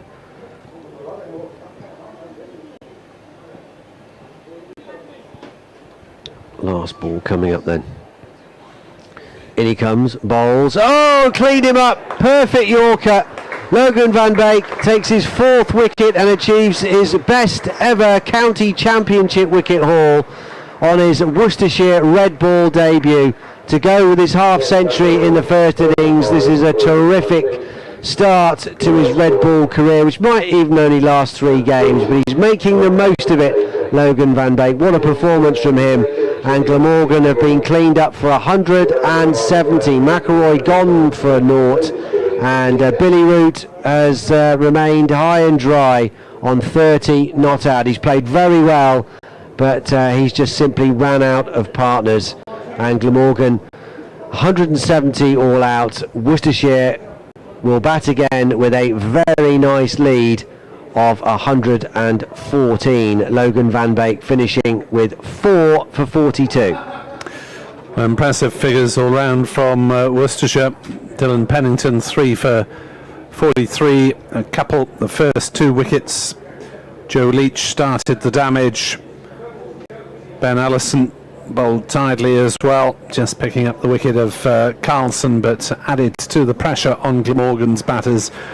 And that's not a great effort from Glamorgan. Very few have really come to terms with the pitch and the bowling. Chris Cook's 38 was the top scorer, 30 apiece from Colin Ingram and Billy Root, who was not out at the end. But 9-10 Jack, 3 little ducks in a row. Not great for Glamorgan. No, they lost 4 for 7 in that late order capitulation, and that's what's done for them really. And they've surrendered a 3-figure lead, which is the one thing, of course, they didn't want to do. But Worcestershire in this really important game, as the promotion race hots up, are doing their bit, leading by 114 with power to add, and also knowing that Tim van der Hoogden, the strike bowler, the leading bowler for Glamorgan, is incapacitated. He won't be able to bowl with that sore hamstring. So Worcestershire will be feeling very confident of batting Glamorgan completely out of this game, and then trying to pick up those 10 second innings wickets to round off victory. That will obviously be their target. Glamorgan, well, they've just got to try and get themselves off the canvas somehow and come back fighting with the ball, even without van der Hoogden in this second Worcestershire innings, which will get underway in about 10 minutes time. So do join me and Nick for that then. Derbyshire 209 for 7, Brian Promotions 297 for 8. At Leicester, Worcestershire bowled out for 204 in their first innings, Gloucestershire 35 for 2 in their second innings, so Gloucestershire still trail by 10 runs.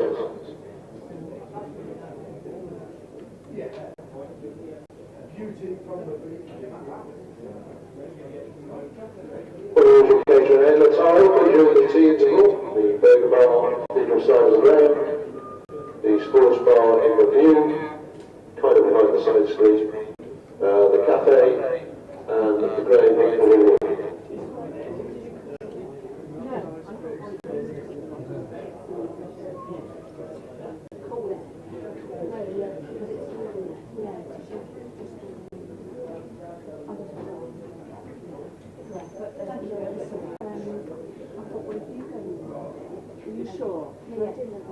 hall.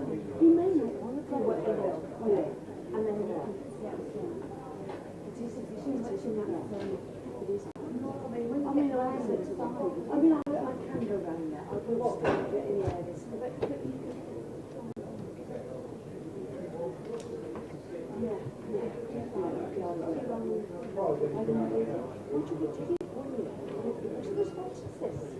I don't remember this.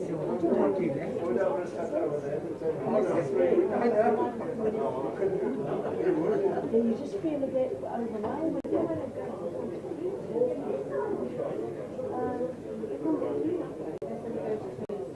Yeah, they'll probably go to Turnstile and then up to Turnsley. Yeah, okay, thanks, Carol.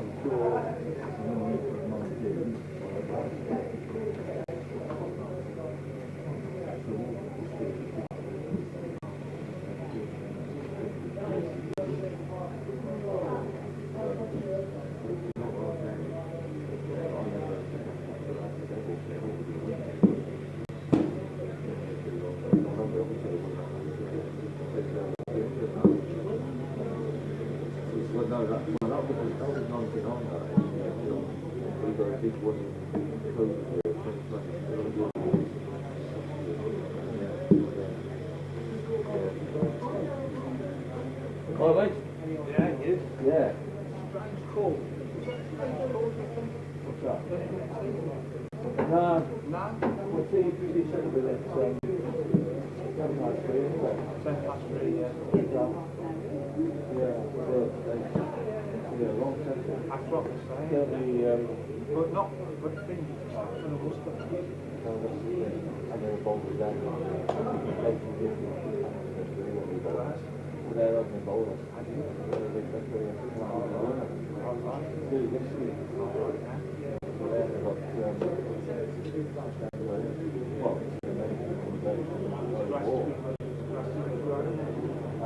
Something to be made.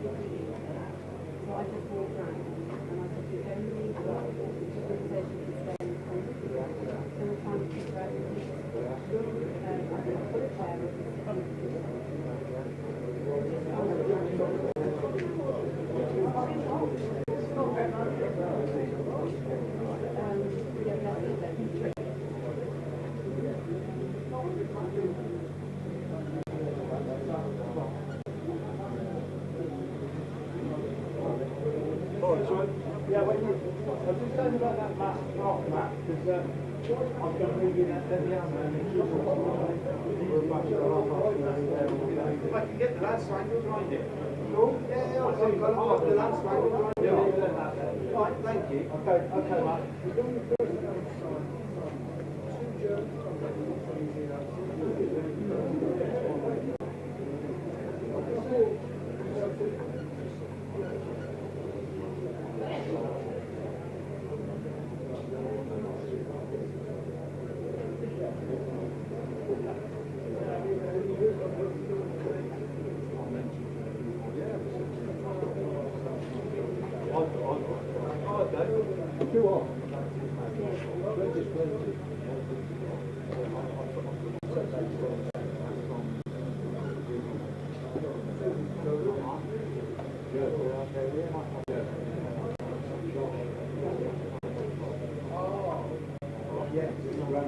It's set for today, I was talking about.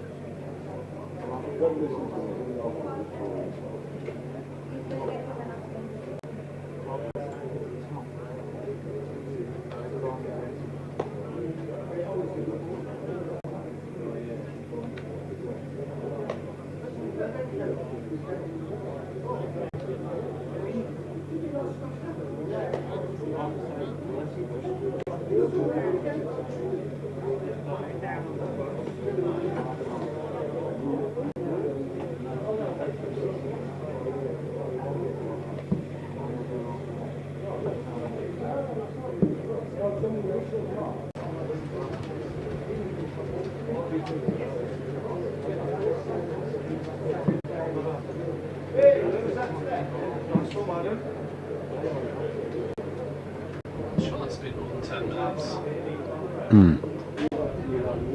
Feels like it.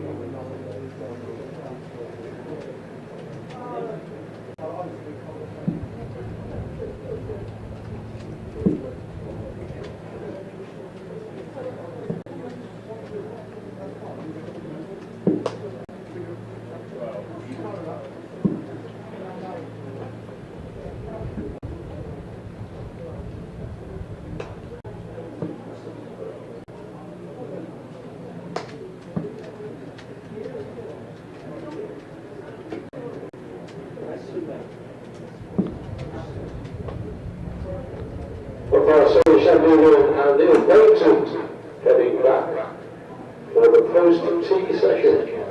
Oh. What? 50 overs? 50 overs, not going to get those in. 50 over session? Jeez.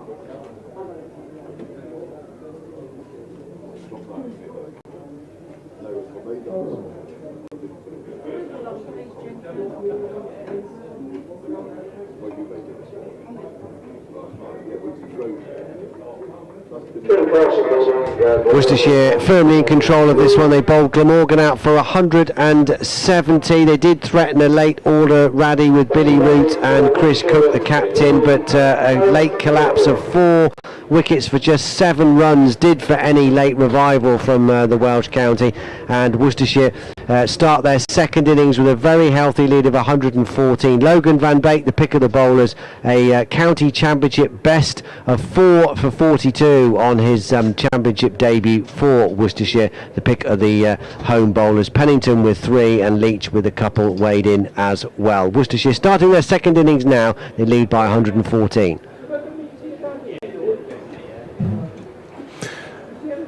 Well, this is all very strange. Yes. A 50 over session, according to the board. Yes, and I didn't hear the tea cry, did you? No. It was strange because it was about 1:45 that Glamorgan lost their last wicket. You'd have thought that that would have been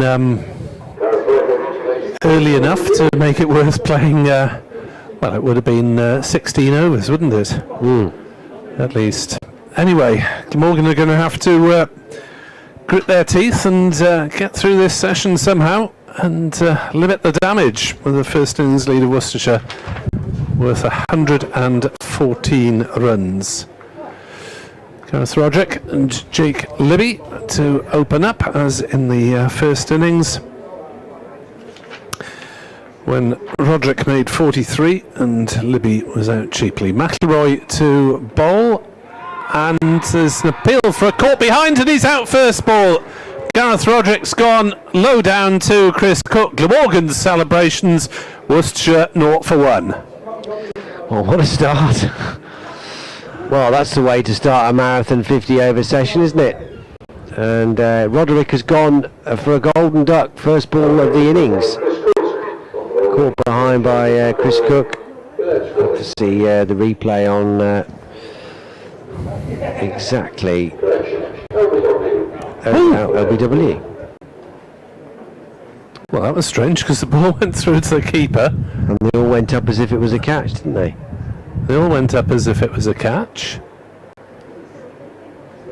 McIlroy appealed, Cook appealed, and up went Neil Bainton's finger. Well, and up went Cook on the scoreboard. Yep. A big in-swing as well from McIlroy. From left arm over the wicket back into the right-hander.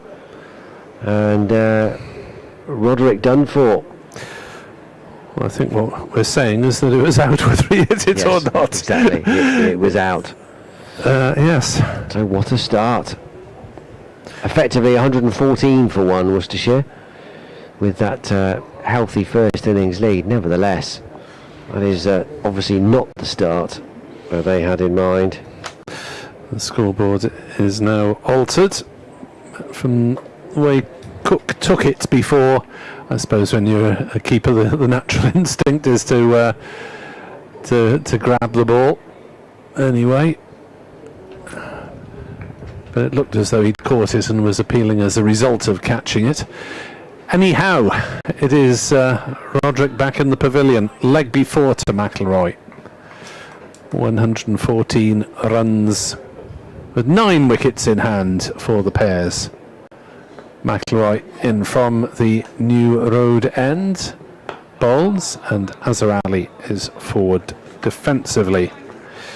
He fell to McIlroy cheaply in the first innings, chipping a catch, mistiming a shot on the leg side, and hitting it straight to Eddie Byram at mid-wicket. So we've had 3 innings, and the highest opening stand has been 9 so far. 9, 3 and 0. Good delivery first up from McIlroy. Right on the money with that late in-swing. It is Mr. Shanmugam at this end now. Swapped halfway, of course.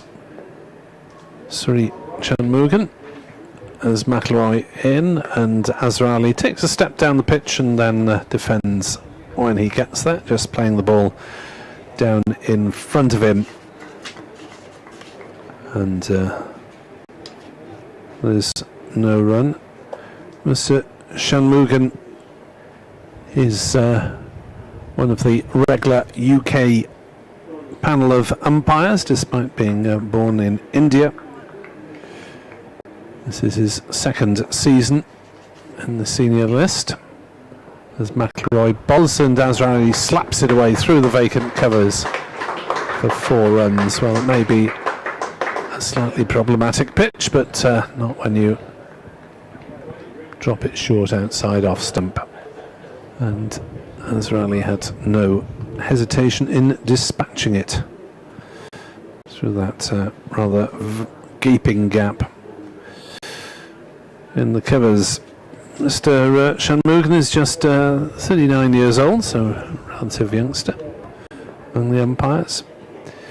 Went to university in Manchester. McIlroy in, bowls, turned off his legs by Azhar Ali, down to fine leg, single taken, 5 for 1. Lead 119. If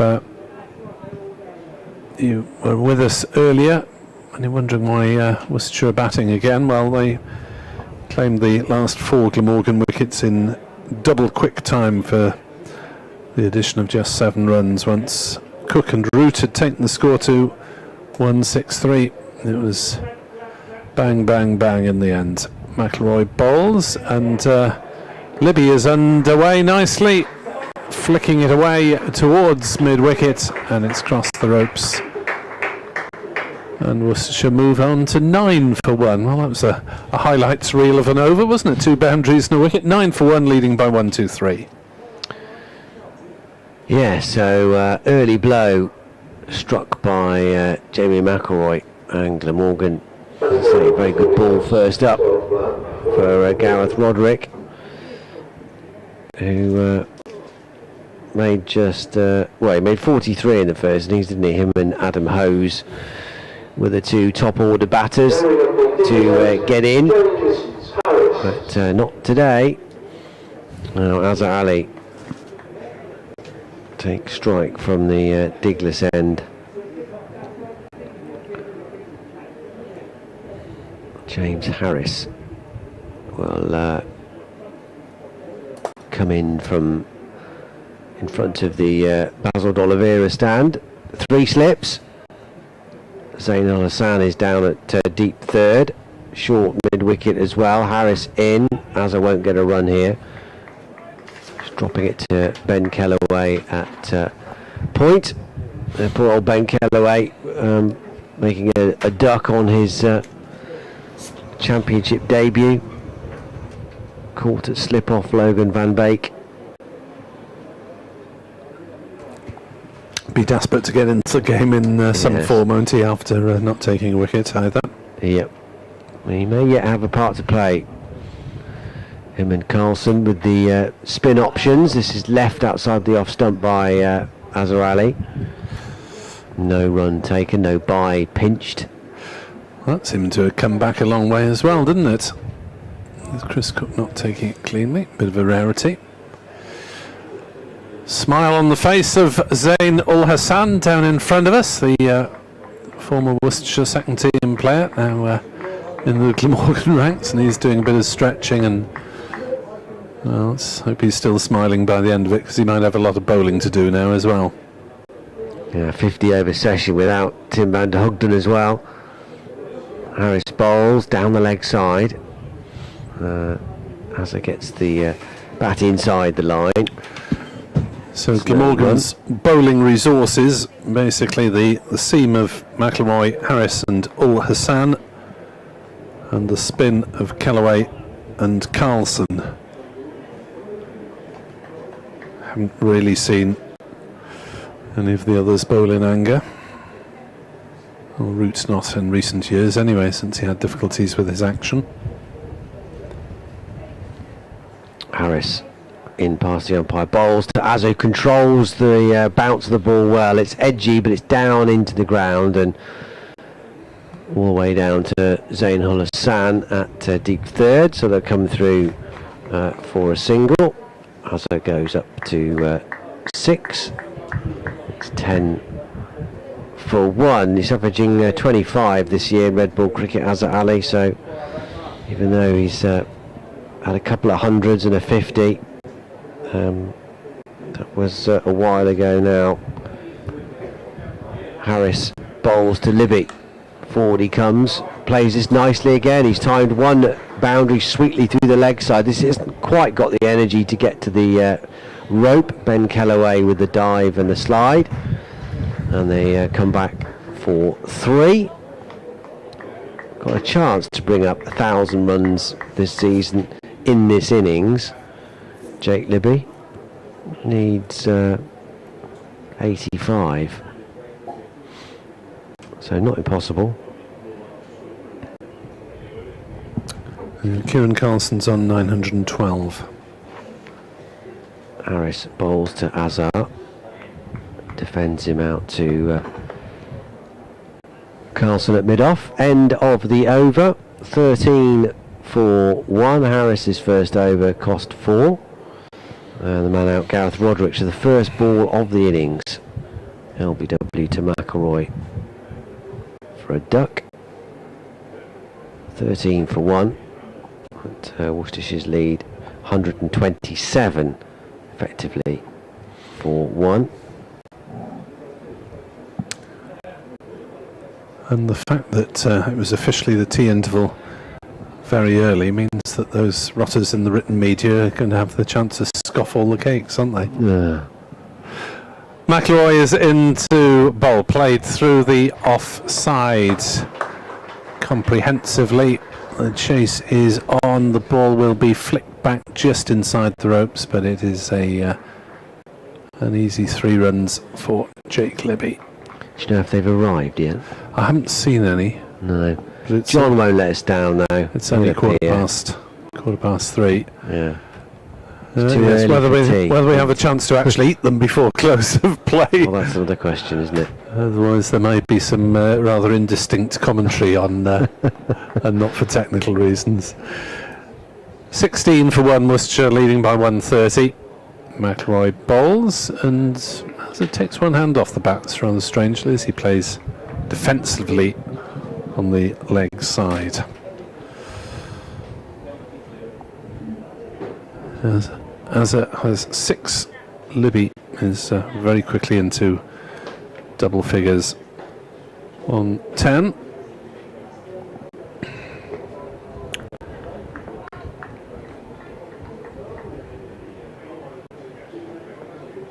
McIlroy left arm over, bowls outside off stump as it plays no shot. Steve West suggests that pitches have often improved over the 4 days this season. Let's hope it improves sufficiently for us, i.e. Glamorgan, to attain the 400 plus that he thinks will be needed to win. Well, not necessarily. It's a long way back when you're a bowler down in a first innings deficit, but Glamorgan did it last year.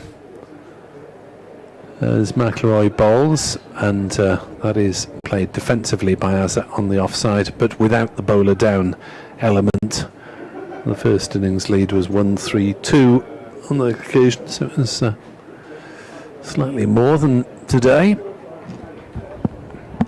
He's doing his best to try and take the swing out of the equation here, Azhar Ali. He's down the track well before the bowlers release the ball. Yeah, we've seen that from a few batters in the course of this game, haven't we? McIlroy bowls as a prods inside the line, whether deliberate or not quite sure.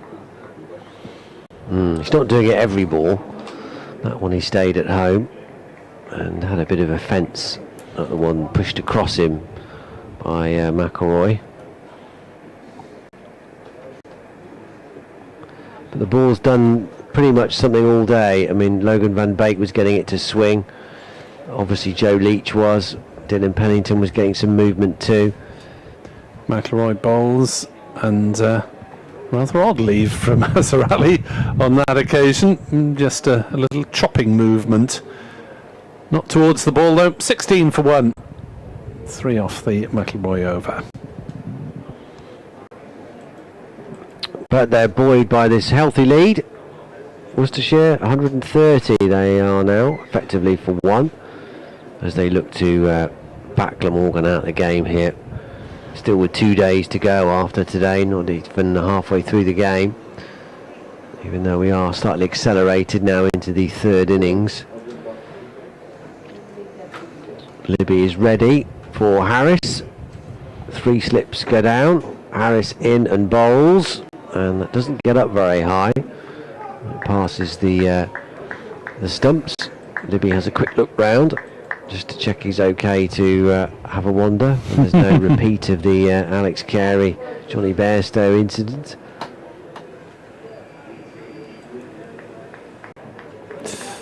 Yeah, was pretty careless, wasn't it, from Bairstow though? Yeah, just stay in your crease.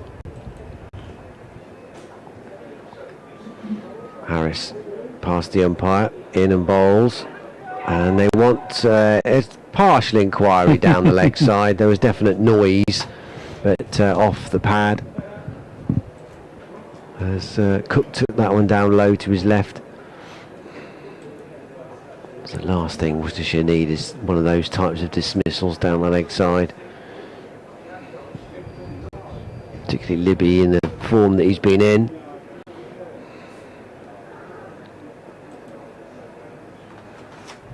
Harris sprints towards us now, past umpire Baton, and bowls, and that's a cracking ball, rearing off a length.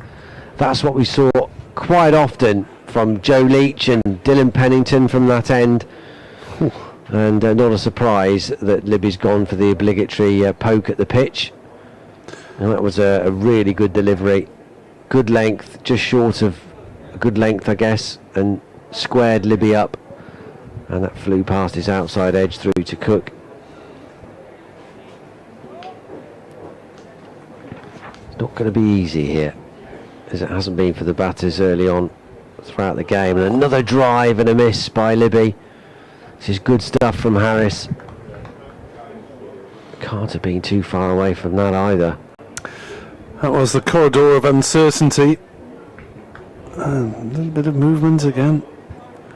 New ball, more prodding. So maybe, I don't know, obviously they'll want as many runs as they can, but certainly anything over 300 in terms of the total they're going to set Glamorgan. But if it continues to play like this, it might not need that many, who knows. Well, they might need more. It's stranger things have happened. Won't get a run here, as he's pushed it out to Carlson at cover. Well, Glamorgan have had a couple of decent chases here in recent years. There's the 330 odds last year, and also the match, what, about 7 years ago, I think, where the night watchman, Owen Morgan, batted through with an unbeaten century, and they got a target of 280-ish, off the top of my head. Finishing the over is Harris.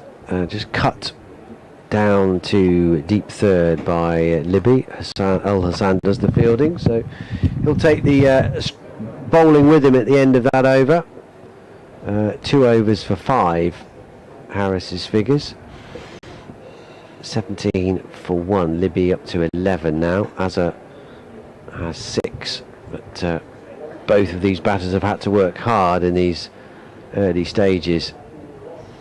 They've already lost Gareth Broderick to the first ball of the innings.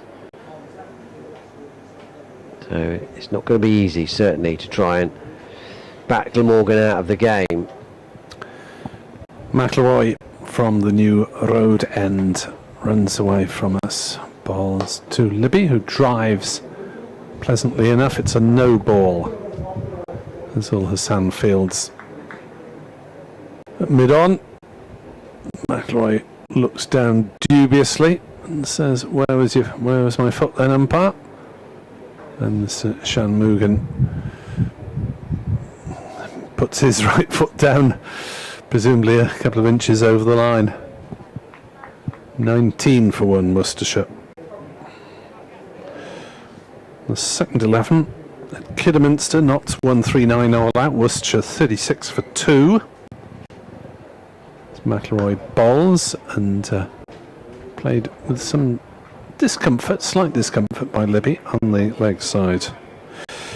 Worcestershire having lost Taylor Cornell for 19 and Ed Pollock first ball in that match at Kidderminster. At Rockhampton, Glamorgan 2's 239 for 6 against Gloucestershire. McIlroy bowls, defended on the offside by Libby to mid-off, and there is no run. Dan Douthwaite has 51 not out. Tom Norton 25 not out. Improving Glamorgan's position, Will Smale, who's keeping wicket at 41. 19 for 1 here, Worcestershire. Leading by 133, which remains the case as Libby defends again to mid-off. And there's no run. 3 slips as Glamorgan kept in place for the majority of the Worcestershire innings, certainly more than the first half. But a long way to get back into the game and the promotion race for Glamorgan as McIlroy bowls. Libby pushes on the offside, thinks about a single. Carlson smartly to his left and prevents that happening. Worcestershire, remember, starting this game 14 points ahead of Glamorgan. They've picked up 4 bonus points to Glamorgan's 3.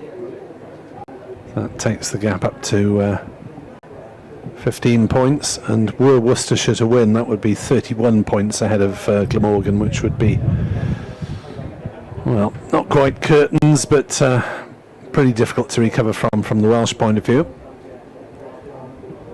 As Libby up on his toes, defends into the offside, and Callaway from point scoots round to prevent the single. Yeah, part of it obviously is also keeping an eye on the games, the teams with the games in hand, isn't it? Sussex and Leicestershire. But Durham are doing their bit. 265 for 5 at the moment, so they're just about to wipe off the deficit, still with half the team in hand. McIlroy in to bowl, and Libby again playing on the offside firmly, but straight to Carlson. No runs apart from the no ball to start. There were no runs off the bat in that over, so Sussex might not be greatly in the hunt in this particular round. What about those pesky Foxes? Yeah, they look at the moment the most likely to emerge from the pack, I suppose, with their game in hand. Gloucestershire 87 for 3 in their second innings, so they are 42 runs ahead, but obviously they've lost those 3 wickets in their second innings. So Leicestershire looking good in that game as well, as Harris starts a new over, bowling to Azhar Ali. Won't get a run here, playing it up to cover. So Gloucestershire 159 all out. They then responded to bowl the Foxes out for 204, but yeah, hit problems early in their second innings. They do have a lead, but it's not a brilliant one.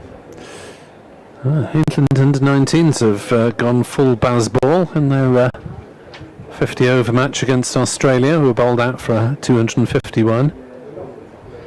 Harris past the umpire, bowls to Azhar, digs out a full length delivery and pushes it up to mid-on. England in reply chasing 252 in 50 overs, remember, 118 for 3 in the 12th, so they're going at 10s.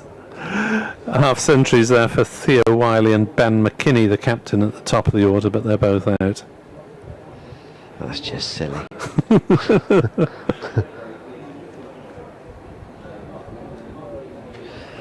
Harris past the umpire, bowls again. It's full, looking to fire it up there, but Azhar's chopped the bat down on it. He's managed to muscle that through the V as well, past the bowler. It's too straight for mid-off and mid-on to try and get across to cut it off, and it races up to the fence behind the bowler pretty much for 4. So Azhar goes up to double figures. He's up to 10. Worcestershire 23 for 1. There's not much protection in front of the wicket for James Harris, is there? 3 slips, fine leg and third man on the ropes. Point is backward of the umpire, so he's actually got only 3 players in front of square. Yeah, don't bowl there.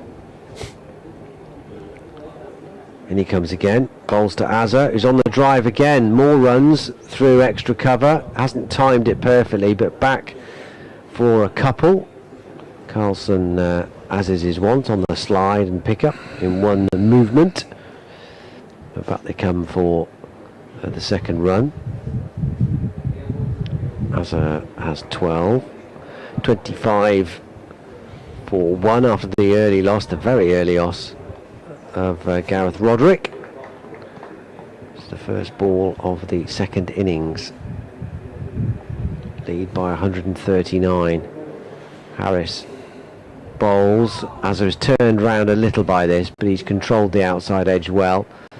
Trickles down to Zain Ul Hassan at deep third. And they come through for one more run.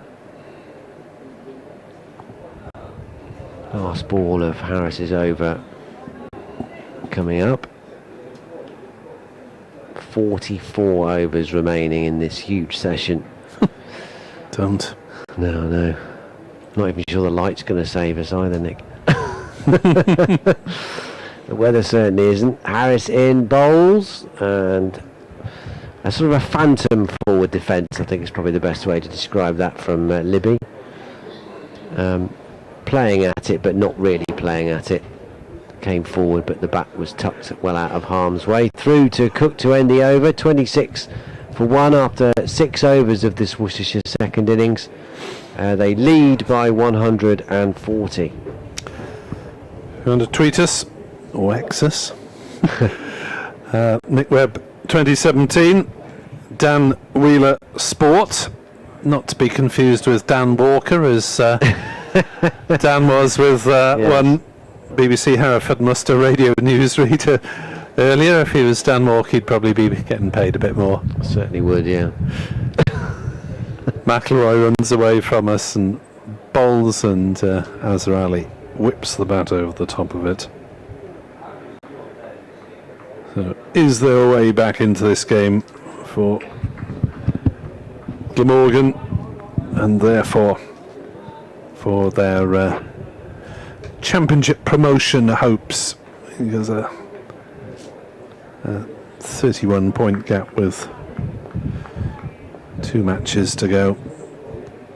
It'd be unrealistic to expect to pull that back, as McIlroy appeals for what? I'm not quite sure. LBW presumably, but the ball's gone way down the leg side, and they're through for 3 leg byes as it trickled towards the fine leg fence. McIlroy was getting very excited about that, but unfortunately for him, Yeah. there were no backing vocals from behind the stumps. No, he was a lone voice, wasn't he? Crying in the wilderness. No support whatsoever. 29 for 1. Lead 1-4-3. Defended by Libby. Back to the bowler. Lancashire's Josh Bohannon has reached 1,000 championship runs for the season. Update for BBC Hereford and Worcester on the way.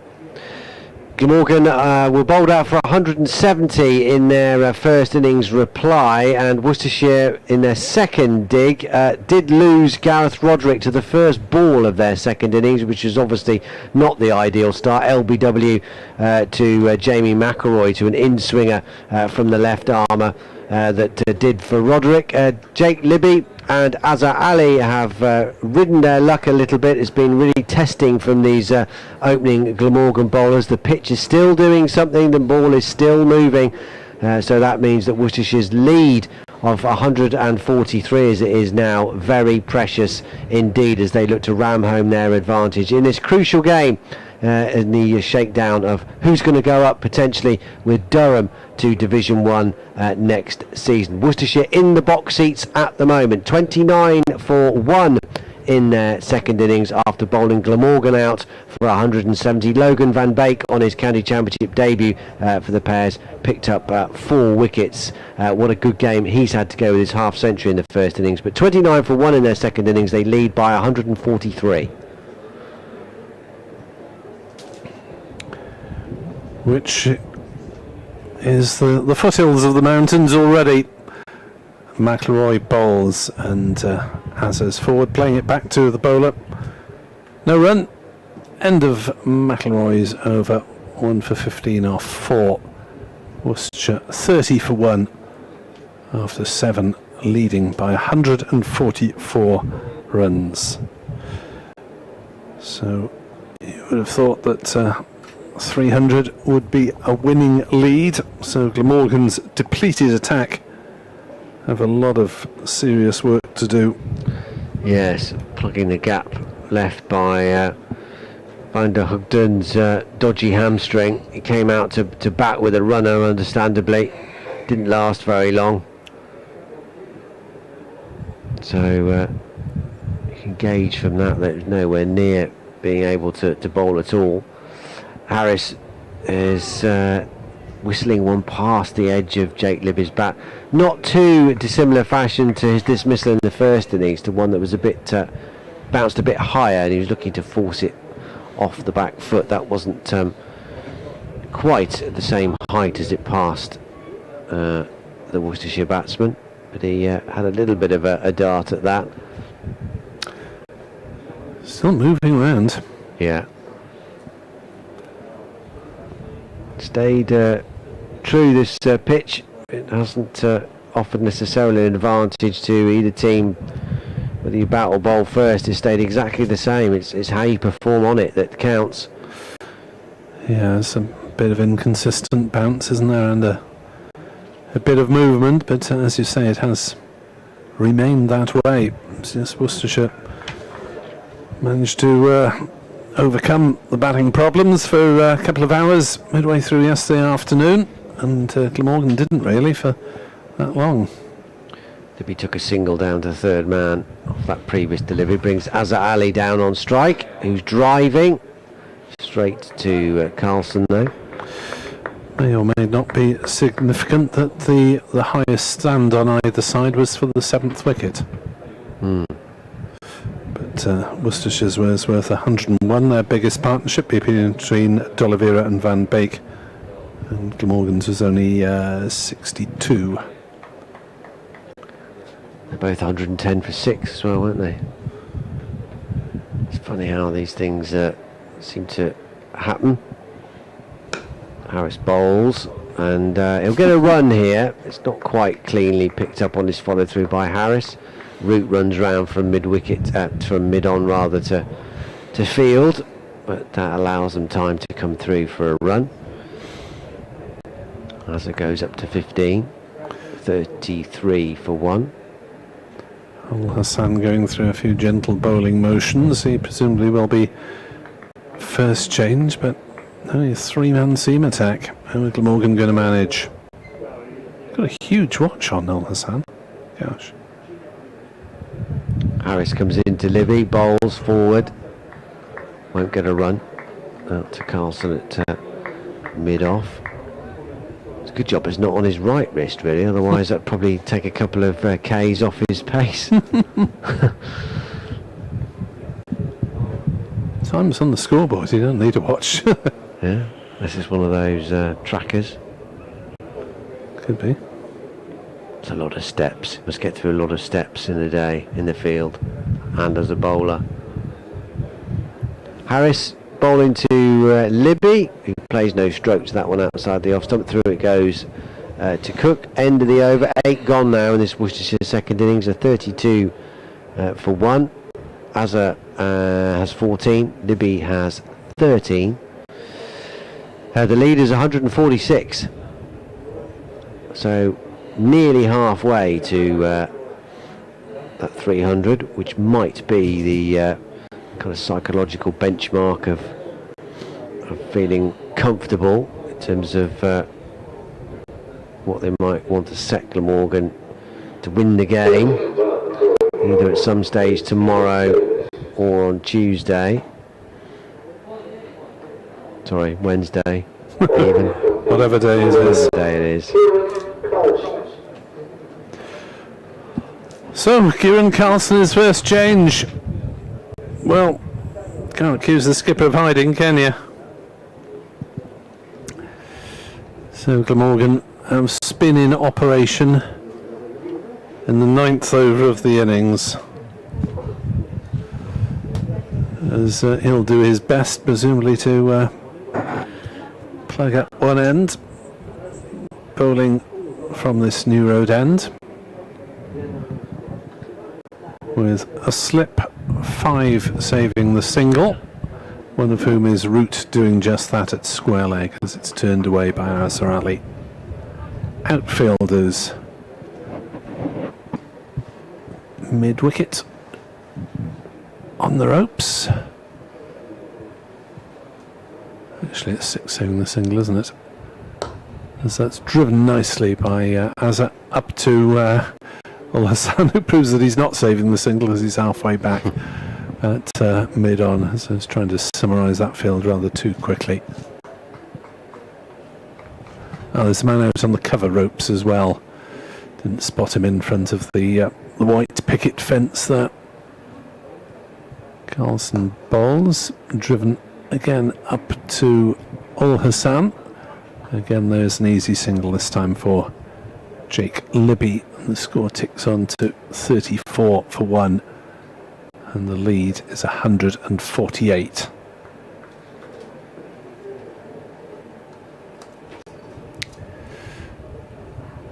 Driven once more up to deep mid-on. Azhar Ali takes a single. I think that's a situation that Kieran Carlson needs to do something about. There's been 3 very easy singles. Maybe trying to tempt them to hit over the top. As Libby turns one through mid-wicket, this will be just the single as subfielder Cian Davis comes sprinting round the ropes. So 4 singles in 5 balls.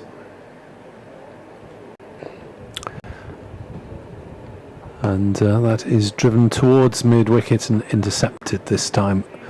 And Azhar Ali remains on 16, Libby's on 15, 36 for 1. The lead is 150 for rugby union fans, as story just got up on the BBC Sport website. Worcester Warriors supporters claiming there are fresh bidders for the former Premiership club, which remains in administration rather.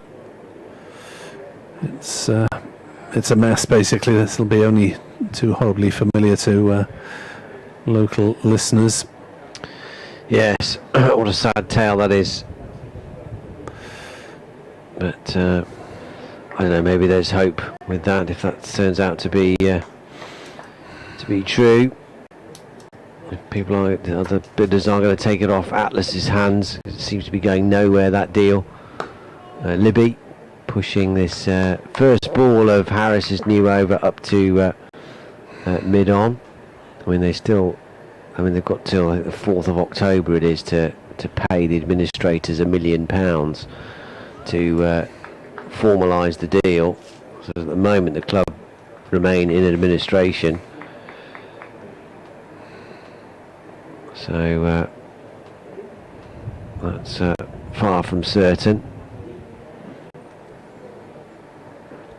Libby waiting for Harris, who bowls to him now and calmly played to mid-off. Yeah, this is the men's team that's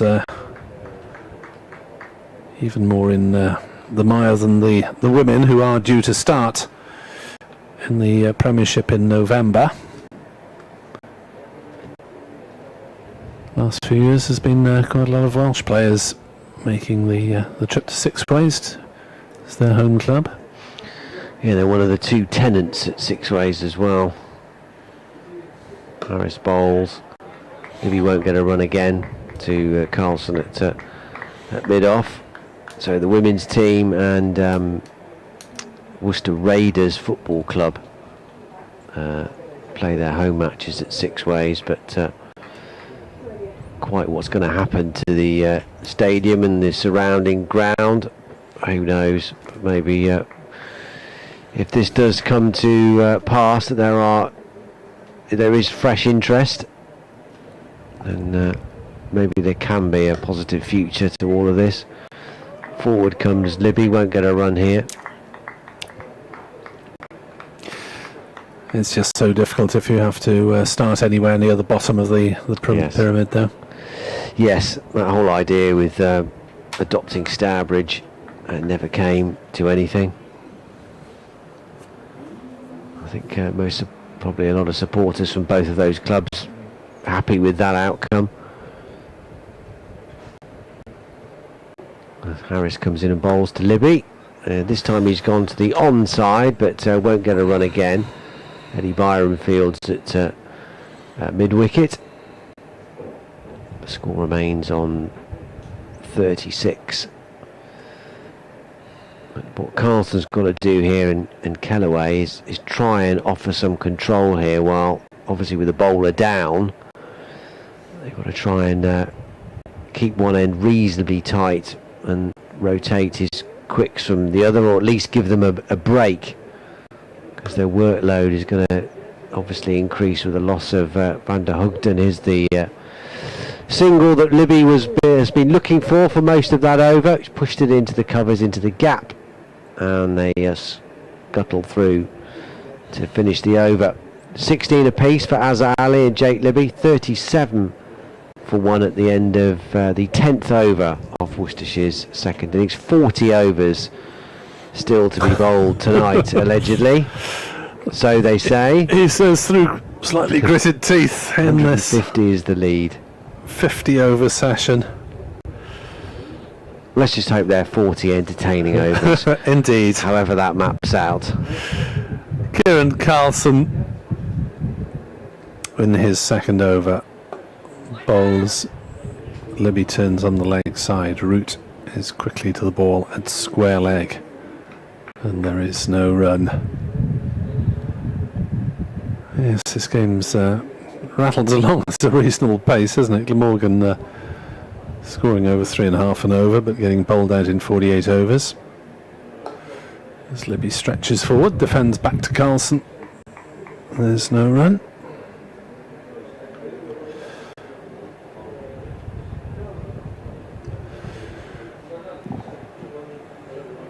Carlson into ball to Libby, who's back on his stumps, turning it out towards mid-wicket, where McIlroy fields, and then lobs the ball gently back towards the nearest fielder rather than trying to ping it in, save his shoulder. Kieran Carlson's gone pretty hard with the sun cream by the look of it. as he bowls to Azza, who fires it to mid-wicket, and there's no run from this distance anyway. That looks like a very bright white stripe. As forward comes Azra Ali, defends back to the bowler. And a fair distance away, but it looks like he's gone the full adamant, doesn't it? Stand and deliver. Can he be the Prince Charming of the Glamorgan side? Carlson bowls, Very driven good. to long on for a single. 39 for 1. Azza Ali and Jake Libby just ticking along nicely. No real alarms. 39 for 1 after the first ball loss of Gareth Roderick to Jamie McIlroy. That's a bit better from Carlson. Just 2 runs coming from that over. That's what he needs to do. Just to shore things up a bit. It was Quick's a bit of a breather. Harris at the other end. Cap off ready. 5 overs, none for 15. But it's just a bit becalmed at the moment after that harum scarum start with a wicket with the first ball, and then it was a real effort for Azza Ali and Jake Libby for the following 3 or 4 overs, probably a bit longer than that actually, as Harris beat the bat on numerous occasions. He's right on the mark again here, as I can't do anything but play it to mid-on. But to Worcestershire in no rush. Plenty of time left in the match, of course, and it's accelerated on, so bat well in this second innings. And it's going to be very, very hard for Glamorgan to deny them. Harris past the umpire and bowls, Azza forward solidly. Happy just to block it out to Carlson at cover. Crowd starting to thin out, as you might expect, or at least move round into some shade. That's probably what's happened. There's not many now in front of the where the they were all positioned here this morning, right in the full glare of the sun. I'm glad most of them have seen sense now. They either moved into the shade or perhaps had enough. Azza waits, and he's beaten by a cracker from Harris that just leaves him from a length through to Cook. And he goes for a wander towards square leg. I mean, Logan van Beek said it last night about fearing there's always a ball somewhere that's going to clean you up. So you can't ever really feel fully secure when you're batting, and that was an example of it there. From nowhere, that's just taken off a bit and could easily have grazed the outside edge. As they're still there though on 17. Harris bowls to him, won't get a run here, turning it to mid-wicket. Eddie Byram is in like a flash to field. Yeah, the rows of seating now looking pretty empty in front of the hotel, and moving round in front of the digital scoreboard and the trees by the in front of the cathedral. And then as you arc round towards the Basil d'Oliveira stand, there's a few more in there.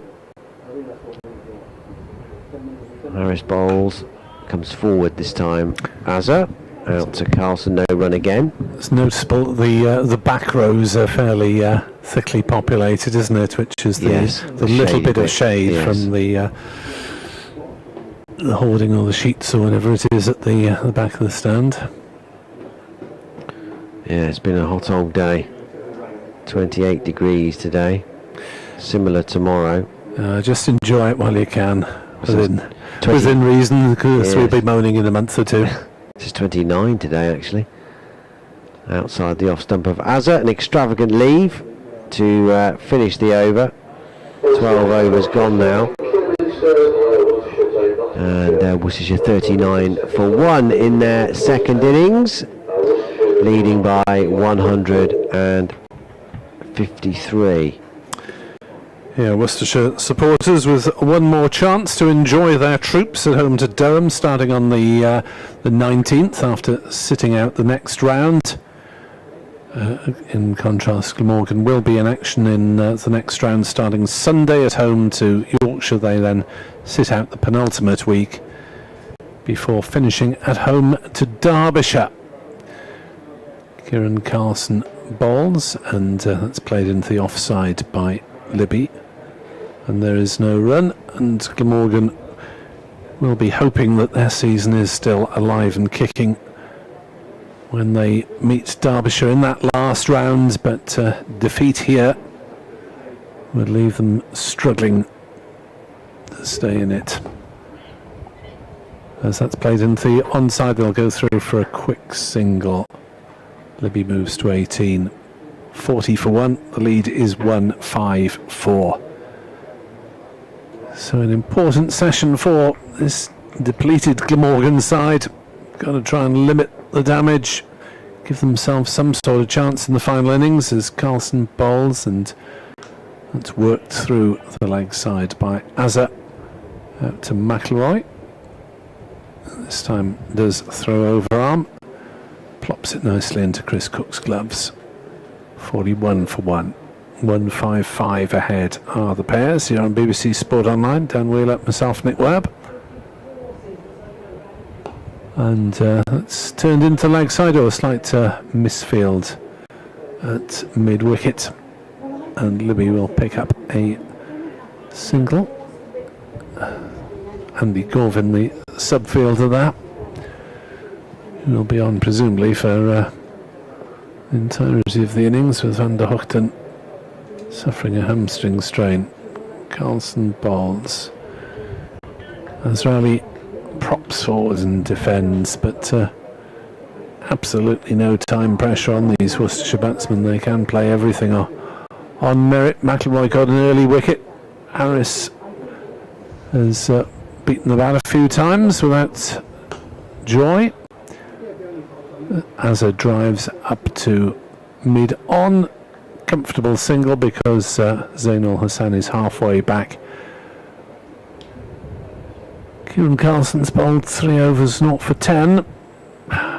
No fireworks out there at the moment. Worcestershire 43 for 1, leading by 157, but Worcestershire just don't need fireworks. They can happily accumulate, can't they, with this rather depleted Glamorgan attack, knowing that there's not going to be the constant barrage of seam that they themselves were able to impose on Glamorgan. Yeah, exactly. There's a change now. Zainul Hassan, they're still going to have pace from the Diglis end. He's coming on for James Harris. Azza Ali was signalling to the dressing room rather vigorously a moment ago. Might be for some new gloves, it seems to be the request. But he's got to carry on with these first, because Hassan is ready to go. Down to 2 slips now. Might be reflective of the ease with which these two Worcestershire batters have progressed in the last little while, after losing Gareth Roderick to the first ball of the innings. In Division 1, leaders Surrey have enforced the follower on against Warwickshire after bowling them out for 161. Zainul Hassan then, in he comes from the Diglis end, a bustling approach, whippy action, and Hazza plays him calmly out to cover, and there's no run. So Surrey bucking the modern trend. Keep the Bears down then, although they've got a massive lead, haven't they? Yeah, lead of 230. Warwickshire all out in 44.3 overs, so the bowlers won't be too tired. Hassan past the umpire, in, and that might just have kept a little bit low on Azza, who's chopped it down into the ground, and it's gone forward rather than back, which is the nightmare scenario when you get an inside edge. So he's managed to not quite hit it there, get enough bat on it, the face of the bat on it anyway, to keep it out. 43 for 1. 19 apiece for Azza and Jake Libby. Al-Hassan in wide outside the off stump, another extravagant leave from Azza Ali. But these two approaching the half-century stand. It's gone along their business quite quietly here, these two, after a testing start with the loss of Roderick, but then lots of playing and missing as well. But they've hung in and they're still there. That's the crucial bit.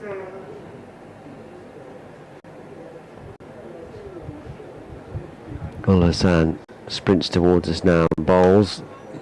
Azza up onto his toes. Plays it up to mid-off.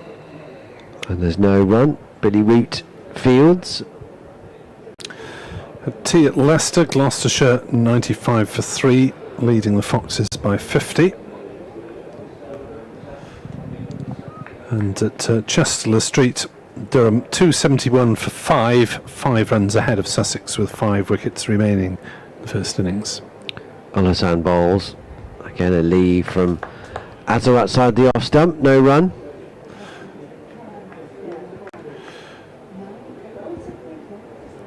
At Scarborough, Derbyshire were 247 all outs, despite 93 from Wayne Madsen. There's a lead of 50 on first innings for Yorkshire, who are 22 for naught in their second innings. A rather weary trudge from Messrs Maynard and Harrison, the Glamorgan coaches, around the perimeter. Al-Hassan in, again wide outside the off stump.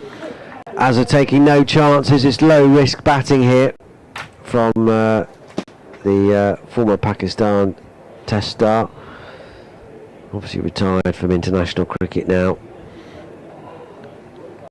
Let's have a look. Let's have a look at what he wants. It is going to be gloves. I think gloves and a drink. Yeah, it's hot work. There might well be a couple of drinks intervals officially. We're 14 overs into the innings, which has a further 36 to go tonight, and I'd better go and inform BBC Radio Wales listeners of what is occurring.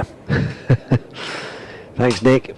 In fact, with this shortly, we'll have an update for BBC Hereford and Worcester's FM programmes in the news at 4 o'clock as well. And it's still good news for Worcestershire, very much so.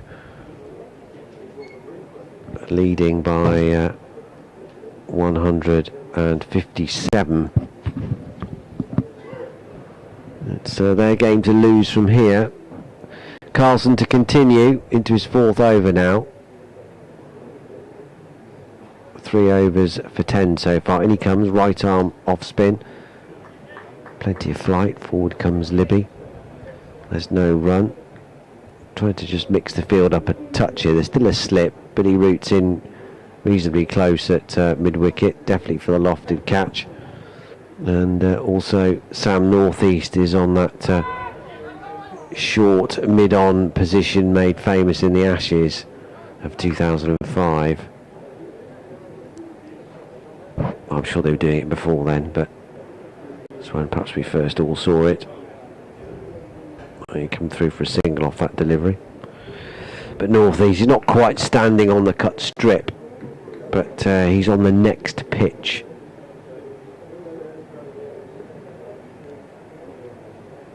As Carlson bowls to Azza, and he just bunts it back down the ground to Gorvin, the subfielder, on for Tim van der Hoogten. Long on. Root did his best to try and cut it off from mid-wicket, but couldn't get there in time. Libby down on strike. Forward to that, and there's no run.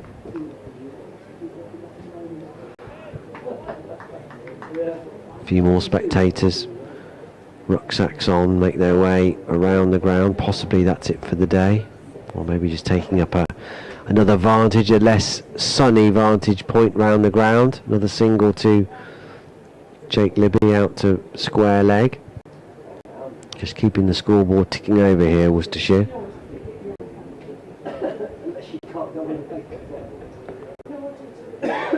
Last ball the over from Carlson. In he comes. On the sweep is Azza. It's good work from Cook. Taking it down the leg side and then removing the bails immediately. Azza had his back foot anchored over the popping crease. Umpire Bainton at square leg. Quick shake of the head.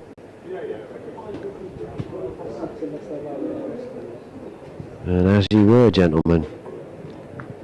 46 for 1 at the end of that over. Carlson 4 overs, none for 13. So he's now starting to offer some control. Glamorgan going to bowler down, remember. So that will increase the workload of Messrs McElroy, Harris and Ul Hassan as they try and disrupt Worcestershire's progress as much as they can. Libby's got runs here. Back foot force through cover point region. Carlson sliding to stop it, and they can see the Glamorgan captain's got ball in hand, so they don't dare risk coming back for a second. That would have been a poor decision. Worcestershire don't need to take any risks here.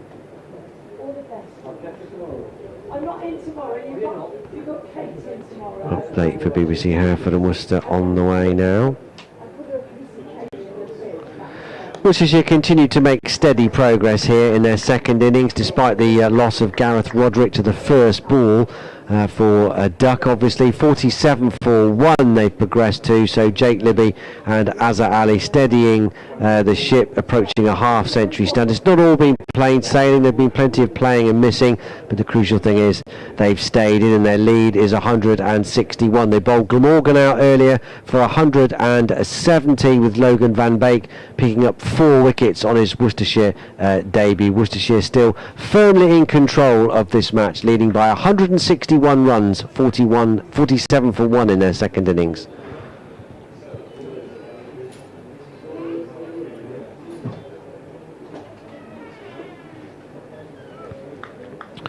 Libby 22, Azza 20. Haven't missed anything as I was giving that update. Into the news at 4 o'clock. There'll be another one at around about 4:30. Nick is also back with us. Ul Hassan sprints towards us now from the Diglis end, and Azza for a split second isn't entirely sure where that ball has gone as he dropped it into the leg side. It was a bit of a late scramble to try and protect his stumps, but no alarm. Was out to Eddie Byram at mid-wicket.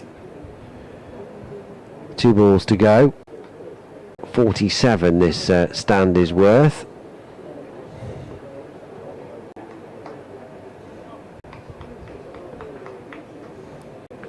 Ul Hassan is nearly ready to go. He's just wiping his fingers at the end of his run, getting the grip right. In he comes, wide outside the off stump. No shot played by Azza.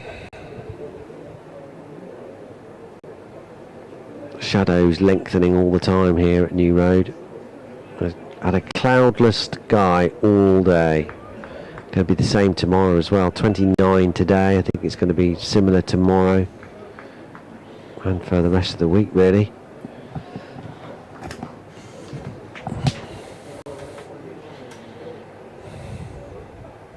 So final ball of the over. In comes Ul Hassan, and runs here for Azza Ali. Might certainly be 2. Don't think it'll be 4. Ben Kellaway gives chase out through point, pulls it up a few yards in from the boundary, and his throw is right in the direct ray of the sun for Cook, who can't see it to take it, and ducks out of the way. Fortunately, there's some fielder backing up behind him.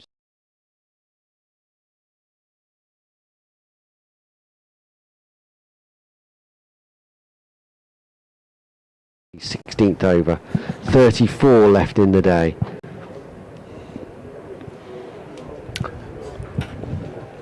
So we will be finishing somewhere around Only 10 past, quarter past 6, depending on how much spin is bowled. Not quite sure how we got that situation. I suppose we had a couple of hold-ups in the morning, didn't we? And we've had quite a lot of wickets today. Yeah, there was the concussion thing, wasn't there? And then the injury. Carlson from the New Road end, driven through the offside by Libby, just backward of square. The applause for the 50 up for Worcestershire, and therefore the 50 partnership. Enthusiastic bit of fielding by the man at deep point. I think it's Callaway. In the far distance, towards the cathedral. 50 for 1, lead 164 for the pairs.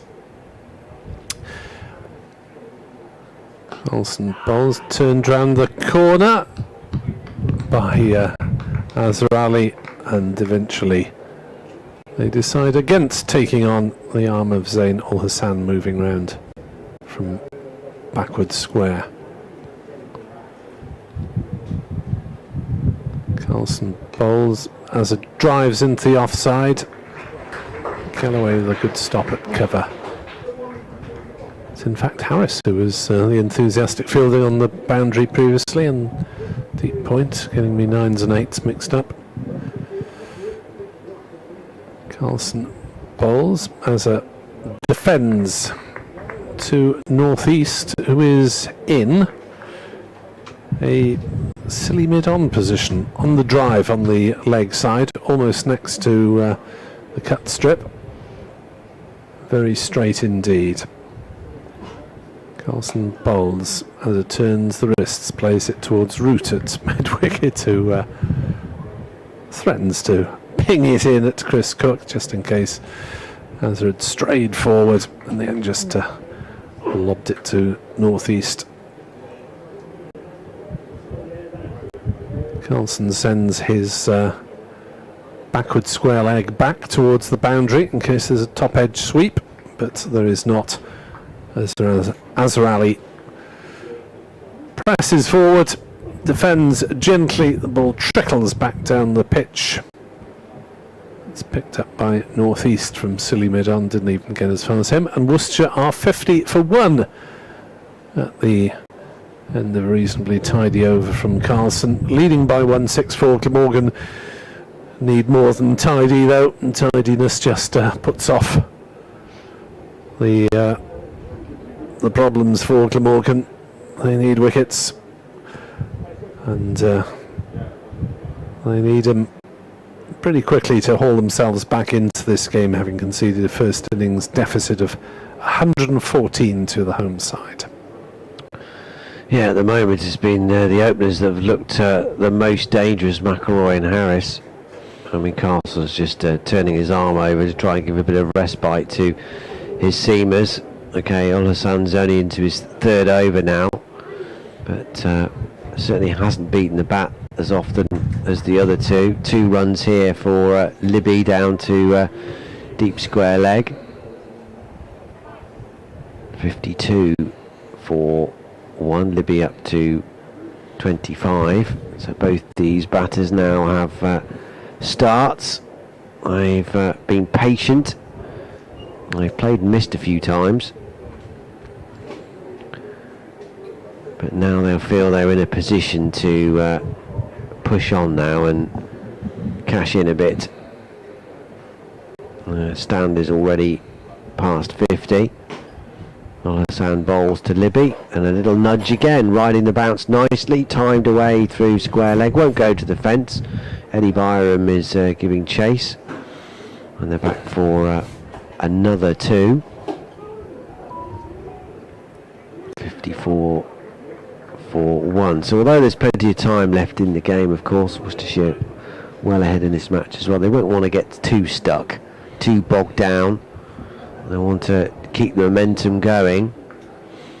And that will help those 2 2s. Libby waits for Ul Hassan, can't get a run here. Just plays it late, back to the bowler, and there's no run. Yeah, we're due to have the women's player Eve Jones with us on Wednesday, but will this match get this far? Yeah, you might have to send Eve an SOS to get here the day before, get here tomorrow maybe. Al Hassan in, Libby wide, plays no stroke, through it goes. Yes, at the moment looking favourite to end tomorrow.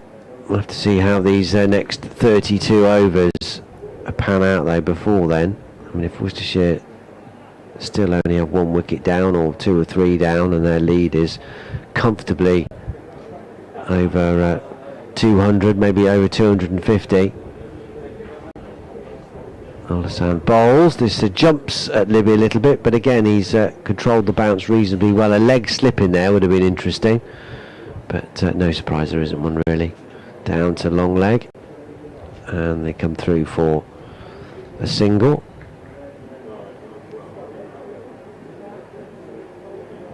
.55 for one. 1 ball to go of Al Hassan's over, none for 8. But at the moment he hasn't really looked too threatening.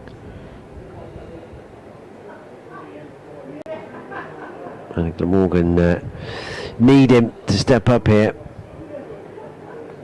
It's got to be a collective effort, I guess, with Van der Hugden incapacitated. He bowls wide of the crease, left alone by Azhar Ali. Quite a lot of balls have been left. Not required to play a stroke. End of that over. 18 overs gone. 32 remain. We've taken tea already, so this is a poor substitute for tea, quite frankly. The cool boxes have come on. The players are going to have a little break for a drink. Send some ice creams this way, someone. Yes. Josh Takers has got a 5 for the young Middlesex bowler. Essex second in the First Division. 235 for 7 against Middlesex at Chelmsford. That on day 1, started a day later. Leaders Surrey bowled Warwickshire out for 161 and made him follow on their 4 for 0. Still 231 runs behind. Gloucestershire, well, just getting something of a lead against Leicestershire in Division 2. Gloucestershire 102 for 3 in their second innings. Miles Hammond 46 not out, a lead of 57 over Leicestershire, and listening supporters of both these sides would not want Leicestershire to win that one. Durham, thankfully for our listeners, are still going against Sussex. They're 293 for 5. That's a lead of 27 runs already over good old Sussex by the Sea. And again, Worcester and Glamorgan supporters hoping that Sussex are not successful in that one.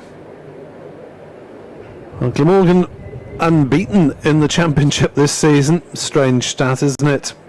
1 win, a 10-wicket victory over Worcestershire in Cardiff back in May, I think. Long time ago anyway. 10 draws to go with it. Worcestershire won 4, lost 2, drawn 5. A 14-point lead over Glamorgan coming into this game, and with apparently a stranglehold on this match as Kieran Carlson prepares to resume after the drinks break. 169 is the Worcestershire lead. 9 wickets still in the shed. That's halfway in their 50 overs international. England under-19s chasing 252 to beat Australia. 168 for 5. That's in the 26th over, so just 84 to win. As Carlson fires one down leg side, he'll have to be careful. There's not too many of those, otherwise might be wided for negative bowling. Has been known this season. Carlson in again, cut away by Jake Libby to a very large vacant expanse at third man. How fast is that one going? Oh, it hasn't reached the ropes. That was a vast chase for Harris round the boundary there. And they've gone through for 3. One of those ones where as a fielder you go, oh, go on, roll, roll, for the sake of one run. Yes, Harris had, well, that must be at least 50 metres to run round there from points to a fairly fine third man. As Hazard turns one on the leg side, fielded by Subke and Davis. No run. 58 for 1. Lead 172 for Worcestershire. Carlson into ball. Reverse sweep comes out, and that should race away to the third man boundary. No need for Harris to chase that one in earnest. Azhar Ali switching hands pretty quickly in proceedings and dispatching it into a very large empty area of the ground for 4. Azhar moves to 26, I think. The sun is on the board, making the numbers slightly less distinct. Libby is on 31, 62 for 1, lead 176. Carlson puts a fielder in at shortish third man, stroke gully, as that one's down leg side again. Not taken cleanly by Cook, not hit by Azhar, who drives this one on the leg side. The scampering Cian Davis does the fielding round from mid-wicket. Prevents it going up to the other sub, Gorvin at long on. 62 for 1, lead 176. So these two continue to tick along. 176 is now the Worcestershire lead. Libby 31, Azhar 26, and 62 is their partnership, having come together at the loss of Gareth Roderick to the first ball of the innings, LBW to Jamie McElroy, which does seem like a long time ago now, and they just haven't been able to follow that up, Glamorgan, although they have induced this Worcestershire pair to play and miss quite a few times. Zain Ul Hassan to start a new over, and just easily turned into the leg side by Jake Libby out to square leg. Famous last words, but it does seem to have eased for the batters in the last half an hour or so. Yeah, Glamorgan just couldn't get through the first tough half of the day, could they? Worcestershire just about did yesterday and profited later in proceedings. But Worcestershire did bowl well when one to take anything away from the pair's attack. It was consistently threatening.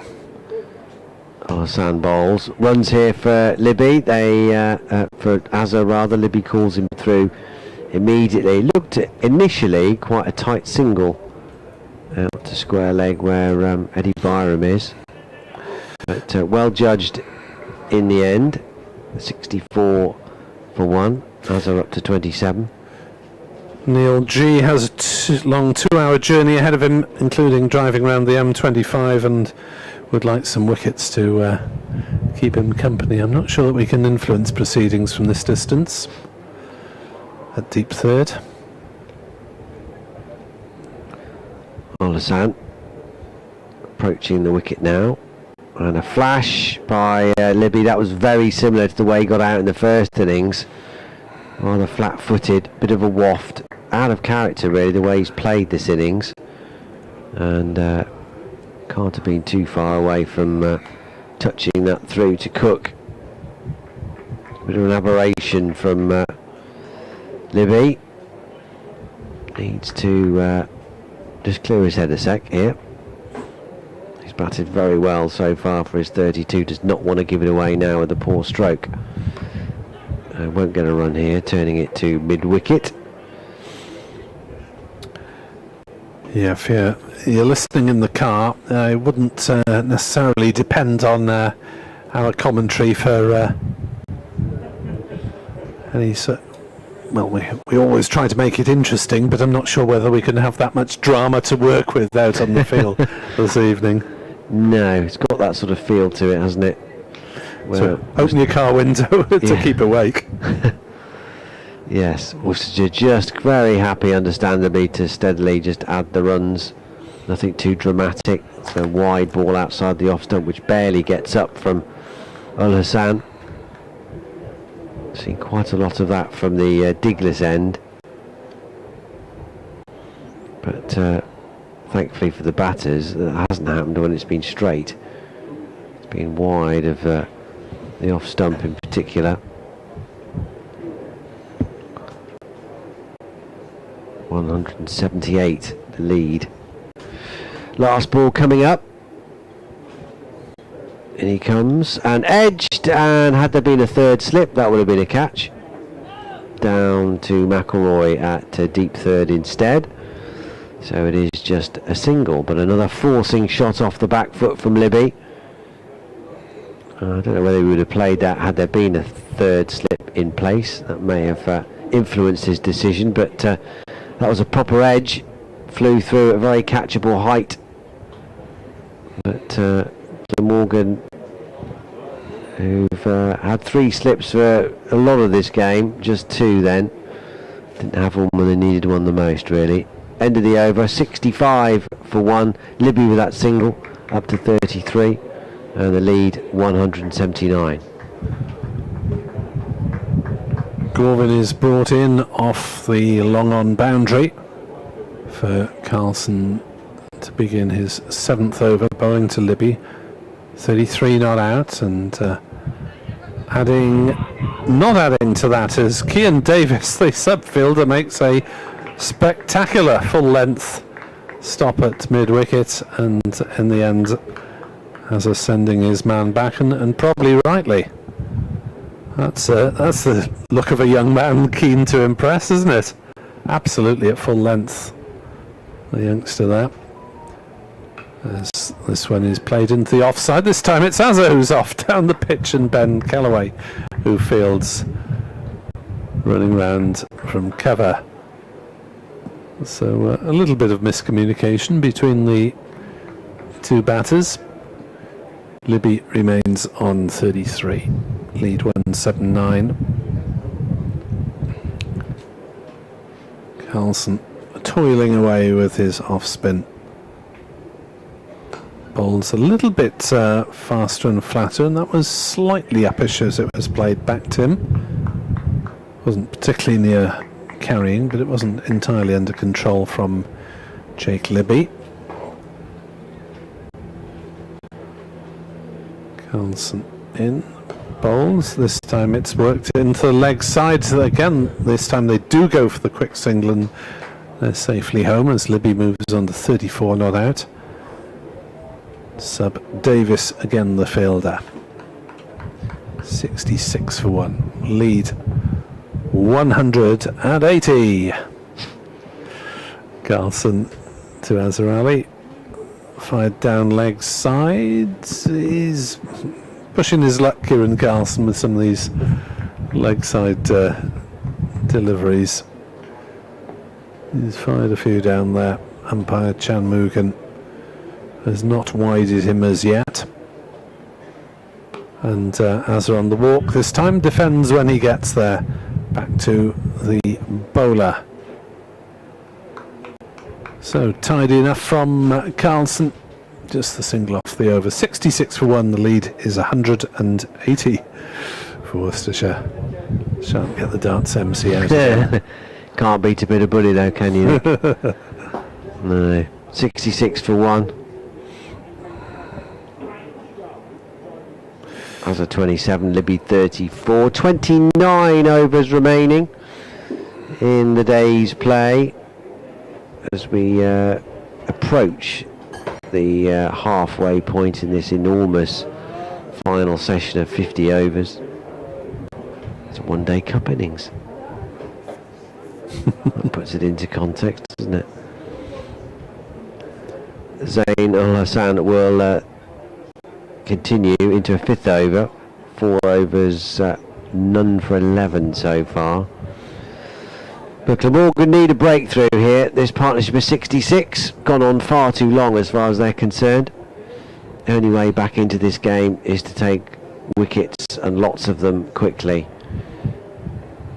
Which is easier said than done, of course, particularly when they're without their main strike bowler. Libby cuts this one. It's past the dive of backward point. And McElroy runs round from deep third to complete the fielding. They're back for... Is that just a single in the end? Just the single, yes, as I thought about the second. I mean, too busy ball watching there. Well, you have to. Yeah. Well, keep an eye on both, don't you? But to be honest, at the moment, Glamorgan look just as likely to get a run out as anything else. Yeah. Been a few True. slight miscommunications between this pair.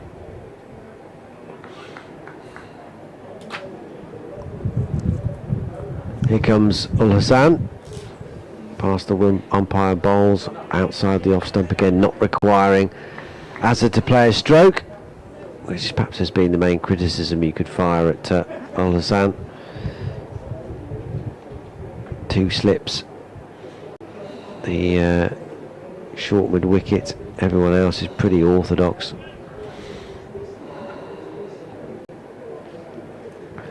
There's a long leg and a deep third, that's it though. As Glamorgan understandably try and hedge their bets a bit, they want to try and keep the close catches in, but it's just the 2 slips at the moment, down the leg side, taken by Cook. As Nick was saying, at the moment, balance of the play, it seems like the only way Glamorgan are going to get a wicket is through a grotesque piece of Worcestershire running. They need a flash of inspiration from somebody.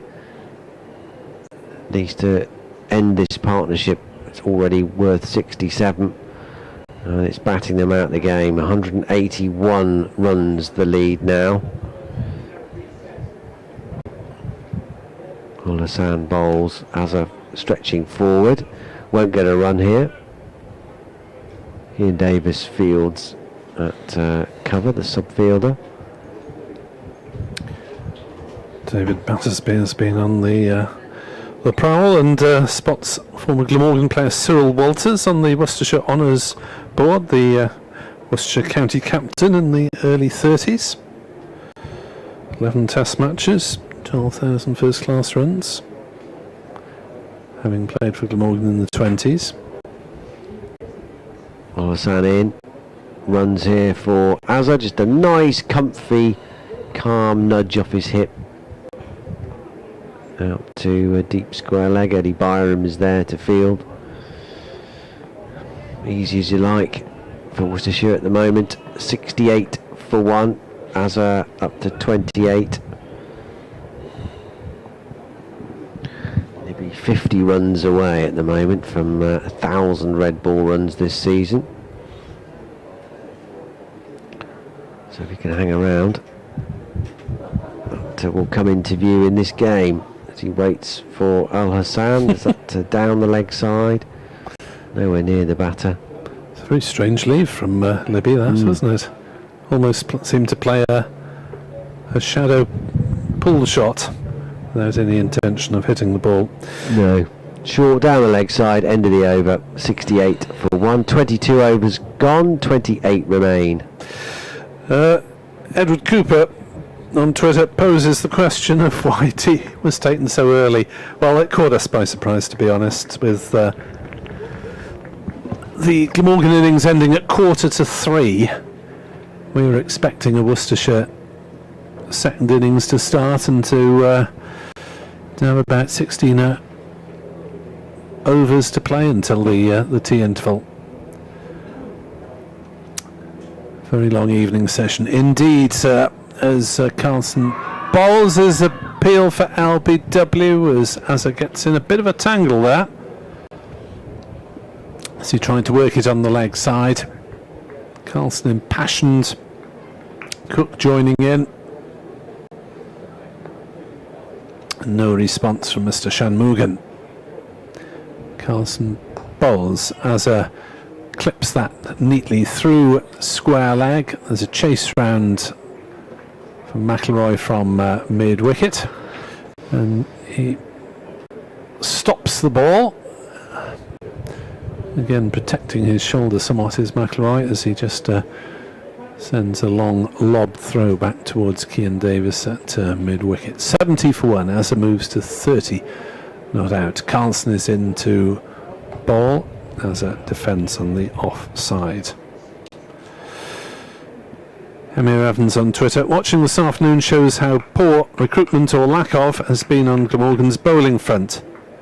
Podmore, meant to replace Hogan, has hardly played. As Carlson bowls a little bit quicker, and Azza turns it to Davis at mid-wicket, no run. Indeed, I'm sure Podmore is as frustrated as anyone with his failure to make a mark this season.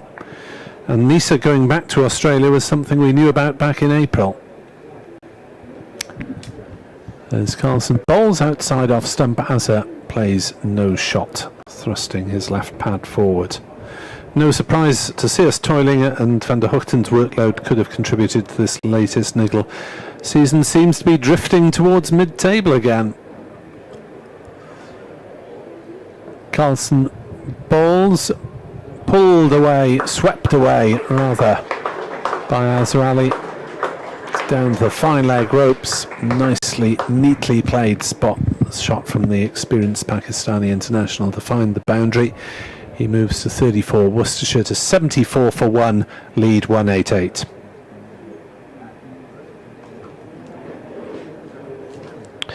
Yeah, certainly is, and Worcestershire are enjoying the sunshine here. 74 for 1 in their second innings, so they lead by 188, and they've recovered from the early shock of losing Gareth Roderick to the first ball of their second innings. LBW for no score. Jake Libby on 35 and Azhar Ali on 30 have ridden their luck at times. They've played and missed a bit, but in the last half an hour or so, it's been pretty serene progress for the pair. So Worcestershire going very well here, having bowled Glamorgan out for 170, who had threatened a similar revival to the one that Worcestershire produced late in their order yesterday, but Billy Root, who finished unbeaten on 30, ran out of partners in the end as Glamorgan lost 4 for 7 as their innings was wrapped up in double quick time. Logan van Beek on his championship debut for Worcestershire to add to his half century in the first innings, finished with 4 wickets in the second, and Worcestershire have powered on. 74 for 1 in their second innings. They lead by 188 and remain in a great position.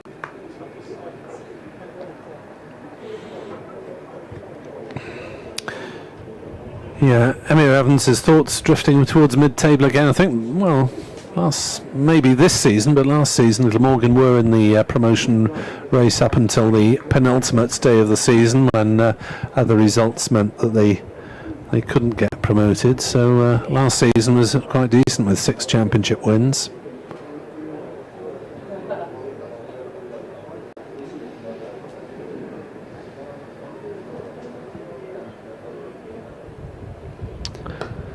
Sorry, go on, Nick. Do you want to? As McIlroy bowls, and that's played towards mid-on by Libby. No run.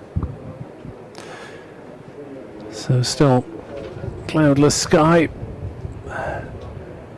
Not very often in the course of a British summer that you get the spectators running for cover away from the heat, but that's been the case today. As McIlroy bowls, and Libby turns that one to mid-wicket, and there's no run. I think quite a few of those remaining in the ground have found the shade in the front of the Hick Pavilion, the ladies' pavilion, and at this new road end of the ground.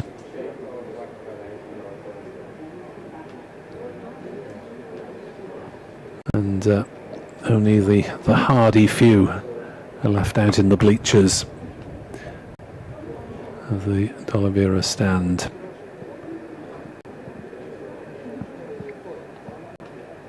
McIlroy in, left arm over, bowls, and Libby plays that one to point. No run. 188, the Worcestershire advantage. And Glamorgan absolutely desperate for wickets. A further 27 overs to go if Worcestershire were to get 90 to 100 runs tonight. Lead would be 270, 290. McIlroy bowls, Libby defends to mid-wicket. No run. Glamorgan just have not had the same consistent menace as Worcestershire's seam attack managed early in the day. Even though this is a pretty strong Glamorgan batting lineup, can't complain about the strength of the batting and their performances so far this season. They didn't really have an answer, with the ball seemingly moving around a lot more than it is now. As McIlroy bowls, Libby pushes towards mid-off, sets off for the single, realises that it would be a needless risk. And there's no run. 74 for 1. Maiden over from Mac.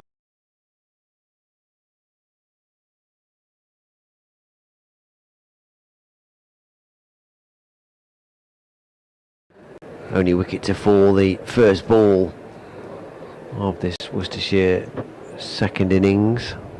And since then, Azhar Ali and Jake Libby have responded in fine style. An hour and a half of batting has taken Worcestershire's lead out to 188.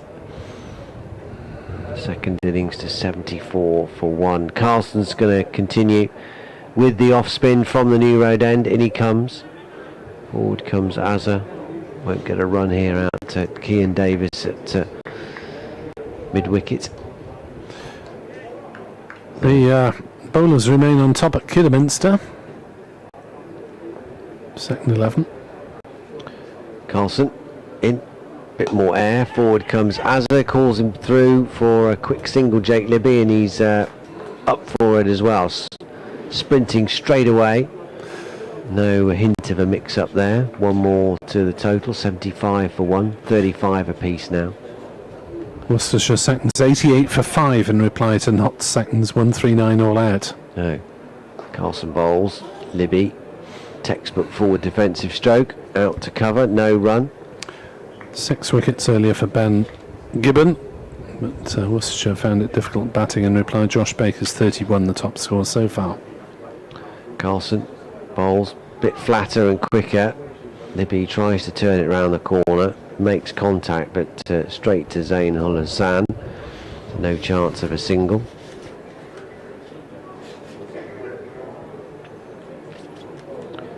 Carlson just cleans the ball on the front of his shirt. He's ready to go now. And he comes.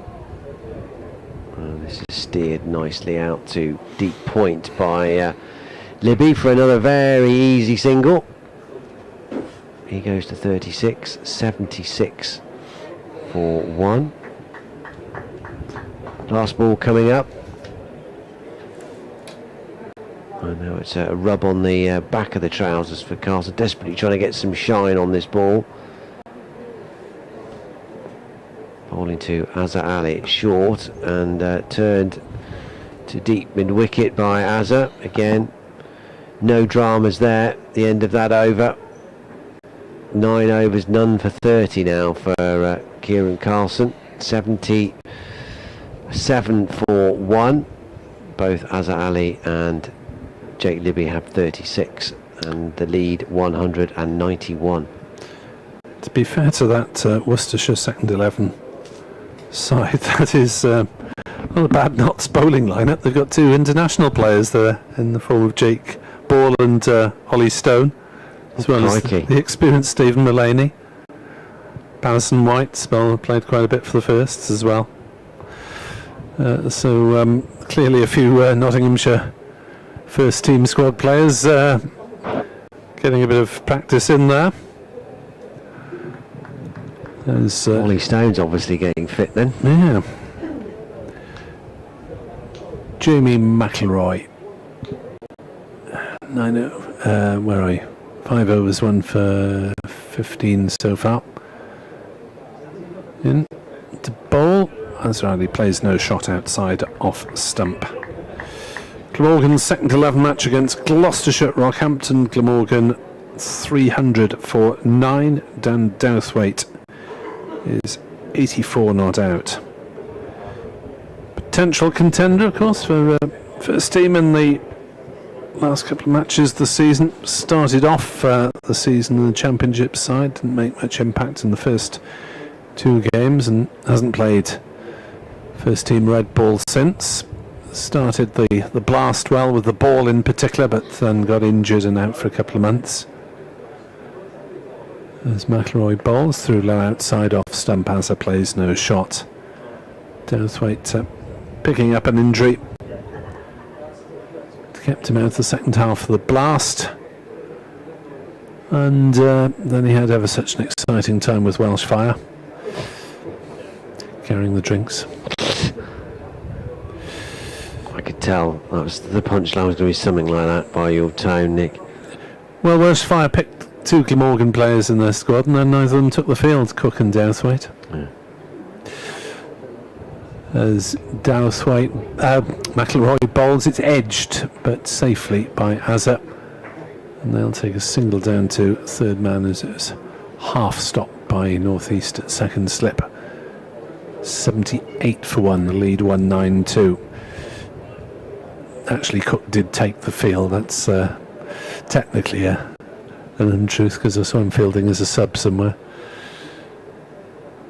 But Douthwaite came back for one day cup match to Glamorgan. And that was it. McIlroy bowls. Libby tries to run one down to third man, but gets a little bit too much bat on it and steers it straight to Callaway at backward point.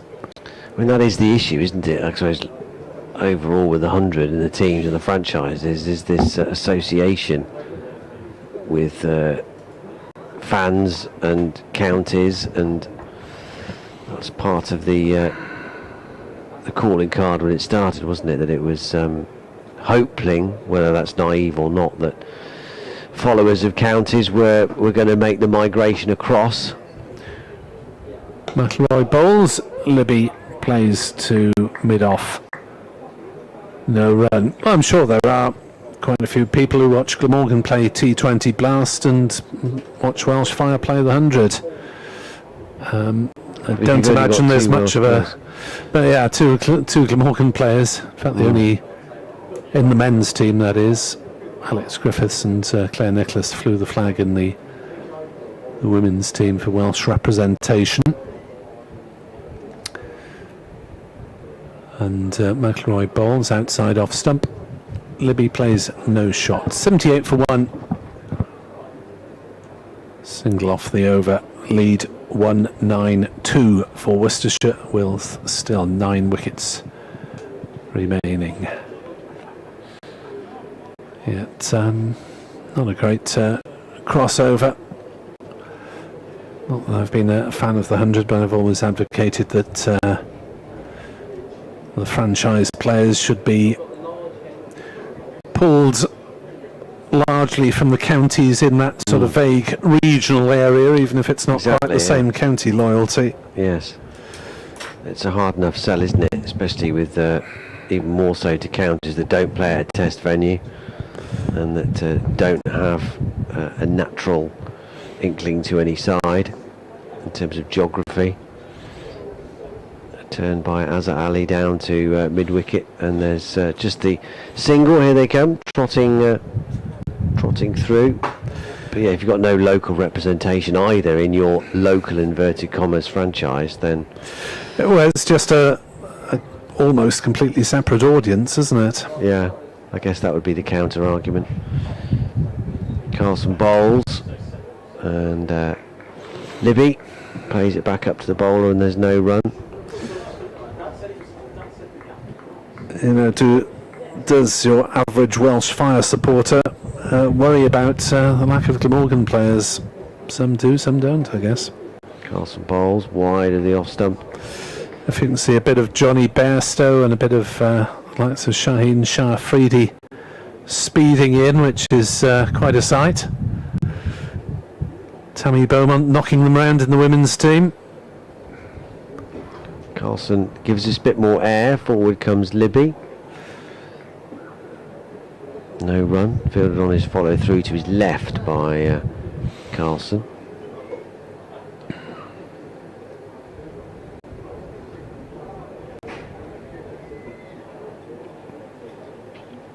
Two balls to go. In comes Carlson.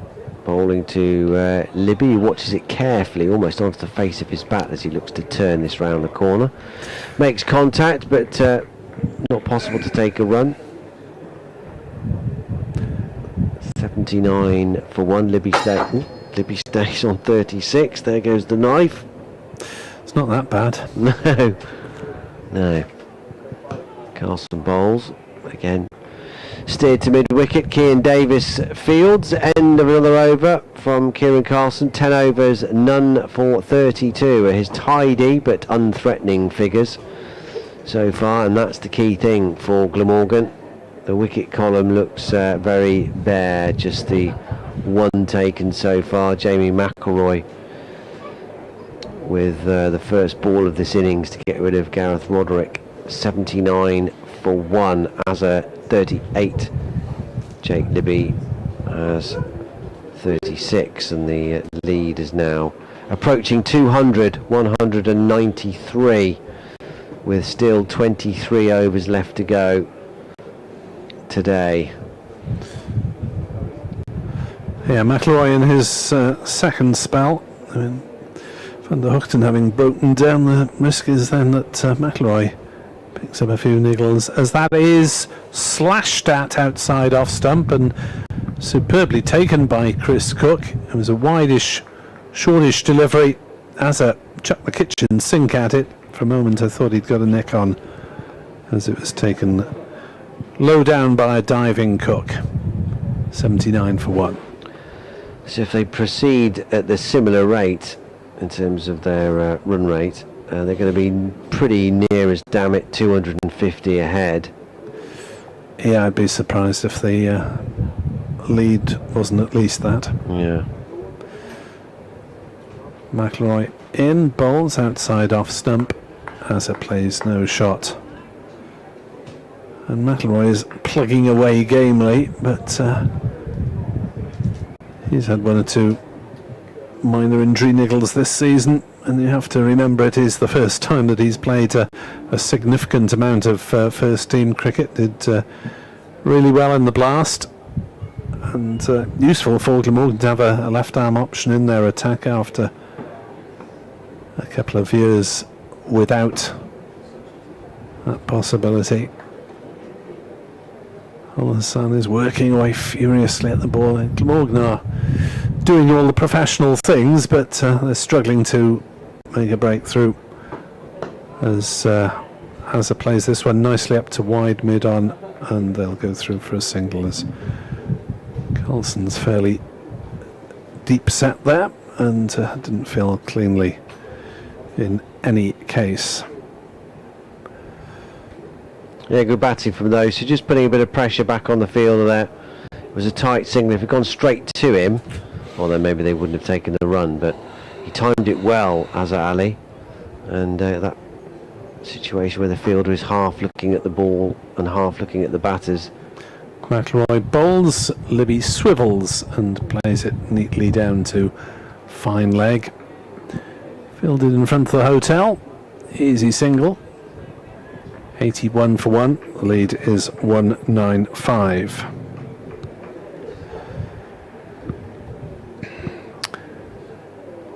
England under 19s, 211 for 6. Need a further 41 to beat Australia with 4 wickets standing.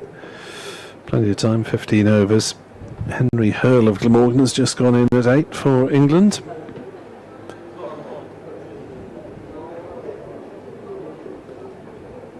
McIlroy from the Diglis end to Azhar Ali. No shot played through outside off stump.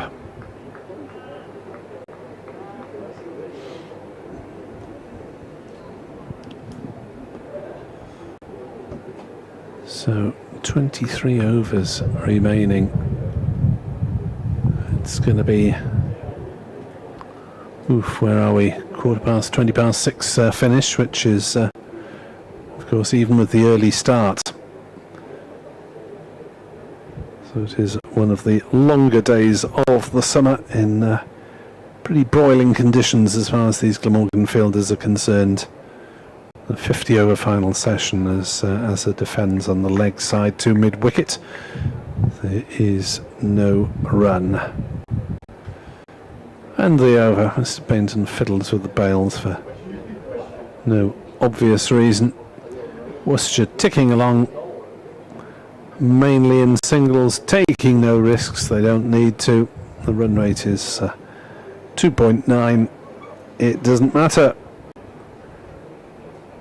Dan Douthwaite has just reached his century with a 6 for Glamorgan. Seconds against Gloucestershire seconds. 100 not out, 4 sixes. 6 fours. 81 for 1 then. Carlson to carry on, wheeling away from the New Road end. He's going to start his 11th over here. But it's been quite straightforward for these two. In he comes, bowls to Libby. Just pushes it back up the pitch. Carlson fields. Still some activity around the perimeter. Fans coming, going, changing seats. Forward comes Libby, playing it out to mid-wicket, and there's no run. Stretching their legs, no doubt, as well. Yeah. Wander around, seeing a New Road from a different angle. Always worth it. Absolutely. The hospitality tent looks as though it's still got a few lurking around there. Carlson bowls. No run here. They think about taking an immediate single. Libby really realises that would be mad. Straight at square leg. Carlson's ready. Arm swinging. In he comes and bowls. Onto the back foot carefully goes Libby. Pushing it up to Kellaway at cover. Yet to see Ben Kellaway roll his arm with his off spinners. Maybe when Carlson's finished his little stint from the New Road end, we might see the teenager come in to the attack. If he's going to carry on with a spin option, that is. He's switching around the wicket, just alter the angle a little bit for Libby, give him something else to think about. And Libby strokes his first ball up to Billy Root at mid-on. 1 ball left.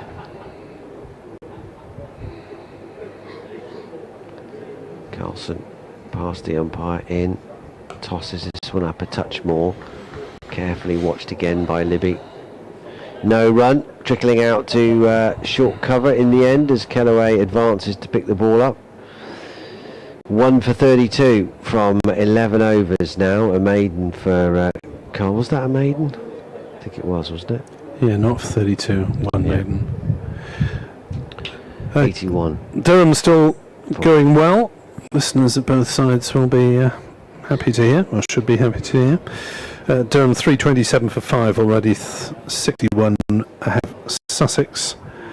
But Leicestershire are still fairly strongly placed against Gloucestershire. The not so glorious Gloucesters 131 for 5 in their second is just 86 ahead of the Foxes, who are in pursuit of both the Pear and the Daffodil in the second division table. 81 for 1. Hold up is for the batters. Is that the second time he's changed his gloves, Azza? I suppose it's hot work out there, but he would have thought, coming from Pakistan as he does, that he ought to be used to playing cricket in some heat. They wear inners as well, batters. I don't think Jake Libby's got any on, has he? Wouldn't have thought so, batting. Yeah.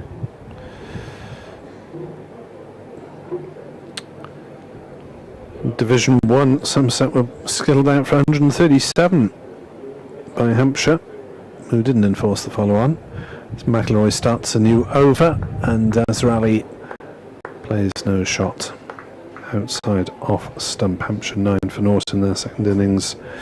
180 runs in the lead. 5 wickets for Keith Barker for Hampshire. Leaders Surrey look to be galloping to a crushing victory over Warwickshire, who are 20 for 4 following on, still 215 behind. Surrey in a hurry. Challengers Essex now 275 for 8 on day 1 of their match against Middlesex. As McIlroy bowls and runs it down into the gully. Callaway is quickly to his left to do the fielding. Essex second placed 275 for 8 against Middlesex. Josh DeKeer 6 for 100. Bit of a one-man operation for Middlesex. Is that a PB? I thought so. Yeah. 81 for 1. Glamorgan could do with someone getting a PB, a CB, or whatever you call it. McIlroy bowls, and there's a slash from Azza, and he's departed. Caught behind. Chris Cook with a smart low catch, and Glamorgan do great. The breakthrough, it's a second for McIlroy. 81 for 2. Azza made 39. And the stand also worth 81. Yeah, batted well with Jake Libby. A bit of a peculiar distal, really. Out of character the way he's batted. Went to cut it, and sort of, thin under edge. Feet stayed where they were, and then the little tickle underneath through to Cook, who took a low catch. Just a moment of impatience from Azza, who batted with considerable patience up until that point, with a strike rate of around 45. And Glamorgan gratefully gather. Good catch from Cook, actually. It was real ankle height, wasn't it? I don't think it kept low, did it? Through lower than Azza was expecting. Sort of seemed to go over the top of it. Haynes in at 4. Looking to just give Worcestershire supporters a little something to remember him fondly by. And this is the last month of his pair's career. Yes, potentially only 2 more red ball innings at New Road for Jack Haynes if he plays against Durham in the next game. But by his own standards, he's not been in much form of late, bar those first 2 games in the county championship. He's struggled really to get going. He has been injured. He's had a knee problem which kept him out of contention for the One Day Cup, but his red ball form not what he would have wanted nor capable of for such a prodigiously talented young batter. But he has the chance here. 81 for 2, so that partnership finally broken.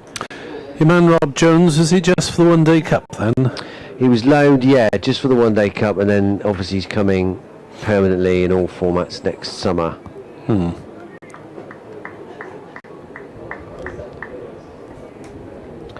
But again, the way he started, Rob Jones, again, it certainly softened the blow of Haynes' loss. Indeed, reasonably experienced batter. McIlroy in to bowl to Haynes, through to Cook. No shot played. Just a single for Jack Haynes in the first innings, who's caught Cook bowled Harris. Harris is probably due next into the attack from the Diglis end, I guess. Not sure whether Glamorgan will stick to spin at one end and seam at the other. Carlson's bowled 11 overs on the bounce. He's bowled some thankless overs, Kieran Carlson, this season. As Haynes pushes forward, beaten, no contact made. Yeah, he's just squeezed out 400 runs so far, Jack Haynes, from 18 innings prior to this game.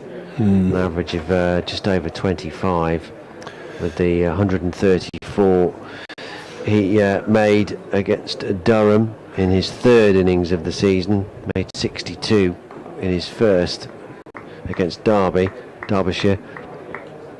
But yeah, not been able to scale those heights since then, really. As McIlroy's in to bowl to Haynes, who prods forward and is beaten again. Through to Cook, 81 for 2 at the end of a wicket maiden from Jamie McIlroy, who has 2 for 18 after 8. Yeah, is it slightly surprising that Haynes is in this side, given that he's going and that he hasn't had a great season rather? I mean, they've picked the extra batter today. He's available. They know how good he is, and a bit like Dylan Pennington, I suppose. I think on form, yes, you could argue that is it worth bringing him back? But if you are going to have that extra batter, Kashif, if they weren't going to do that, Kashif Ali was going to be the one to make way, you'd have thought. Carlson to start a new over. But by playing that extra batter, it sort of removes that conundrum. And Kashif really does deserve his chance, really. He was in the last red ball game against Gloucestershire before the break for the One Day Cup, and did so well in the One Day Cup as well, that you can understand why they've persisted with him. And if they are going to have an extra batter in the side, then Haynes is fit and available, and now how good he is despite his struggles this season. And while he is here and he's fit and available, got the opportunity to make the most of him. Drills this next one out to mid-off. But it might be a bit different in the next game if they decide to reshuffle how they're going to line up, unless he gets a score, which he may well do. Kashif didn't make the most of his opportunity in the first innings, out for just 9. Of course, he's very new to red ball cricket as well. Carlson bowls, Haynes onto the back foot, stylish looking drive out to deep cover, and he's off the mark.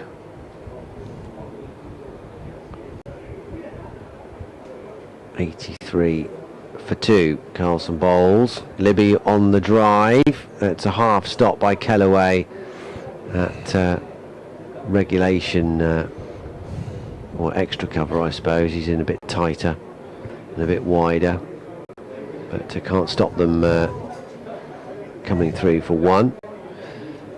Update for BBC Hereford and Worcester listeners now. Worcestershire still sitting pretty in this game, but they have lost Azhar Ali, so that partnership between him and Jake Libby broken finally by Glamorgan on 81. Azhar just getting on top of an attempted cut off Jamie McIlroy, getting a thin edge down to wicketkeeper Chris Cook, out for 39. Libby is still there on 39, and Jack Haynes has just joined him now. He's literally just got off the mark. 84 for 2 Worcestershire in their second innings. They lead by 198. 19 overs remaining of the day's play then. McIlroy buoyed by the success of his last over, in which he got rid of Azhar Ali. Will come into bowl to Jake Libby firstly.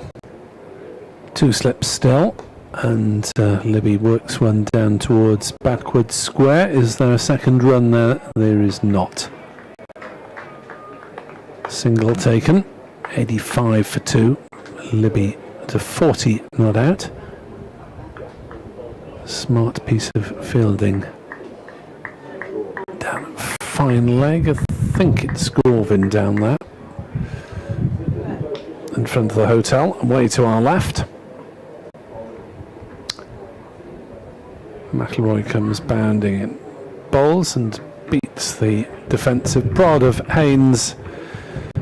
Well, still getting a bit of a ball beating bat, even though Glamorgan's bowlers went through a rather quiet phase there.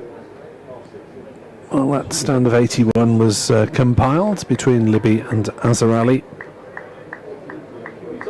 Jamie McIlroy dismissing Gareth Roderick first ball and Azhar Ali for 39.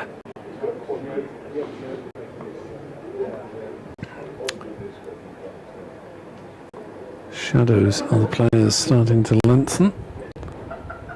As McIlroy's into bowl and Haynes gets on top of it and defends it to Callaway at point. The shadow of the Graham Hick Pavilion has just extended into the playing arena, nice and shady for the extra bodies as subfielders. Yeah, good place to sit, that, isn't it?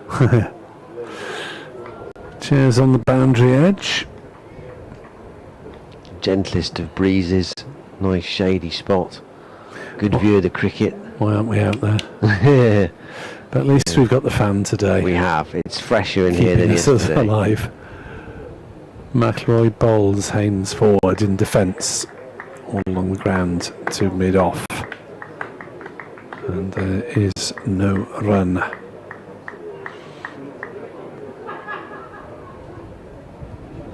So Glamorgan only came here with 12 senior players. And the injury to Van der Hoogten means that Gorvin is on the field throughout for his sins. 85 for 2, lead 199. McIlroy into bowl. Haynes plays this one nicely through the offside. He's timed that really well. It went racing away towards the point boundary. Runs underneath the covers. Ends up against the sheeting as one of Glamorgan's subs jogs round. Toss it back, and that is the 200 lead for the home side. 89 for 2. The lead is 203. And Haynes will feel a little better with that under his belt. Yeah, lovely shot from Haynes. Timed immaculately, likes it there, strong in that area. Maybe that 4 will make him feel like he's in now, he's away. Well, not in, but you know, he's away, feeling better. McIlroy bowls, Haynes defends back to the bowler. McIlroy fields in his follow through. No run. End of the over. 89 for 2. Haynes 5. Libby is 40. Men out Roderick without score. Azhar Ali for 39. And all off this after Glamorgan were bowled out for just 170 in their first innings. Not a great time for the batting to fall apart after some successful matches in the county championship. And they will probably be facing an Everest, not just a mountain, in the fourth innings here. Carlson to carry on. He's got through 12 overs now. 1 maiden, none for 35. Libby on 40, within sight of another half century. Turns this to square leg, and there's no run. If he could get there, it would be a 5th half century of the championship season. Carlson in short, looks to have whacked this round the corner. I'm not sure he's got all of it, but probably enough, not quite to get to the fence, no. And in the end, it's only a single. It wasn't a brilliant delivery. Libby tried to absolutely thwack that miles, didn't really hit it at all. A little bit of an edge and muscles it away, and in the end, just a single. A lot of effort just for 1 run. Yeah, a bit of end of day-ish, the running there, wasn't it? Yes. Oh, we'll settle for a single. Carlson into Haynes. Long stride forward, tumbling effort to stop the ball from Kellaway at short extra. He might have got a fingertip on it, but just made it slightly easier for Eddie Byram at mid-off. Carlson bowls, Haynes back onto his stumps and playing it up to Gorvin at mid-wicket. Carlson bustling through the overs here. 17 to go in the day after this one. And he comes forward, stretches. Haynes won't get another run. Just exercising Gorvin to his right this time at mid-wicket. Scuttles across to prevent any thought of taking a single. Carlson bowls. Haynes happy just to block this one out and see it through. Another over ticks by. Worcestershire 90 for 2 in their second innings. The lead now beyond 200, 204. So they remain in a tremendous position. Libby on 40. He's providing the glue at the top of the order here, second time round, after only making 6 in the first innings. Roderick for 0, Azhar Ali for 39. The batters out, McElroy bagging both of them. Morgan seconds have finally been dismissed for 335 by Gloucestershire at Rockhampton. Dan Douthwaite was last out for 114, including 6 fours and 5 sixes. Douthwaite can be a spectacular hitter on his day. Would he be considered as a possible Van der Hoogten replacement? We will find out next week, as McElroy starts a new over to Libby, who plays off the back foot to Al Hassan at mid-off, and there is no run. England under 19s have beaten Australia by 4 wickets at Hove, reaching 252 for 6 with Dom Kelly 50 not out. Glamorgan's Henry Hurl was 9 not out in a little partnership at the under of 43 to take them over the line. McElroy into bowl, and he's caught it slip. Colin Ingram taking the catch, falling backwards. Jake Libby has gone for 40. McElroy has got 3 for 23. Worcestershire 90 for 3, leading by 204. Cracking ball from McElroy. He's doing it on his own at the moment here for Glamorgan, isn't he? And a good catch as well by Ingram. A thick edge, you could hear it from here, and that went quickly. And a tumbling catch. He's lost his cap in the process, but the crucial thing, he's held on to the ball. And Libby has gone for a well-made, patiently constructed 40 off 93 balls. And Glamorgan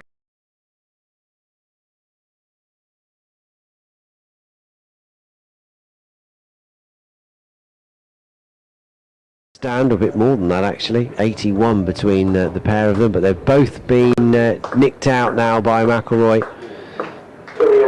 Adam Hose is the new batsman. 90 for 3, the lead 204. Yeah, Hose playing powerfully in the first inning. His 43 before he was 6th out.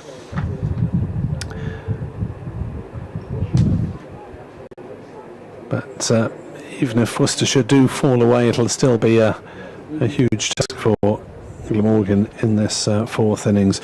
That England under 19 match, by the way, in case you missed me mentioning it earlier, chasing 252 in 50 overs. England started with a stand of 106 in 8.3 overs between Theo Wiley and Ben McKinney, the captain, which must have been quite the watch there at Hove. 90 for 3 here at Worcestershire as David Harrison sets off on a solo circuit to the ground this time, the Glamorgan assistant coach.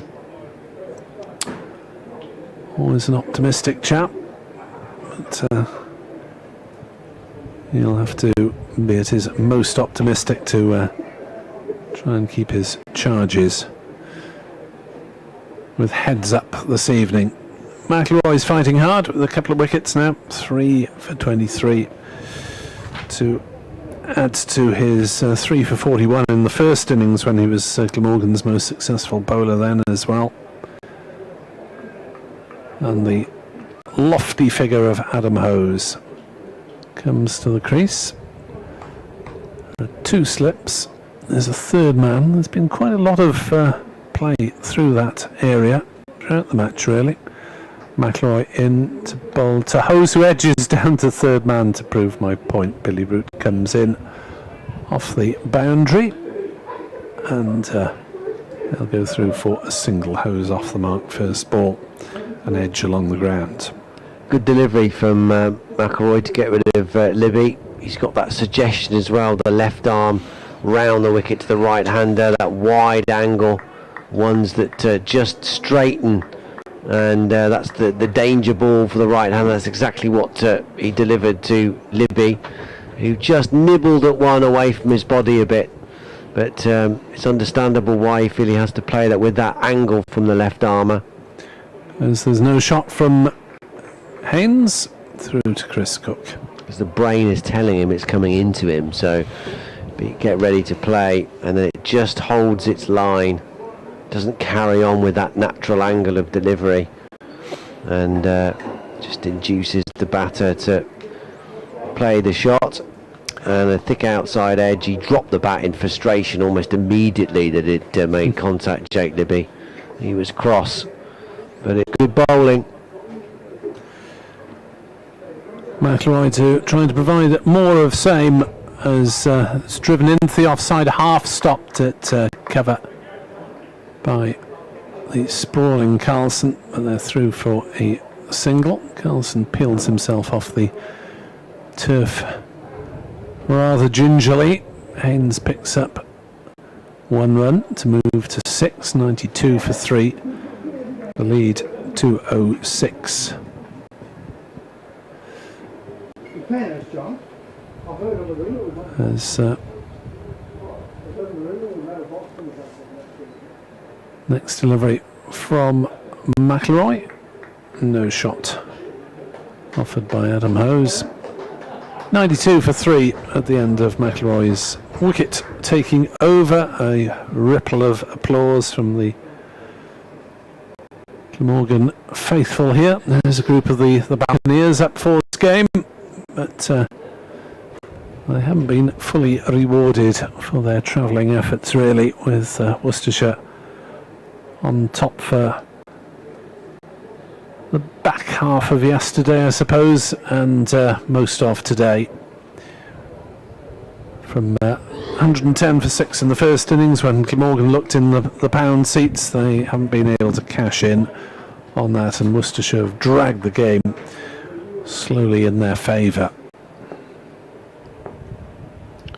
Yeah, this lead now over 200. Still 7 second innings wickets remaining. Carlson to carry on. It's a attempted stumping by Cook down the leg side, but Jack Haynes was going nowhere. Carlson ready to go again.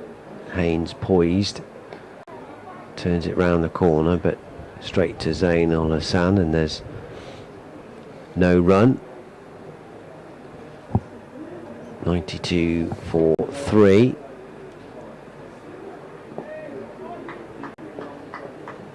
Carlson wipes his hands on the back of his trousers, off he comes. It's short outside the off stump, and Haynes tries to cut it away, but he's only succeeded in hitting it straight to backward point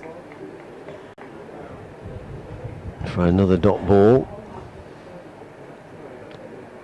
Carlson bowls, Haynes leaves this one, and it beats everybody and goes all the way down to the boundary, but it won't count. No shot offered. Dead ball called. So whether that span and bounced a little bit, don't know. We beat everybody, including Cook behind the stumps. Carlson goes again. Haynes once more looking to find something round the corner on the leg side, but in his previous attempts to find a run, just keeps hitting Zain Ul Hassan. Final ball coming up of Carlson's 14th over. In he comes, a bit quicker and flatter, and Haynes has got hold of that one. That's the shot he's been looking for in that area. Zain Ul Hassan too wide for that, and enough bat on it and fine enough from Jack Haynes to manoeuvre it to the fine leg fence for 4. 96 for 3 at the end of that over. Haynes is into double figures. He's got 10 and 35 overs have gone. 15 remain in the day. Worcestershire's lead is now 210, so it should be beyond 250 and some by the end of play, and then set up for another big push tomorrow on day 3. And of course they will look to back Glamorgan out of the game and then put them under real pressure, under a mountainous victory target. That will be the game plan anyway. Yeah.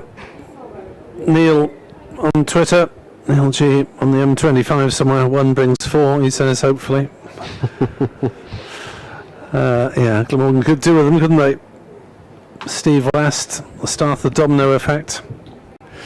Pompey saying he's not lightning quick, but Jamie Rattleroy has bowled really well for Glamorgan across all formats, as he concedes a run here as Hose drives him towards mid-on and they hustle through for a quick single. Yes, McIlroy has been effective in T20 and is playing his way into the championship, really. It's the first time he's claimed 6 wickets in the game. Apparently Ollie Rayner is Glamorgan's other subfielder, I'm told. That's no shot offered by Haynes on that occasion, through to Cook, with Cian Davis and Andy Corvin on the field throughout. Tim Fry makes some interesting points on Twitter with regard to Glamorgan's recruitment issues. McIlroy retreats into the distance and runs towards us from the Basil D'Oliveira stand, the Douglas end. Into Boulder Haynes, who's pushing and caught it slip northeast with a good low catch, and so it's been a disappointing game for Jack Haynes. Just made it into double figures, but he's gone for 10. McIlroy has 4. Worcestershire 97 for 4, leading by 2-1-1.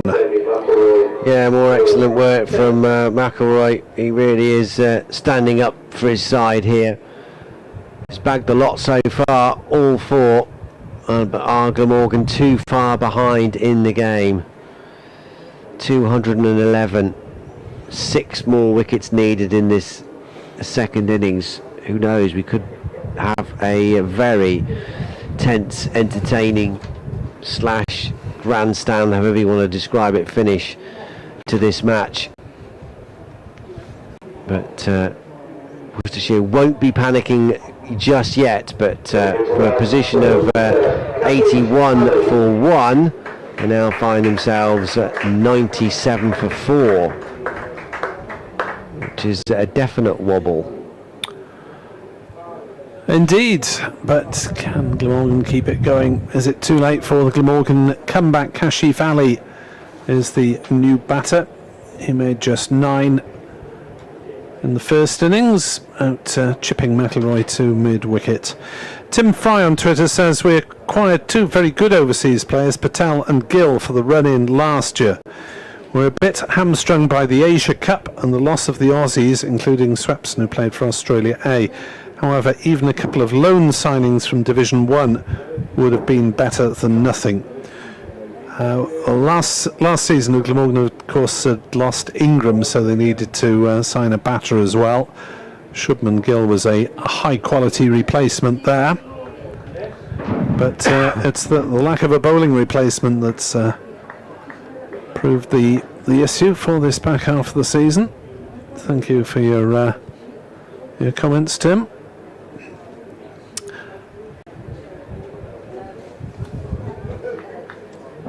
Here comes McIlroy into Kashif, who plays into the offside. Callaway scampers to his right at point and makes the stop. And Swepson, the mid-season block, he played the Australian leg spinner. He took wickets, but not quickly enough, really. Did well in his first match in Cardiff, 3 for 52, 4 for 89. But thereafter, his wickets were quite expensive. And wasn't instrumental in a victory. McIlroy to Kashif, who defends into the offside. Carlson fields at cover, no run. And when you sign an overseas bowler, really, you want wins out of them, don't you, in the championship? Yeah. You want them to bowl sides out, yeah. And Swepson, as I say, impressed in his first game, but labouring mostly in vain thereafter. Well, that's a big ask for a leggy, though, isn't it, I suppose? Yes. To come in the English county season and run through sides. As Kashif pulls this one down to fine leg and will get the single. Gorvin does the fielding. Kashif off the mark. 98 for 4. Lead 2-1-2. Applause for McIlroy. Billy Root's almost trying to cheerlead, I think, for the Welsh supporters in the crowd. Come on, give him a big hand. Well, he deserves it. How many overs we got left? 14. 14 still, Nick, I'm afraid. 4 for 26. I'm not blaming you. 4 for 26 from McIlroy. Are we going to see a change, or is Carlson going to carry on here? I think Carlson's going to carry on. Carry on till midnight. 14 overs he's got through so far. None for 39. Have a think about the field here for the new batter, Kashif Ali. Slip in place. And there's going to be a close catcher brought in. We're going to see the return of the short or silly mid-on. We are, yes. Standing a few yards in front of Adam Hose. Not in front of him, but kind of in front of him, you know what I mean. On that second strip, the one next door to the one they're playing on at the moment. And the turn and throw by Zain Al Hassan towards the non-striker's end as they come through for a single. Misses. I think Kashif Ali was okay anyway, had they hit. So he's picked up a single off his first delivery. That brings Adam Hose down, he's got a couple too. Worcestershire on the cusp of 100 in their second innings. 99 for 4.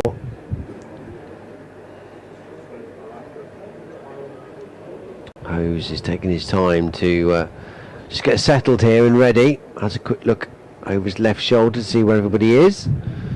Now he's ready. Carlson comes in and bowls to a bit more air, goes onto the back foot, steers it out through backward point. There might be 2 here if they run quickly. They come back for the second. Hose is home very comfortably. Long legs eating up the ground. Yes. That's good positive running from those two to earn the century for the 100 coming up for the home side. Yeah, 215 now the lead. Hose doubles his score.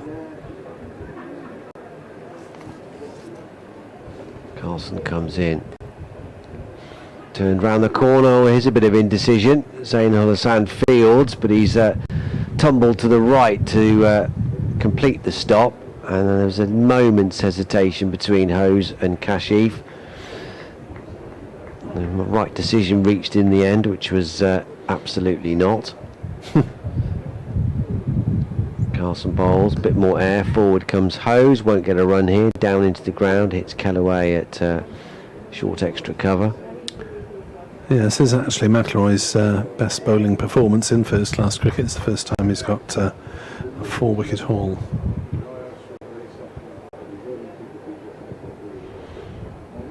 Carlson just pausing for a second, in he comes. Oh, that's a drag down and a reverse lap from Hose, bringing out the white balls shots, and they come back for an easier 2 in almost identical position to that first 2 from a more orthodox back foot cut out to deep point. James Harris is out there in the far distance. I'm surprised we haven't seen him again. Carlson in. Hose defends out to short extra cover off the back foot. End of the over. 15 overs now for the captain, Kieran Carlson. None for 44. 103 for 4 is the Worcestershire total, so their lead is 217. Yeah, David Battersby on Twitter pointing out that several top Pakistani spinners might have been available for Glamorgan, despite their commitments in the Asia Cup.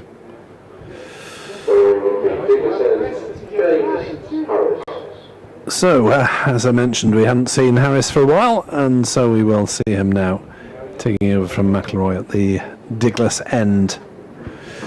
Harris's first spell, 6 overs, 1 maiden, 0-15, and beat the bat on a few occasions. Pretty respectable, as he tosses a practice delivery to Zain Ul Hassan. Still 2 slips, still a third man. Harris in to bowl. It's deflected down towards third man by Kashif Ali, but it doesn't get there because Ben Callaway intercepts from the gully.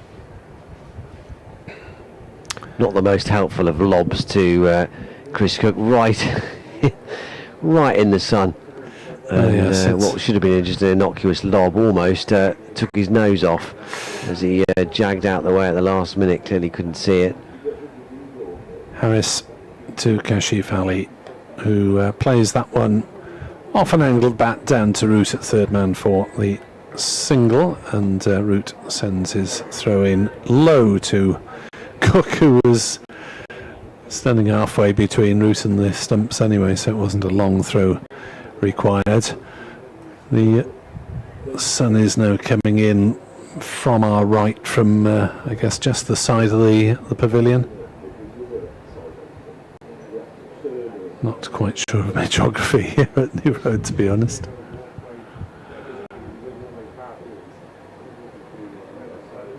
.104 for 4. Harris bowls and Hose plays no shot through to Cook. 217 runs, the lead, effectively 217 for 4, despite McIlroy's efforts. It's been a steady accumulation from Worcestershire, notably that stand of 81 for the second wicket between Azhar Ali 39 and Jake Libby 40. They went in quick succession. Jack Haynes has followed them. Harris bowls, and an inside edge there from Hose. Well stopped at fine leg by Gorvin, just inside the ropes, but they're comfortably ambling back for a second run. 106 for 4. Hose to 8 not out. Off 10 deliveries.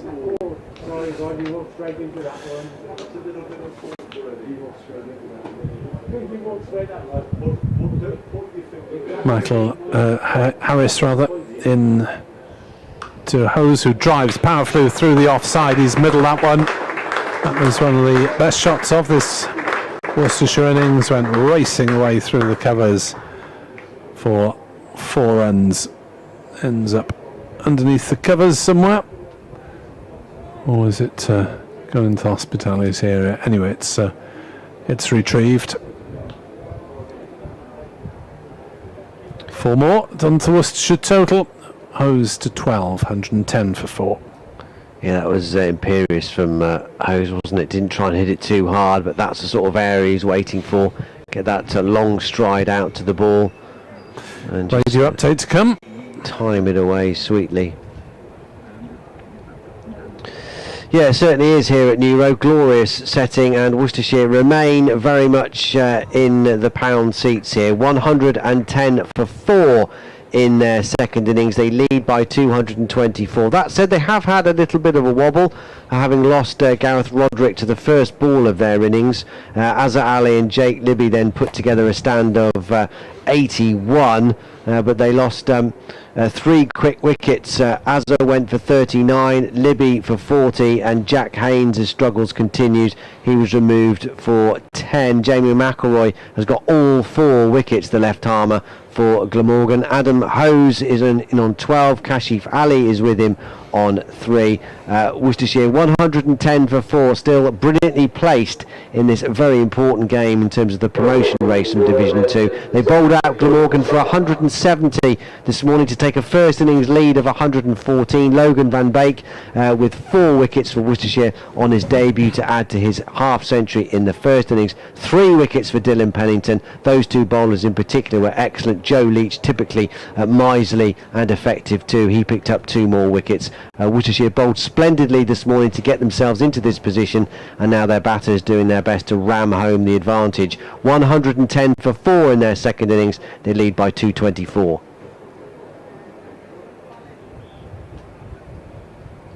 And Zain Ul Hassan, so no spin from the New Road end now. Zain Ul Hassan comes in. First delivery turned off his legs by Kashif. Down to square leg for a single. He's up to 4. Nelson on the board, 111 for 4. Into his 6th over now.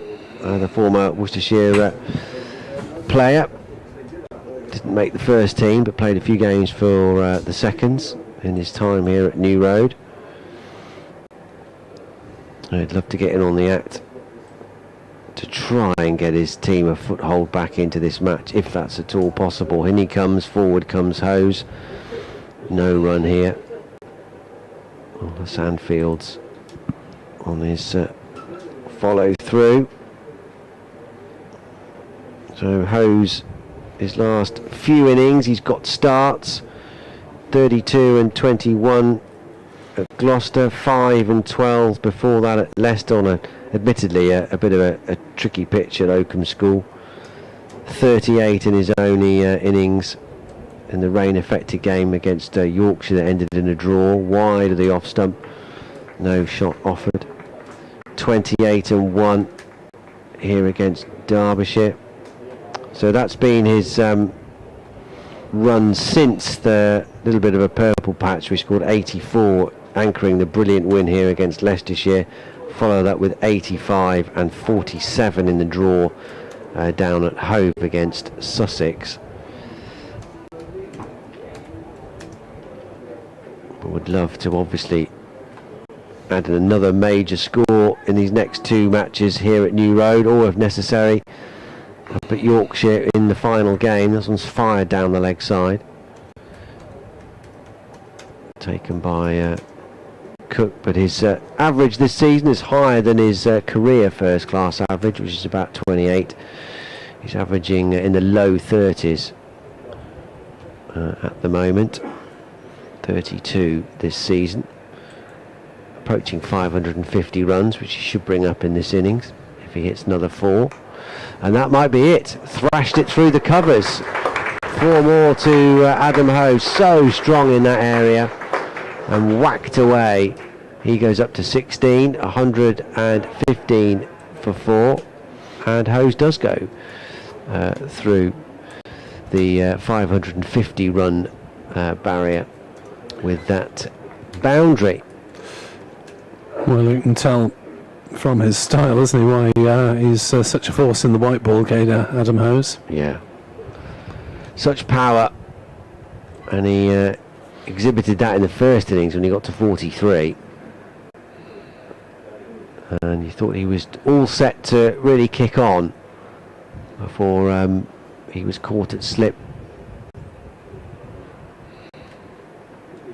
nipping his innings in the bud. But what can he do second time round? Last ball of Zain Ul Hassan's over to Hose, who again heaves at this one, doesn't quite time it though, and in the end, compared to the previous delivery, it rather trickles out to mid-off. Carlson Fields, end of Ul Hassan's over, none for 18.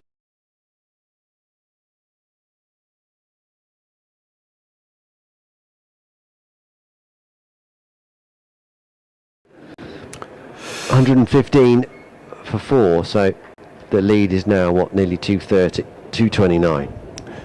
Graham Smith opines disappointing not to see Callaway getting a few overs. Stephen Moss says, following from afar, McIlroy's progress this season has been tremendous. Majid Khan, whom we were talking about earlier with the publication of that book by David Battersby, Majid Khan, the Glamorgan Years.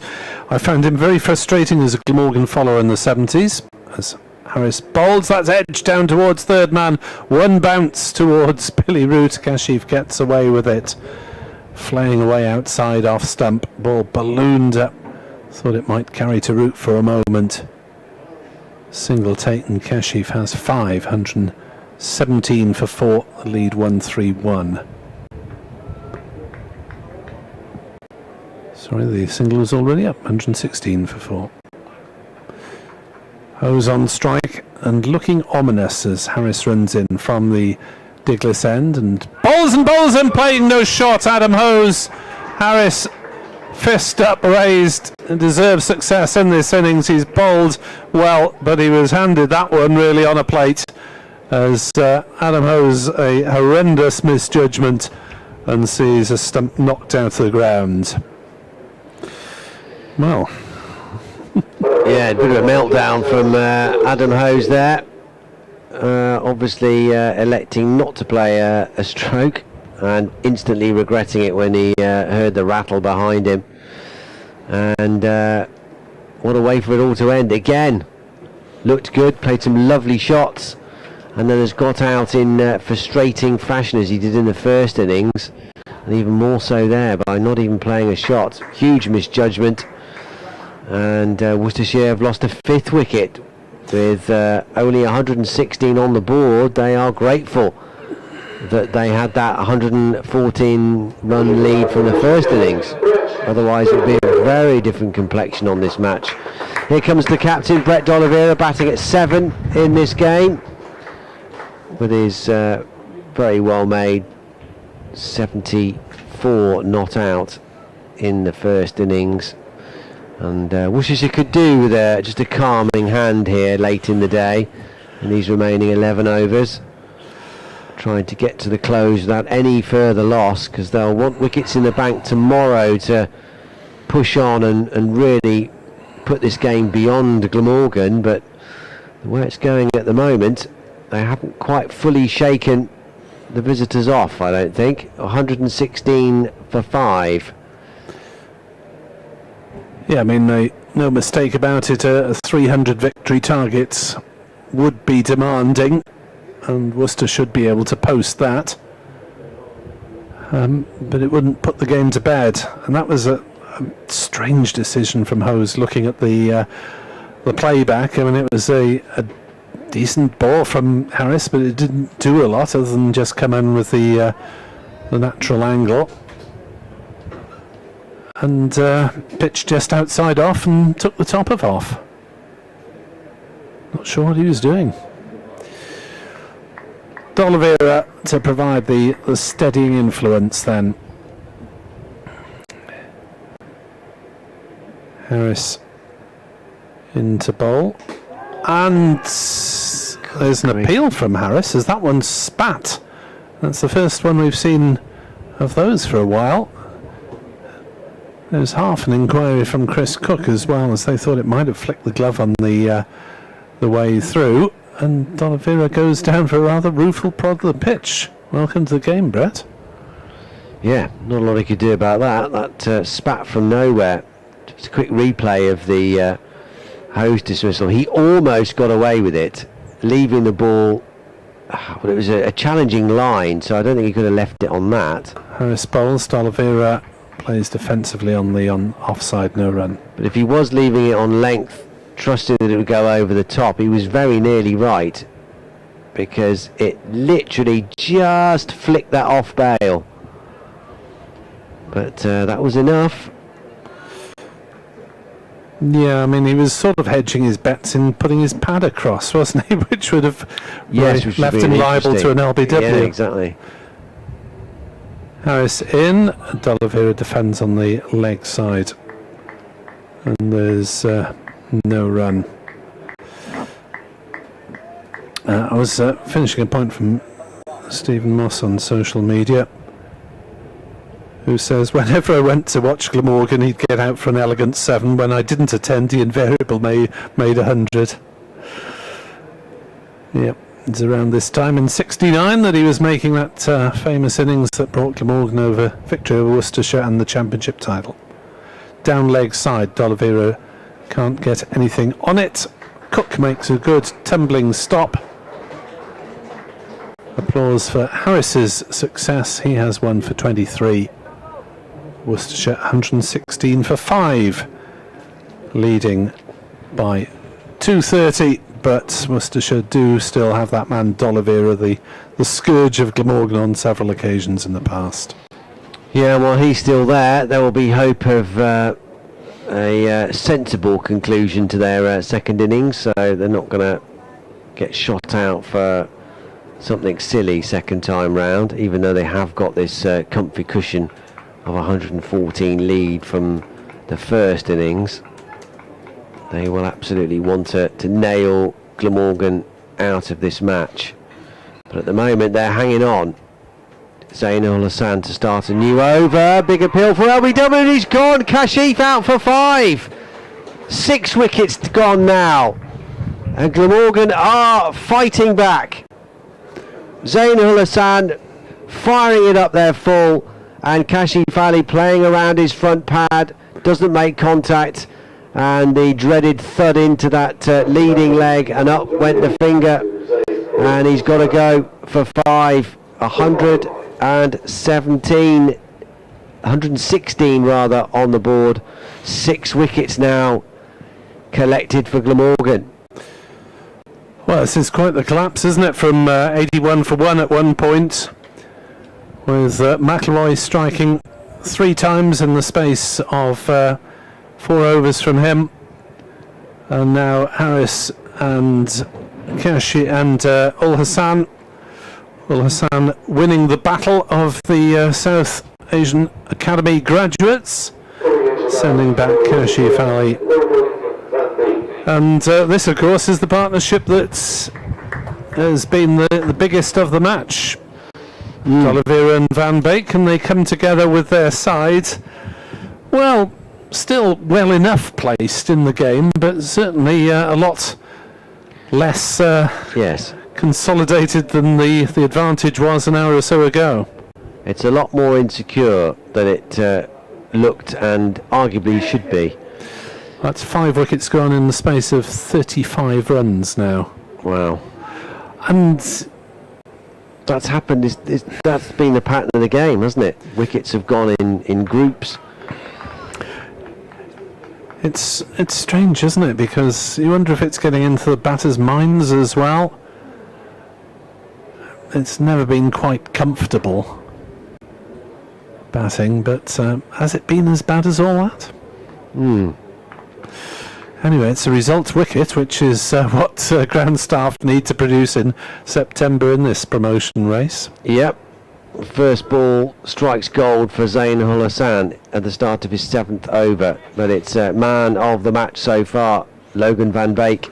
Half century in the first innings, 4 wickets in the second, his best county cricket bowling return in his red ball debut for Worcestershire, facing Zainul Hassan. In he comes, and he's whistled one past the outside edge, and now it's Hassan who's got his tail up now. There's a palpable spring in this Glamorgan side in the field, and you can understand why. They've been under pressure for so much of this game. Wondered how it would go in the second innings, demoralising, facing a deficit of 114, and Worcestershire holding all the cards, and without Tim van der Hugden as well. But this is a gutsy response from the visitors, you have to say. Ul Hassan in, wide of the off stump. He's not going to tempt Van Beek into anything there through to Cook. Yes, you'd still much rather be in Worcestershire's position. However, with 4 wickets to go,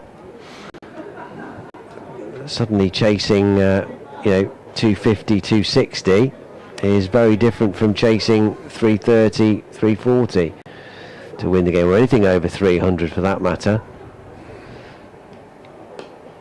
Forward comes Van Beek, plays no stroke. Just won't take a run, plays it up to short extra cover. Of course, there is still the pitch to consider. It's stayed true to its identity all game, really. There's been help in it for the bowlers, and there's been runs available too at various parts of the day. Not too many in the morning, and the first couple of hours has been testing. But it's been some... another one! Van Beek has played no stroke, and that may have taken a deflection off his bat, trying to get it out the way, and it's cannoned onto his off pole, and he's gone. And Worcestershire lose a 7th wicket now, and this is a full-on slide. 116 for 7, the lead is 230, and the game continues to twist. And here come Glamorgan, Ul Hassan, picking up his 2nd wicket, and the second Worcestershire batter's got into a tangle, deciding to play no stroke. First Adam Hose has his off bail tickled off, and then Logan Van Beek, no shot offered. The bat was nowhere near it, but it somehow found the bottom edge of it, I reckon, and cannoned onto his stumps, and he's got to go for a duck. 116 for 7. This is truly bizarre, given that Worcestershire were quietly accumulating in the evening sunshine. Glamorgan were toiling away. Not much appeared to be happening. The batters were playing everything on merit. Libby and Nazar Ali were well set. All of a sudden, 6 wickets from the 30th to the 41st over. Crash bang wallop as Ben Allison comes to the crease, and Worcestershire could do with a repeat of his first innings of 37, because the momentum all of a sudden is with Glamorgan, and it'll be really interesting to hear the views from the dressing rooms this evening as to what on earth has provoked this slide. You felt that Worcestershire's seamers, the taller bowlers, were getting a lot of lift from the pitch earlier on, and Glamorgan don't have that sort of height in their bowling attack, but they're still knocking over the wickets. It's where has this come from? It's not as if Glamorgan have got the new ball that's changed the complexion of things. It's 41 overs old nearly, and it's completely incongruous to what we've seen so far in this Worcestershire second innings. This 81 without loss, 81 for 1 rather, has become 116 for 7. What's gone on? Wide of the off stump. Ben Allison is the new batter. He showed in the first innings that he's a very handy performer down the order. At the end of a successful over again for Zain Ul Hassan. A round of applause from all sides of New Road, which is nice to hear. 2 for 18 from his 7 overs. We have a game. 116 for 7. The lead 230. Well, I suppose Ul Hassan is a former Worcestershire player. Jamie McIlroy, come to that, was born in Hereford. Grew up mostly over the border in Wales, but has played for Herefordshire, I believe. So local-ish leagues, as Billy Root makes a sort of waggling gesture towards a couple of supporters. Harris is in to bowl, driven through the offside by D'Oliveira. That's some way to get off the mark. That is a handsome shot from young Dolly. It's raced away for 4, up to the shade of the chestnut tree, where it's fielded by Glamorgan assistant coach David Harrison. 120 for 7. They lost 3 wickets for no runs in 9 balls in that little passage. 2 of them playing no shot. Yeah. All very peculiar.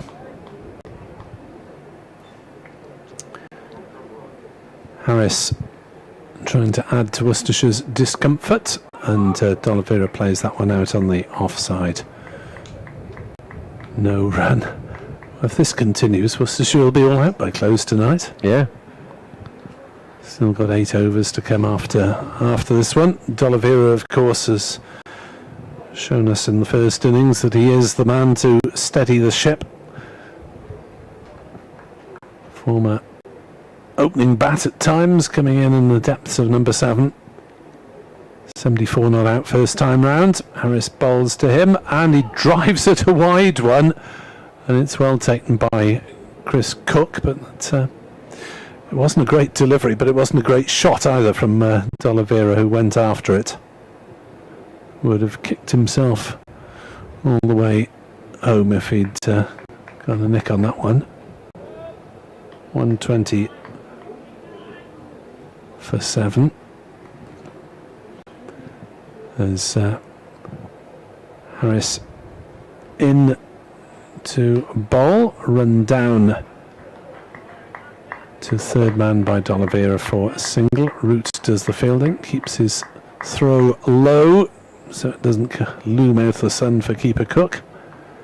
121 for 7. The lead is 2-3-5 as Allison takes guard, and D'Oliveira comes down the wicket and offers a few words of advice, such as don't get out. Something helpful like that. Give me the strike. Yeah. Harris to the tall figure of Allison, who's doing his best not to get out by playing no shot whatsoever, and unlike a couple of his compadres earlier in the proceedings, it's a wide ball and he can afford to play no shot. Seen Hose play no shot to Harris. We saw Van Beek attempt to play no shot and playing on with a leave, which is quite a feat really. Harris to Allison, who's defending this one on the offside. No run. End of the Harris over. Radio update calls me next door. I'll be back within a couple of overs time on commentary. Thanks, Nick. Yeah, we'll should be updating BBC Hereford and Worcester listeners to the FM service, the news at 6 o'clock. It's not good news. Well, it is good news in terms of the overall pitch of the game, but it's not been good news in the second innings. Worcestershire have lost 6 wickets in 2 bunches of 3. 3 for 16 and then 3 for none in 9 balls, which has put them in this hole.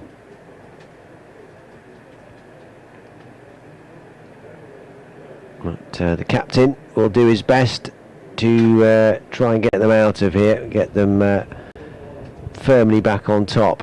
He's got 5 waiting for Ul Hassan. Defends this first ball back up the pitch, fielded on his follow through by the former Worcestershire man. 2 for 18 for him. So at last for Glamorgan, other bowlers have stepped up to support Jamie McElroy, who took the first 4 wickets to fall. Harris and Ul Hassan have joined the party, produced Worcestershire to 121 for 7, wide of the off stump, left alone by D'Oliveira. They'll be feeling very happy about having the security of that 114 lead on first innings, because boy, they've needed it in this second dig. And this collapse has come out of nowhere really.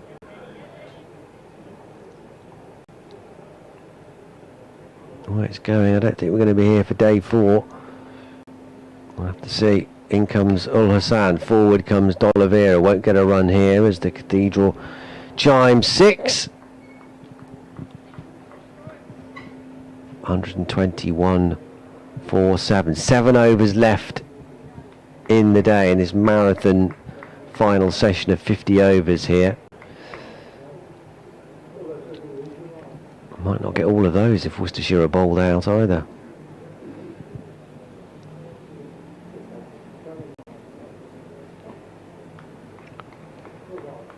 Hassan just waits a tad, makes sure his field's exactly where he wants it. In he comes, wide of the crease again. D'Oliveira quite happy to see these fly past all day long now for the remainder of this session.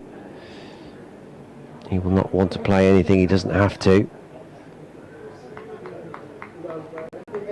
Glamorgan have risen to the challenge well here. They've been aided by some curious shot selections, it has to be said.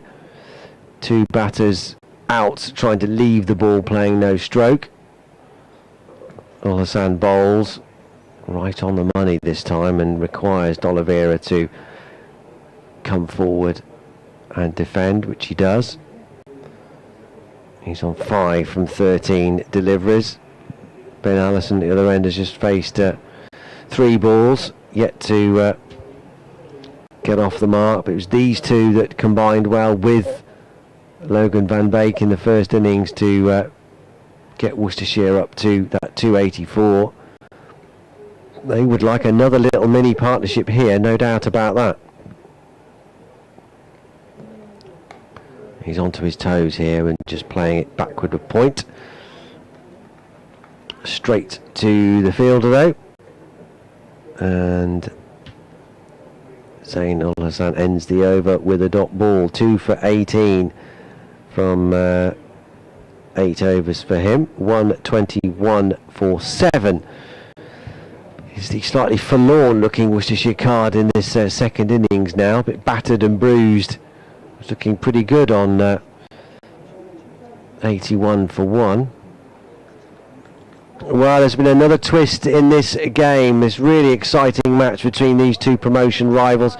It's swung back towards Glamorgan today, although Worcestershire still remain in control of the match overall. They've slipped to 121 for 7 though, Worcestershire, in their second innings, losing 2 batches of 3 wickets, 3 for 16 and then 3 for none in the space of 9 balls to put them in a bit of trouble here. 121 for 7, but crucially they're thankful for that 114 run lead on first innings. They lead by 235.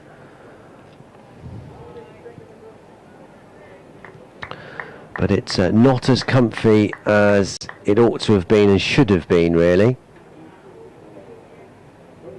Allison negotiates that first ball of Harris's new over. 6 to go after this.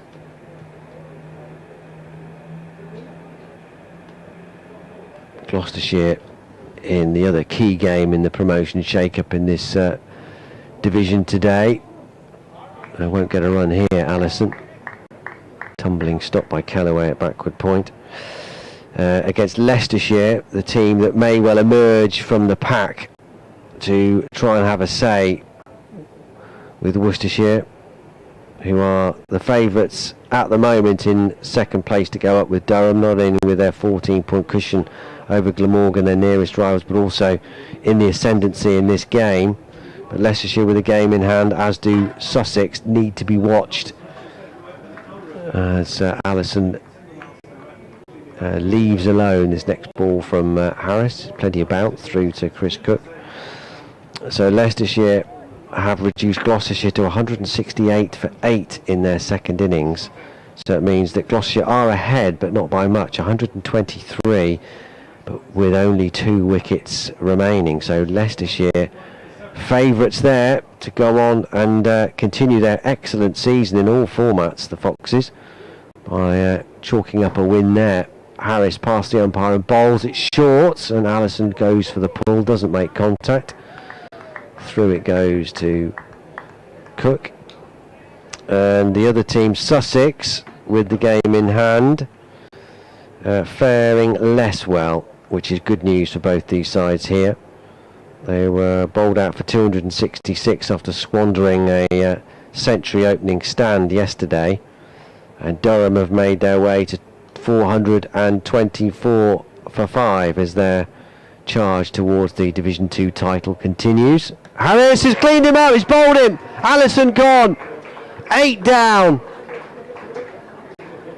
Allison gone for a duck, and Glamorgan are finishing this second day in jubilant mood. And are they giving themselves a chance for an incredibly unlikely victory? 2 wickets still to get, but Worcestershire's collapse continues. The advantage is now 235, so it's still a decent lead, but Glamorgan have come roaring back. Very, very good gutsy performance with the ball. Harris has picked up his second wicket, cleaning up Ben Allison, and now just 10 and 11 are left for the home side. Here comes Joe Leach.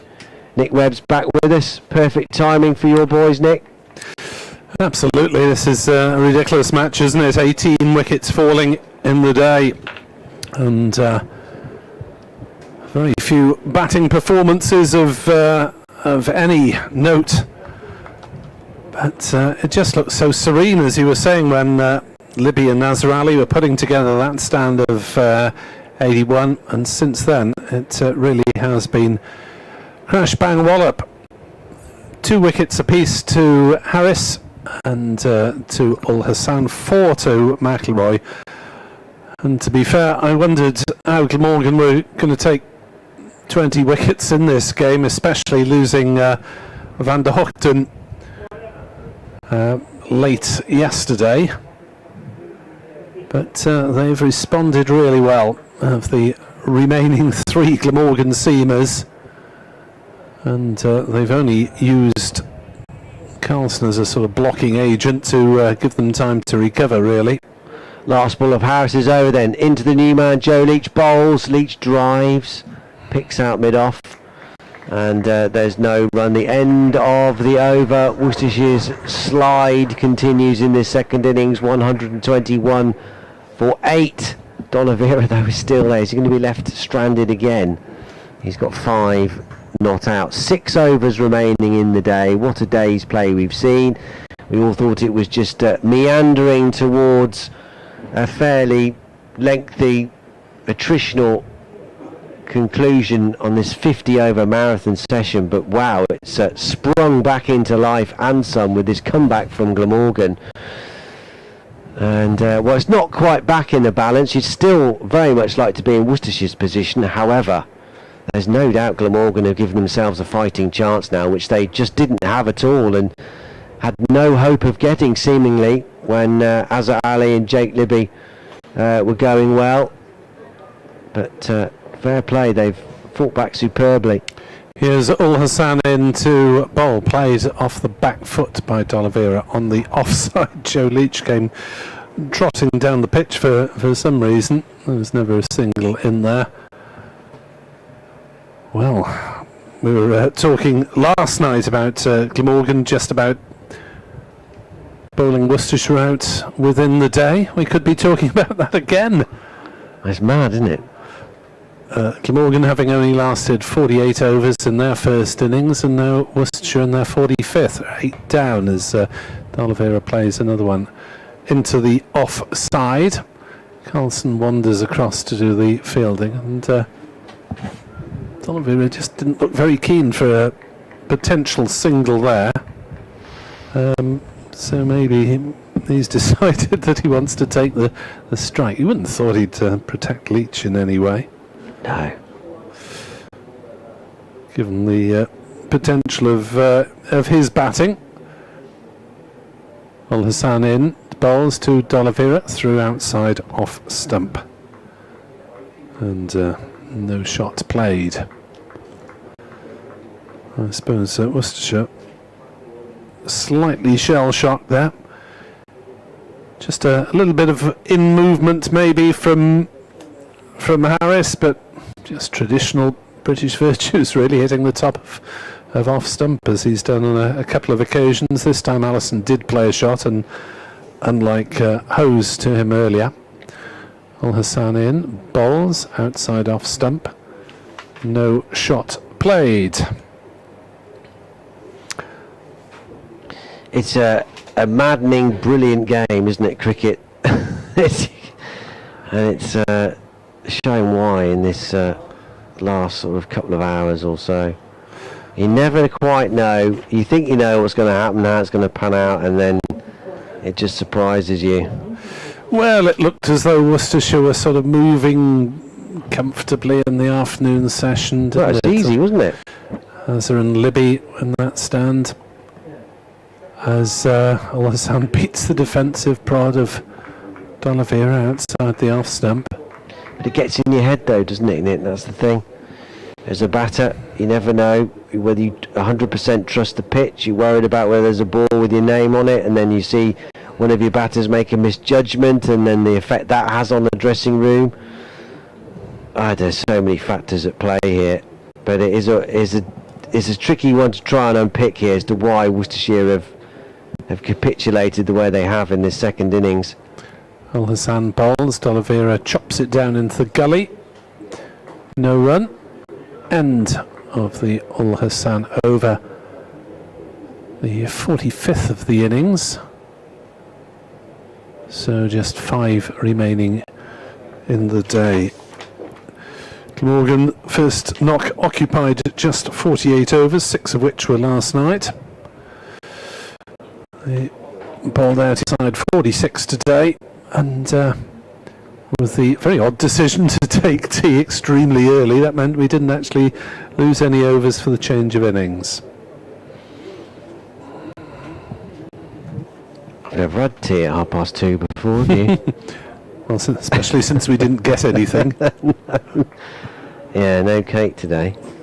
I'm sure you all feel desperately sorry for us. 121 for 8. Harris to start a new over to Leach, wide outside the off stump, no shot offered. 5 overs, including this one to go. So yeah, we're going to be closer to 6:30 now. The finish today, a late one. We managed to get through 50 overs in this last session, which is some effort. Worcestershire still have 2 wickets left to try and protect here and come back tomorrow. Harris bowls to Leach. Has nothing to do with that one again. That's what Worcestershire have got to do, try and make Glamorgan bowl at them here. They won't care if all these are fired wide of the off stump for them to just ignore. Now I want to play to end as soon as possible, regroup and come back tomorrow, preferably with these 2 batters still in, at least with a chance to go again. Tomorrow's a new day, just to reassert their authority on this game, because there's no doubt their grip has been severely loosened by the way Glamorgan have roared back in the last hour. Leach defends up to Carlson at mid-off, and there's no run. Yeah, although losing Gareth Roderick to the first ball, Jake Libby and Azza Ali looked in no trouble at all after surviving a testing little period early on with the brand new Cherry, but they took it to 81 for 1 without any problem at all, and they were both out in reasonable succession. And Leach is beaten by 1 outside the off stump as he looked to just try and play that through the mid-wicket region, and then they all fell over. 3 went for 16 runs, with Libby, Azza Ali and Haynes all departing for 40, 39 and 10 respectively. McElroy picking up all 4 of the first 4 to fall. Harris bowls to Leach, who gets some bat on this, and bowler fields on his follow through, so they can't pinch a single. And then the real damage when 3 were lost for no runs in the space of 9 balls, as Hose played no stroke to Harris and lost his off bail. Kashif Ali was trapped in front by Zain Al Hassan for 5, and then Logan van Beek again attempting to leave the ball, contrived to knock it onto his stumps. Joe Leach leaves that final ball through to Cook, and there's no run, and then Ben Allison, the last batter to go, bowled by Harris for no score with an inside edge onto his leg stump, looking to drive the ball through the offside. So Van Beek and Allison joining Roderick on not troubling the scorers. 121 for 8, end of that over. 4 to go. Worcestershire won't mind 4 maidens here. Thanks very much, come back tomorrow. Yes, again of this situation that we were talking about last night. Does Ul Hassan want to take a wicket that quickly? Does he want to be batting again in the 4th innings late on day 2? As he steams in and bowls, and that's defended by D'Oliveira to mid-wicket, and there is no run. We've only got this over and the next one to get through, haven't they? And then it won't happen anyway. But yes, I suppose that's the peril of being a bowler and an opening bat.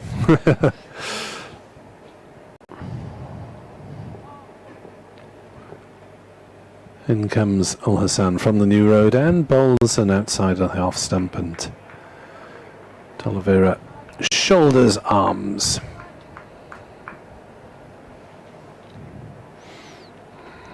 McElroy with the first 4 wickets needed some support, and he got it from Harris, 2 for 28, and Ul Hassan 2 for 18.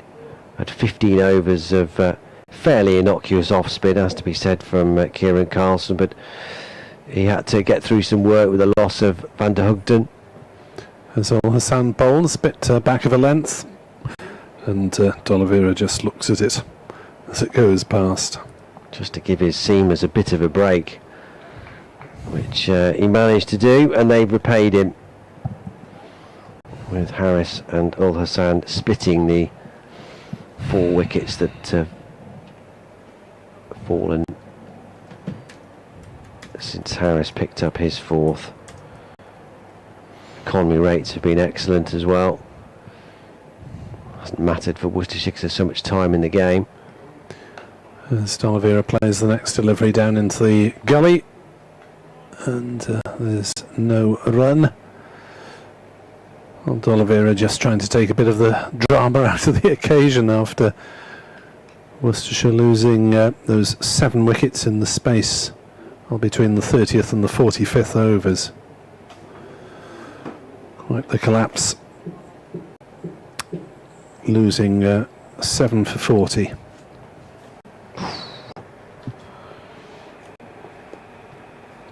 To McElroy, Harris and Ul Hassan.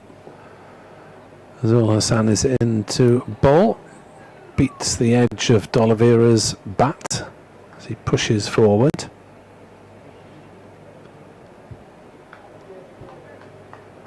Well, there was no sign of this happening in the first half of the evening session, that's for sure.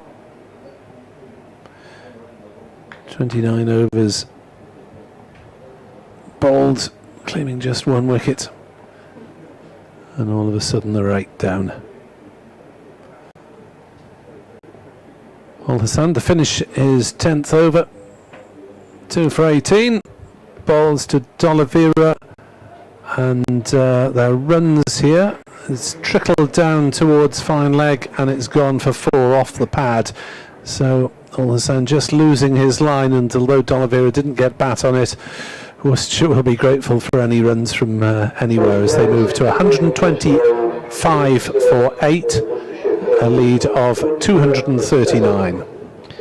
Yeah, it seems crazy to say, doesn't it, that Worcester will be grateful for any runs at the moment, given their lead and where they were, but absolutely right, they will. because they're not going to have as many as they would have wanted or thought they were going to get to play with, that's for sure. 125 for 8. The lead is still a good one, 239. 3 overs to go.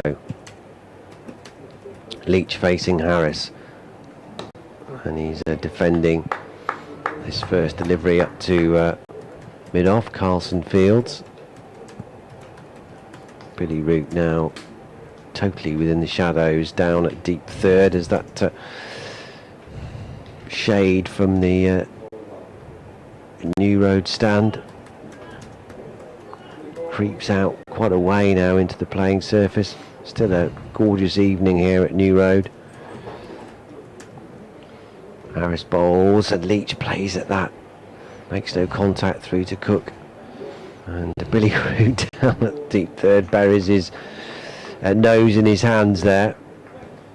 As if to say, crikey, that was close. Looked close from here. Well, that's triggered another pep talk between captain and former skipper Brett D'Oliveira, just coming down to have a word with Joe Leach.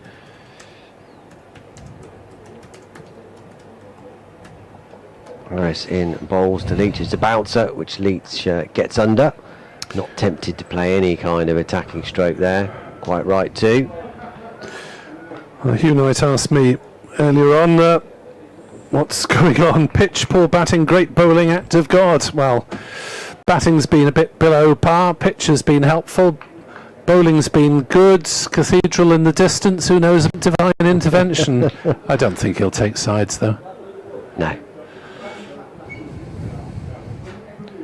Harris past the umpire, bowls to Leach, gets solidly forward again, and finding Carlson at mid-off.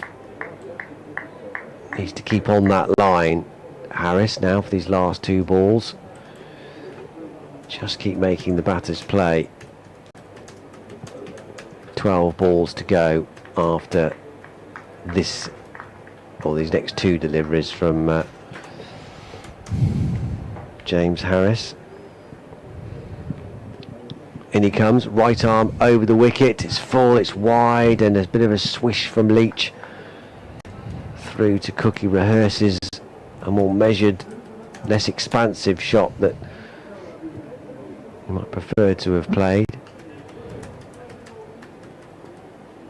Deep pointers being set back, and they're all going, well, not all going back, but boundary riders are going back at mid-wicket and at cover point to allow Leach a single if he wants it off the final ball, but obviously rather bowl at him than D'Oliveira.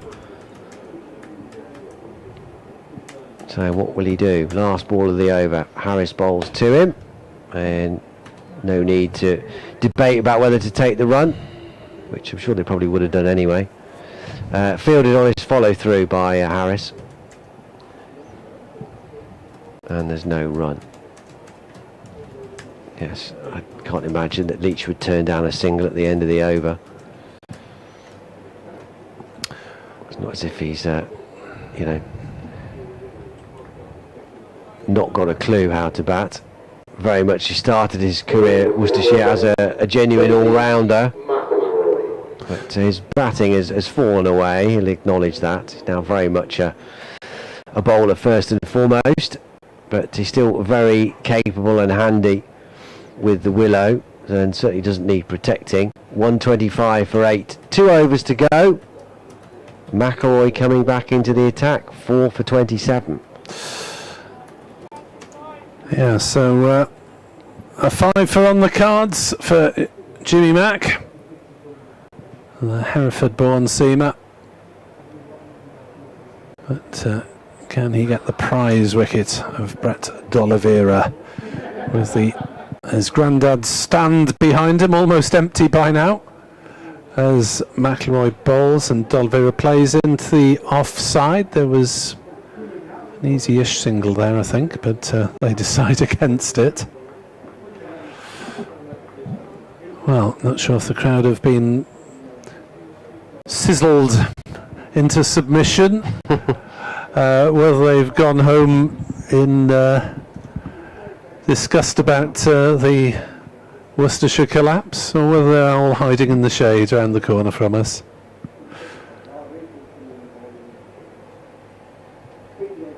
As that is down leg side, and good diving stop by Chris Cook. I think flicked the pad, risk of another set of 4-leg buys, but Cook managed to get a paw to it, and it was mopped up at slip.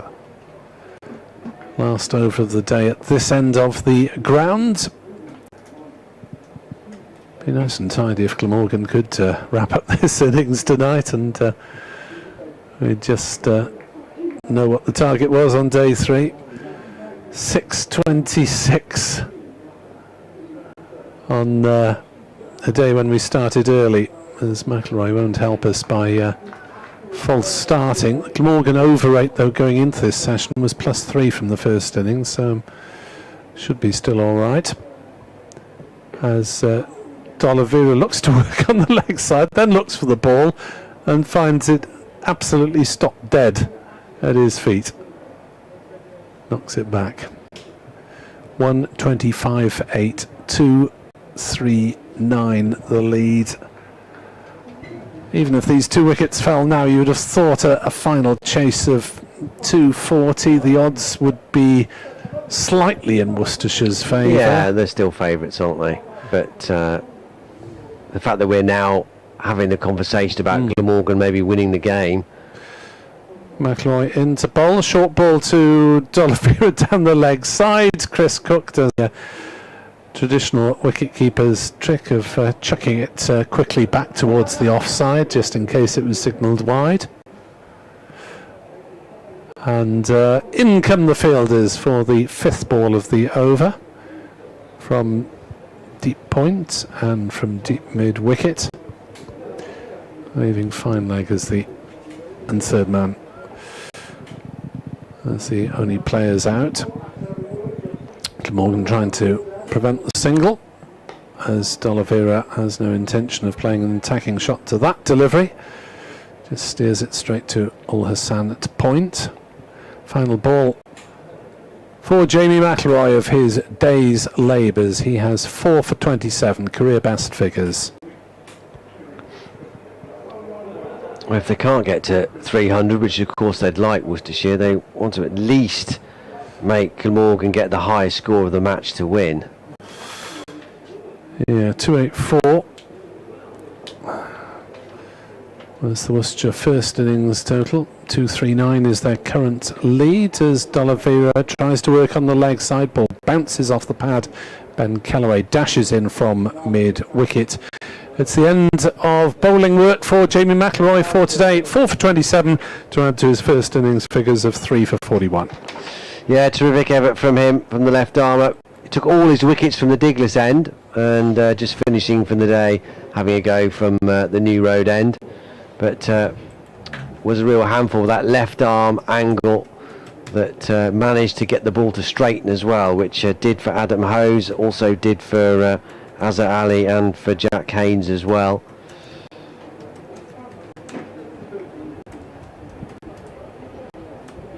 I beg your pardon, wasn't Hose? Harris got him, didn't he? Not McIlroy. Yeah, Hose was no shot to Harris, That's wasn't right, it? yeah. Clipped the off bail. Libby, Roderick, Libby, Azhar and Haynes were the 4 that he prized out. Here's Harris then, last over of the day, and Leach on strike. Defends the first ball back up to mid on. 3 slips going in for this last set of 6, you can understand that. Trying to sniff out a late bonus here, Glamorgan, but what a terrific day they've had. Well, actually, terrific day, you can't even say that, can you? They've had a terrific last. Their resurgence has been so good, but so late in the day. They've had a brilliant end to it, I suppose is the accurate way of doing it. Oh, and Leach has taken his eye off the ball short, and it's taken a blow on, I think it's hit his left arm, his leading arm, rather than on his chest. But wearing one there, maybe he just lost the flight of that. has a word with D'Oliveira, comes down to see if he's okay. Yeah, I think it just struck that left arm. 4 balls to go.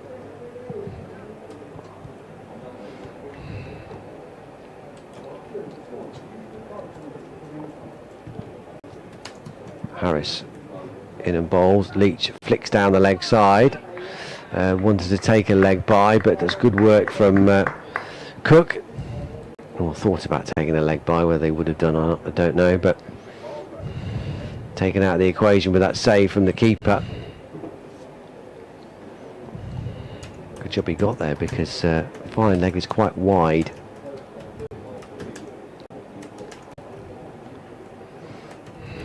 Three balls to go. Harris on his way. In he comes, balls to Leach, who plays this nicely through mid-wicket. Runs there will at least be 2. Billy Root gives chase, and it is just going to be 2.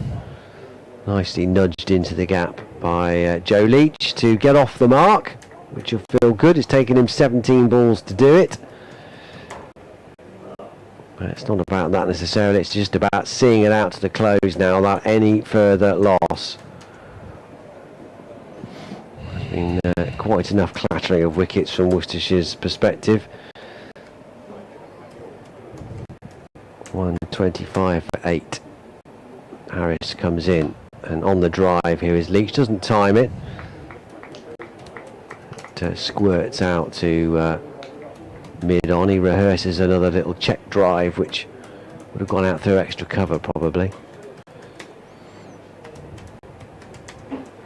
But they'll be back tomorrow with bat in hand, Worcestershire now. Last ball remaining.